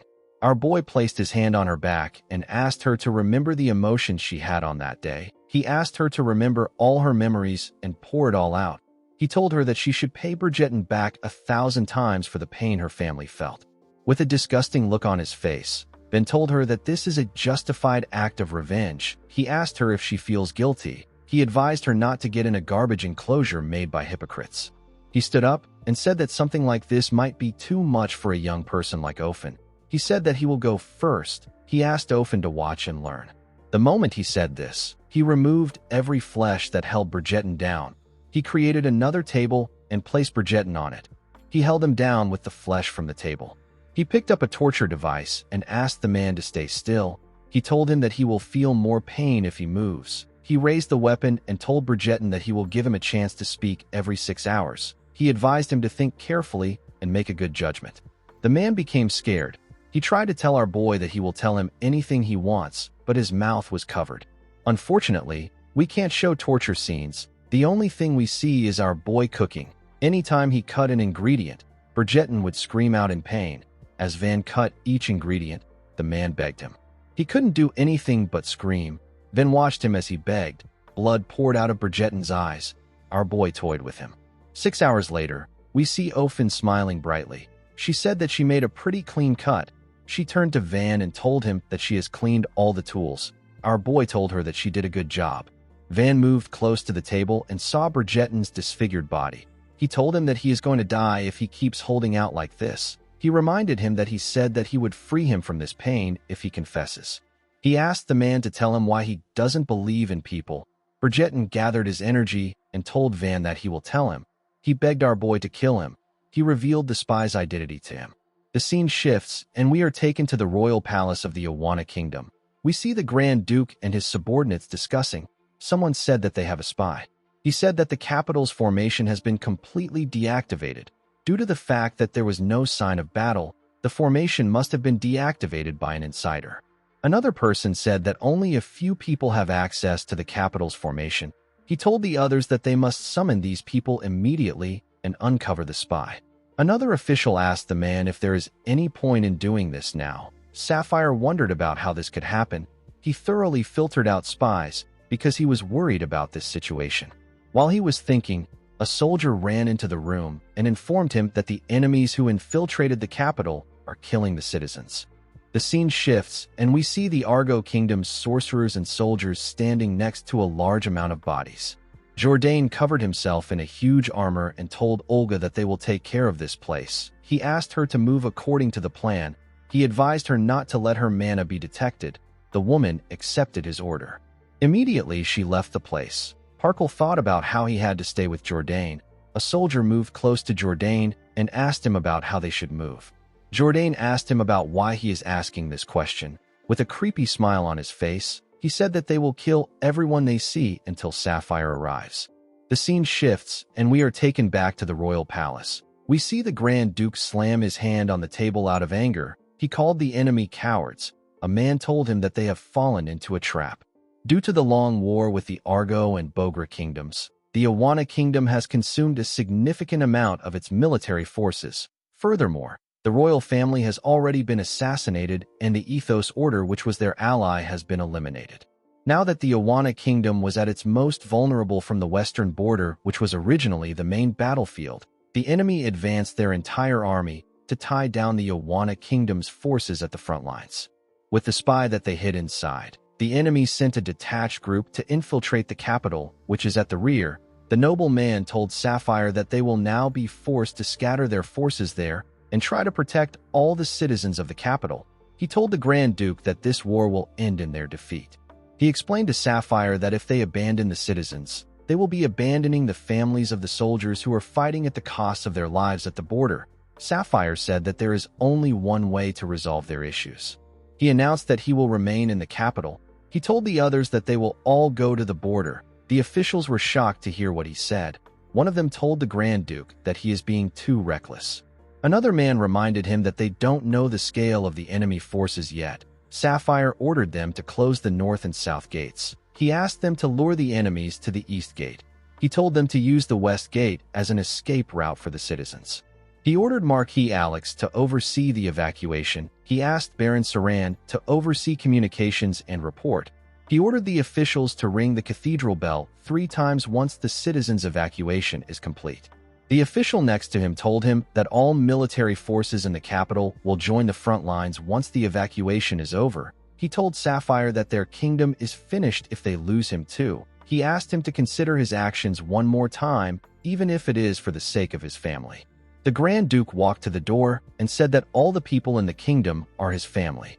He smiled and asked Marquis Alex to take good care of his wife and daughter. He activated his rune and transformed. He jumped out of the room before anyone could stop him. Immediately, he arrived in the town. He raised his voice and called out to the people who dared to mock his kingdom. He asked them to show themselves. He assured them that he will personally tear their organs apart. A soldier standing next to Jourdain asked him if he heard what Sapphire said. Jourdain said that he did. He said that Sapphire came out as expected. He told the soldier that a Grand Duke burning with a sense of responsibility will definitely behave this way. He stood up from the bodies he was sitting on and said that they just need to tie down Sapphire just like they planned. He covered his head with a unique helmet and said that they need to play along with the hero act led by a Grand Duke of a failed kingdom. Jourdain possesses the rune of transmutation. Leon Sapphire possesses the Blue Lion rune. It consumes a massive amount of mana to enhance the body's muscular strength, endurance, recovery, durability, and agility. The scene shifts, and we are taken to the past. We see Sapphire kneeling in front of the king. The king asked him if he is going on another expedition already. The Grand Duke told him that he is. He explained to the king that Argo's provocations are getting worse. The king gently smiled and told Sapphire that he is suffering this much because of a lacking king. He told him that he will be desperately waiting for his safe return. Sapphire assured the king that he will ring the drum of victory again when he returns. Unfortunately, when he returned this time, he saw something horrifying. The king was already incapacitated. He was heavily injured. Sapphire couldn't accept what he was seeing. He wondered about how this could happen. Tears poured out of his eyes. The king gathered his strength and told Sapphire that this isn't his fault. He asked him not to be in pain. He said that this is his responsibility as an incompetent king. He asked Sapphire to promise him one thing. He begged him to take care of the people of the kingdom who suffered from having a foolish king. He told the Grand Duke that he is the only one who can protect them now. With tears in his eyes, Sapphire said that he will gladly lay down his life to fulfill his final order. The scene shifts, and we are taken to the present. We see the bodies of the citizens of Awana on the ground. Sapphire carefully looked around him. Everywhere he turned to, there were bodies there. The buildings in the capital were on fire. Sapphire could only see bodies around him. He closed his eyes in sadness. When he opened it, it turned blue. He saw Jourdain and the enemy soldiers in front of him. Jourdain asked Sapphire about how many years it has been. Parkle said that he doesn't like being paired with Jourdain, but this job looks quite fun. Immediately he said this. More soldiers stepped forward. Sapphire told Jourdain that he knew he would be there since the squad was made up of Argo's detached force. Jourdain told the Grand Duke that he is honored to see that he was waiting for him. Sapphire observed that almost all the enemy's forces have gathered there. All that was left was for him to buy time until the citizens' evacuation is complete and tie the enemy's forces down there. Sapphire remembered the king's final order. He promised himself that he will protect the people. Jourdain hit a soldier next to him and told Sapphire that he has no idea how long he has waited for this moment. Immediately he said this. The soldier's body began to break apart and slowly change into another form. Sapphire watched the man transform. He told Jourdain that his rune art is truly unpleasant. Jourdain asked him not to say this. He said that he will feel hurt. He told the Grand Duke that he is actually a soft and delicate man despite how he looks. Immediately he said this. He turned the soldier's body into a huge spiked mace. He begged Sapphire to treat him better. Jourdain's transmutation rune allows him to use mana to freely deform the shape of living creatures touched by him. He charged at Sapphire at a crazy speed and swung his mace at him when he got close to him. The attack pushed Sapphire back. Before he could get back up, Parkle appeared behind him and asked him not to forget that he is also there.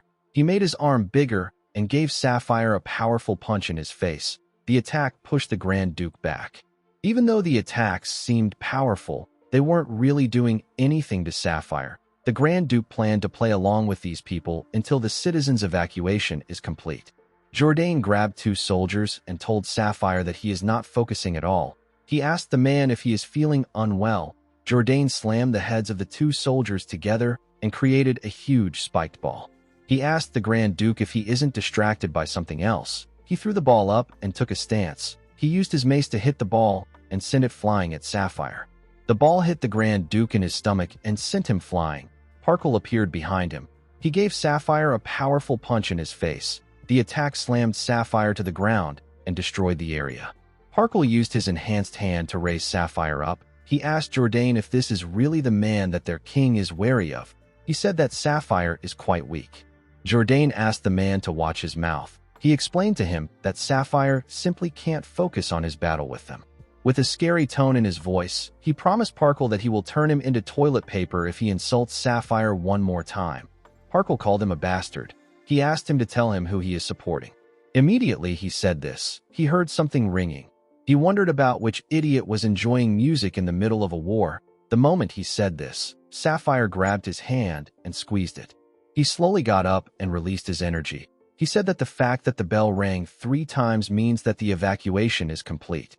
He grew bigger and told Parkle that there is no reason to play along and entertain them anymore. He made Parkle kneel to him.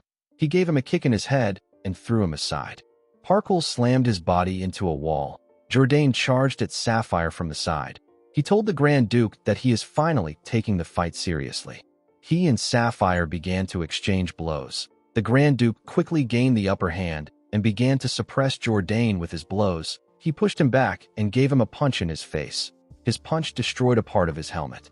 Jourdain smiled and told Sapphire that he is doing well. He asked him to hit him harder. Parkle got up from the rubble. He apologized to the Grand Duke for calling him weak earlier. He charged at Sapphire. Jourdain grabbed 2 soldiers and turned them into axes. He charged at Sapphire from the side. The Grand Duke put his arms together and gathered his energy when he saw them coming towards him. He activated a skill known as Lion's Heart. He gathered his mana in his hands and swung them at his opponents. He destroyed Jourdain's axe and Parkle's head. The 2 men didn't stand a chance. In the next scene, we are taken to the Leon family mansion. We see Olga looking at the mansion from a cliff. She took off her glasses and said that she needs to change her clothes in order to get started. Inside the mansion, we see the Marquis informing Adi and another woman that the Grand Duke ordered everyone, including the guests and the household staffs, to evacuate. Adi asked him if her father really made this decision. She turned to her servants and called out to them. Their names were Lara and Hamel. She told them that she is leaving the evacuation of the household staffs to them. She asked them to take responsibility and guide the staffs out safely. The servants accepted her order. Adi decided to inform the guest about the evacuation. She turned to the woman next to her and referred to her as mother. She told her that she will see her at the evacuation route. The woman begged her daughter to be careful. Immediately she heard this, Adi ran out of the room. The Marquis said that Adi is truly remarkable. He couldn't believe that the girl showed no signs of wavering despite her young age.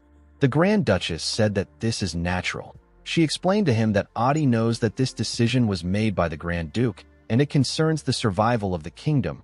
Luna said that Adi is the next head of the family, so she already knows that there is no time to grieve. Adi actually cried as she ran to meet the guests. Luna told the Marquis that she understands the situation. She asked him to continue assisting with the citizens' evacuation. She assured him that she will hold things down in the mansion. The Marquis told her that he will see her again at the evacuation route. The scene shifts, and we see Adi barge into Pollen's room. She informed him and Hugh that they need to evacuate. The 2 men were shocked to hear this. Hugh asked Adi about what is going on. The girl informed him that the Argo Kingdom has declared an all-out war on them. She said that enemy forces have breached the royal capital. Pollen told her that they will join the fight. The moment he said this, he realized that he had lost one leg. He saw his crutch next to him. Pollen froze in shock. Adi turned around and told the men that neither of them are in any condition to fight right now. She asked them to focus on evacuating. Hugh informed her that Van and Anna are upstairs. The girl said that she will go get them. She asked Hugh to support Pollen. She quickly ran upstairs before she could run to Van's room. Someone walked into the hallway and said that she doesn't need to meet up with Versa anymore. She said that her target has walked right into her hands. Adi was shocked to see a strange woman behind her. The woman turned out to be Olga. She was holding 2 strange whips that looked like scorpion stingers. Olga smiled at Adi and swung her whips at her. The girl froze in shock when she saw the whips coming at her. Before the whips could touch her, someone burst through the wall and entered the building. The person turned out to be Charlotte. The woman said that Volkov's intuition is never wrong. Adi was surprised to see her. She asked her about why she is there.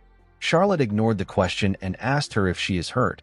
She told Adi that she will hold Olga back. She asked her to go to the Grand Duchess. Olga forcefully smiled. She asked Charlotte if she thinks that she is a pushover. She moved her whips and asked Adi if she thinks that she can run away. In another part of the mansion, we see Van and Ofen step out of the crazy world. Our boy told the girl that she can drag someone around. He asked her to hold off on killing the person because he is still useful. Ofen assured him that this is not a problem. The person they were talking about was Bridgeton. Van somehow managed to put Bridgeton's head on a dog's body and gave him a strange collar. With a look of anger on his face, Bridgeton called them lunatics and asked them about why they are talking so wistfully after reducing him to this state. He asked them if they do not fear the heavens. He told them that this is a violation of human dignity.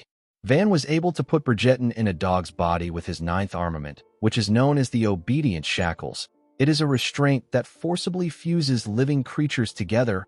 All actions of a creature wearing the obedient shackles will be controlled by the caster. While Bridgerton was yelling, Ofen asked him to sit. Bridgerton became angrier when he heard this. He couldn't believe that the girl was ordering him. Before he could say anything else, Charlotte destroyed the ground and entered the room. She was being pushed back by Olga. The woman used her whips to destroy the room.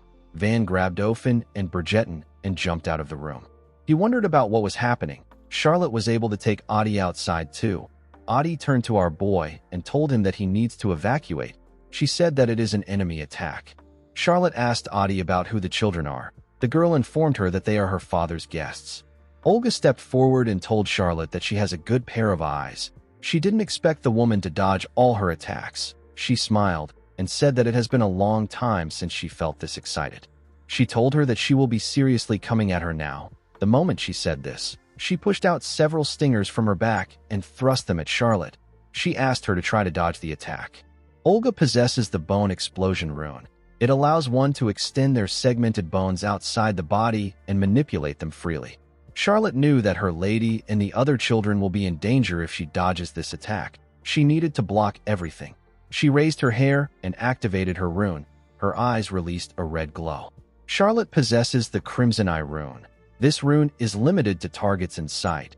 She is able to see the future 2 seconds ahead in the form of rippling crimson waves. Charlotte saw the way each bone moved before they reached her. She quickly began to swing her sword. She used her sword to block each one of the attacks. Olga was amazed by this. She increased the speed of her attacks and asked the woman to move faster. Charlotte realized that she couldn't block all these attacks. She began to get pushed back. Olga was able to land some strikes on her. Adi was shocked to see what happened to Charlotte. She asked her if she is all right. Charlotte asked her not to worry about something like this. The moment she said this, she noticed something odd. She noticed that she couldn't feel her mana anymore. Olga asked her if she can't feel her mana anymore. Charlotte asked her about what she did. Olga licked her whip and explained to her that she cut off the flow of the mana that is circulating through her nervous system. The mana accumulated by a sorcerer bonds with the blood in the bone marrow and stabilizes. The mana that is stabilized in the bone marrow is pumped through the heart and spreads throughout the blood via the nervous system. This is the core of mana operation. Mana concentrates at specific intervals along the nervous system. These points are known as acupoints. Olga explained to Charlotte that she struck her acupoints to block off her mana flow. The moment she said this, she used her bones to attack Charlotte. The woman spat out some blood and fell to the ground. Olga grabbed her and told her that she held out well enough. She asked her to be proud of herself. With a scary look in her eyes, Olga turned to Adi and told her that she will beat her to a pulp and drag her away. Adi didn't expect Charlotte to lose. She believed that she would be able to help if she could use her rune properly. Immediately, Olga took a step forward. She felt something. When she looked down, she saw Charlotte holding her leg. Charlotte called out to Adi and asked her to run away. Olga was annoyed to see Charlotte holding her leg. She raised her bones and told the woman that she will cripple her so that she can never use her mana again. Before she could attack Charlotte, Van called out to her and referred to her as perverted old lady. Olga stopped moving when she heard what Van called her. With a look of anger on her face, she turned to Van. Our boy released his energy and told her that he doesn't really care about what she does. He said that he has some business in this mansion. He called her a perverted old lady again and asked her if she could get lost. Olga smiled and thrust her bones at Van. She asked him if she looks like an old lady to him. Our boy activated his rune and took out Bionjukdo. He decided to use the first form of the sword. The sword split into two. He used a technique known as continuous flash to block each one of the bones. Charlotte was shocked to see that our boy blocked every single strike. She wondered about who he was. Van put his sword together and used the second form, which is known as Heavenly Pole. His sword grew extremely long. It hit Olga in her chest. The woman was shocked to see this. She couldn't believe that the Leon family had a sorcerer of this caliber. Van moved closer to Olga with his sword and told the woman that anyone can see that she is an old lady. He landed a heavy strike on her with a technique known as great pressure. Olga got slammed to the ground. Audie and Charlotte were shocked to see what Van did. As Van held Olga, the woman thought about someone called Versa. She told herself that this isn't what she agreed on with Versa. Van turned to Audie and asked her if this is the only person that attacked the kingdom. The girl revealed to him that the army of the Argo Kingdom has reached the royal capital. After Van let go of Olga, Luna arrived there and called out to Audie and Charlotte. She asked them about what is happening. Audie revealed to her mother that they were attacked by the enemy. She told her that the enemy has been subdued. The Grand Duchess asked her daughter if she is hurt anywhere. Audie said that she isn't. She told her mother that Charlotte is in a much worse state than her. Charlotte said that she is fine. While they were talking, Bridgerton stared at the Grand Duchess. He was certain that he had seen her face before. He quickly remembered something. He called out to Van and asked him if he remembers the characteristics of the Argo Kingdom's spy that he mentioned earlier. Van said that he does. Bridgerton told him that this is good. He said that he is going to do something now. He asked Van to keep his eyes open and watch closely. While applying a potion to Charlotte's wounds, the Grand Duchess explained to her that evacuation is their top priority. She told her that she will only administer basic first aid for now. Charlotte thanked Luna for her help. The Grand Duchess raised her voice and announced that the evacuation of the household members and guests is complete. She said that they just need to evacuate the people there. Immediately she said this, Bridgerton charged at her and hit her in the face. The Grand Duchess pushed him aside. Bridgerton called out to Van and asked him if he can clearly see it. Luna's face turned red. She grit her teeth out of anger and called Bridgerton a crazy bastard. She asked him about what he did. Van noticed something when he heard this. He charged at Luna and gave her a punch on her face. Audie and Charlotte were shocked to see this. Charlotte quickly stopped Van with her sword before he could attack Luna again. She called him a bastard and asked him about what he is doing to the Grand Duchess. Van asked her if the Grand Duchess of the Leon family walks around covering her face with an artificial mask. Charlotte asked him about what he is talking about. With a shaky tone in her voice, Audie asked her mother about what is on her face. Luna laughed as her artificial face slowly cracked. She said that she never expected for there to be someone who would punch the Grand Duchess in the face without any warning. She said that she was careless. Charlotte was shocked to see what was happening. She wondered if this was a spy disguised as the Grand Duchess. She was certain that she could feel the Grand Duchess's mana from this woman. Van remembered hearing that the spy wears an artificial mask made by Kezarek. Under normal circumstances, the true face behind the mask would never be revealed. Unfortunately for this spy, the guy who helped directly manufacture this mask has become Van's dog. Our boy pet Bridgerton on his head for what he did. The man called him a demonic bastard and asked him not to touch him. The spy was surprised to see Bridgerton. She was certain that the T's mercenary group was wiped out. Charlotte turned to Van and asked him if he is saying that the Grand Duchess is a spy for the Argo Kingdom. Van told her that he doesn't care if she believes him or not. He told the spy that Kezarek told him that she knows where Kratos is right now. With a terrifying look on his face, our boy informed her that he has a lot of questions for her. He said that the two of them need to have a nice and cozy chat. The woman said that she has hidden her identity for decades. She didn't expect to be exposed because of a single moment of carelessness. Audie asked her mother about what she is saying. She said that she doesn't understand this situation. The woman took off her mask and told Audie that it is not a complicated situation. She told her that Van is correct. She said that she is a spy from the Argo Kingdom. The woman turned out to be Versa. Charlotte and Audie froze in shock when they saw the true face of the Grand Duchess. While they were staring at her, Olga raised her head and asked her about why she is hesitating. She asked her if she hasn't forgotten the operation. Van became curious about the operation when he heard what Olga said. Versa said that the operation was to kidnap Audie and take her to the Argo Kingdom. Olga asked the woman about why she is just standing if she knows this. She reminded her that this is her final mission. She told her that her tribe members are all finished if she fails this mission. She asked Versa if she has forgotten this. Versa knew that she was right. She reminded herself that this is the moment she has steeled her resolve for and has waited decades for. However, there was still something holding her back. Versa turned to Charlotte and Audie. She carefully looked at Audie. She wondered if her resolve was still lacking. While Versa was thinking, someone watched her through an orb. He said that this won't do. The person picked up a doll and said that Versa is in the middle of carrying out an important mission. He told the doll that she needs to listen to her master. The moment he said this, The man who turned out to be Akratos pushed his energy into the doll and pressed it. Immediately he did this, Versa felt something in her body. She screamed out in pain. Van asked Bridgerton about what is happening. Versa's eyes turned black. She turned to Adi and ran towards her. Charlotte took a stance and begged Versa to stop.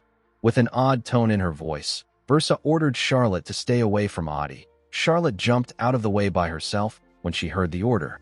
The woman was shocked to see what was happening. She couldn't believe that her body was moving on its own. Versa grabbed Adi and ran forward. She announced that she had secured Adi. She asked Olga to open the path with formation magic. Olga got up and opened a portal in front of them. She and Versa ran to the portal. Charlotte tried to force her body to move. She knew that everything will be over if she loses Adi. Van ran past her. He asked Versa about where she is headed to. He told her that she hasn't answered his question yet. Olga asked Versa to do something about Van. Versa used her strange voice to ask Van to get lost. Van stopped moving when he heard this. His legs began to move back on their own. Unfortunately for Versa, she didn't know that our boy was crazy. He couldn't accept that his quest would end with such a ridiculous conclusion. He used his sword to stab his leg. With a horrifying look on his face, he told Versa that she can't stop him. He quickly charged at Versa. Before he could grab her leg and stop her, several huge bones came out of the portal and charged at him. Our boy quickly jumped back before they could hit him. Akratos came out of the portal and stood in front of Versa. He told Van that he was trying to kill him. He didn't expect him to dodge all the strikes. He told him that he is not bad.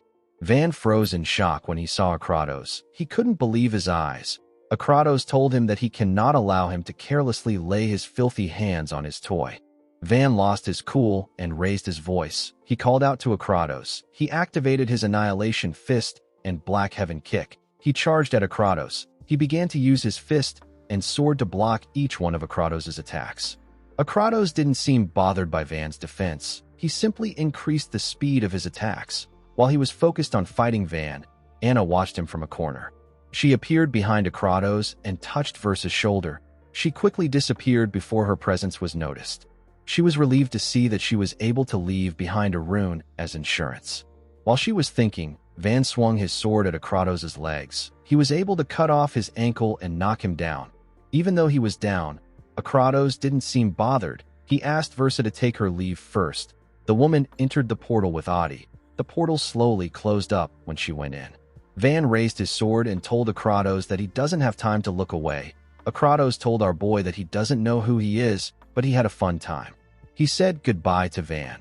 His body turned into a doll and released several rats. Van was shocked to see that he stabbed a doll. He wondered about where the doll came from. Anna informed Van that it is a dummy. She explained to him that it is a type of toy that absorbs mana through formation magic and transforms into the exact appearance of the user. If the distance between the user and the dummy gets even a little far, it immediately turns into a wooden doll. While she was talking, a large amount of snakes appeared in the air. The snakes formed a huge ball in the air. Charlotte was shocked to see this. She wondered about what she was looking at. Anna said that it is disgusting. The huge ball of snakes created an eye and a mouth. Someone used it to announce that he is Kyrian, the king of Argo. He asked Sapphire to listen to him well. He told the Grand Duke that he needs to come to the Argo Kingdom if he wants to safely get his daughter. At the Awana Kingdom border, we see the same ball of snakes delivering the same message. Kyrian told the Grand Duke that he needs to come alone without bringing any troops. Russell asked Volkov about what is happening. At the Awana Kingdom's capital, we see the same ball of snakes sharing the same message. Kyrian announced to the Duke that he will tear Adi's limbs apart and feed them to beasts if he acts against his demands. He said that he will slaughter every single citizen without leaving anyone alive. He told Sapphire that he doesn't want history to record him as a blood-drunk tyrant.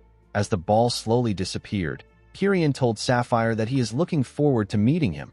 Sapphire stopped destroying Jourdain's body when he heard the announcement. Jourdain smiled and told him that he needs to hurry back to his family because there is a surprising gift waiting for him. Sapphire couldn't believe that something happened to his daughter. He jumped out of the area. After he left, Jourdain asked Parkle if he is still alive. Parkle had been torn apart by the Grand Duke, just like Jourdain. He told Jourdain that he can no longer regenerate. Jourdain said that both of them are finished. He said that he won't be able to see Sapphire if he dies. He asked Parkle to eat him. He explained to him that he will be able to live if he absorbs him with his rune. He said that he will be able to become part of him and reunite with Sapphire. Parkle laughed and told Jourdain that he has completely lost his mind. The scene shifts, and we are taken back to the mansion. We see Van get up. Anna asked him about where he is going. Van reminded her that the formation closed and the dummy turned back into a doll. He said that Akratos probably controlled the dummy from the Argo Kingdom. Anna asked him if he is going to Argo alone. She asked him if he is crazy. With a scary tone in his voice, he said that he has finally found something for Linda after enduring for 1,000 years. Anna told him that this is the same look he had in his eyes when he was looking for Kezarek. She asked him if his true target for revenge was Akratos. Van told her that it is none of her business. He asked her to stay out of it. Anna asked him to listen to what she has to say. She told him that she might be able to help him with his revenge. Van didn't expect to hear this. Before he could say anything, someone landed next to them. The person turned out to be the Grand Duke. With a nervous look on his face, he asked Van about what happened to his daughter. Charlotte went on her knees and bowed her head to Sapphire. She apologized to him and said that they weren't able to protect the young lady. Sapphire transformed back into a human and fell to his knees. Anna said that the people they need have gathered there at the right time. She referred to Sapphire as Handsome Lord and told him that they need to have a little conversation about rescuing Adi safely. The next day, we are taken to the Grand Duke's mansion. We see Hugh and the 3 border commanders in the room. Charlotte asked Volkov if the border front line is really stable now. Volkov said that it is. He informed her that the Argo Kingdom's forces even abandoned their barracks and fully retreated. Russell said that he was shocked to hear that their benevolent Grand Duchess was a spy. Charlotte said that the entire kingdom will be shaken if this matter leaks out. She said that all this happened because of her. Volkov asked her to stop this. He told her that now is not the time to uncover the truth behind the spy. He explained to the group that they need to figure out how to deal with the Argo Kingdom's absurd demands first. Sapphire stepped into the room with Van and Anna. He said that he has already decided to comply with their demands. Volkov explained to his lord that there is no guarantee that they will get Adi back safely even if he heads to the Argo Kingdom alone. Hugh told the Grand Duke that Volkov is right. He said that this is a hostage situation, not a negotiation. He said that it is definitely a trap. Sapphire said that he knows. He explained to the group that Adi will disappear before she can even serve as a bargaining chip, and every citizen will be placed in danger if he doesn't comply with the enemy's demand. Volkov told his lord that this is still very reckless. Sapphire raised his hand and asked him to calm down. He explained to him that he doesn't plan on recklessly marching to Argo alone. He asked Anna if she can explain the plan she proposed to him yesterday. The woman said that she can. Russell asked his comrades about who Anna is. Anna asked everyone to listen because she hates explaining things twice. She said that she will explain the operation once. With a smile on her face, she asked everyone to open their ears and listen carefully. The scene shifts, and we are taken to the Argo Kingdom's royal castle. We see Sapphire walking towards the castle gate without a shirt. A guard informed Lapin that Sapphire has arrived. Lapin didn't expect the Grand Duke to actually come alone. He said that he is quite brave. He ordered the guard to open the castle gates and inform the king that Sapphire has arrived. As the Grand Duke entered the castle, we see someone watching him from afar with a telescope. They said that it is time for them to start their side of the operation. Anna turned to the group and asked them if they are ready. They said that they are. Van told her that they can start right away. Anna smiled and said that she will start the transfer. She said that their destination is the Argo Kingdom's royal castle. Guys, we have come to the end of our video. If you guys want more of this recap, let me know in the comments section. Don't forget to like and smash that subscribe button for more recaps. See you guys later.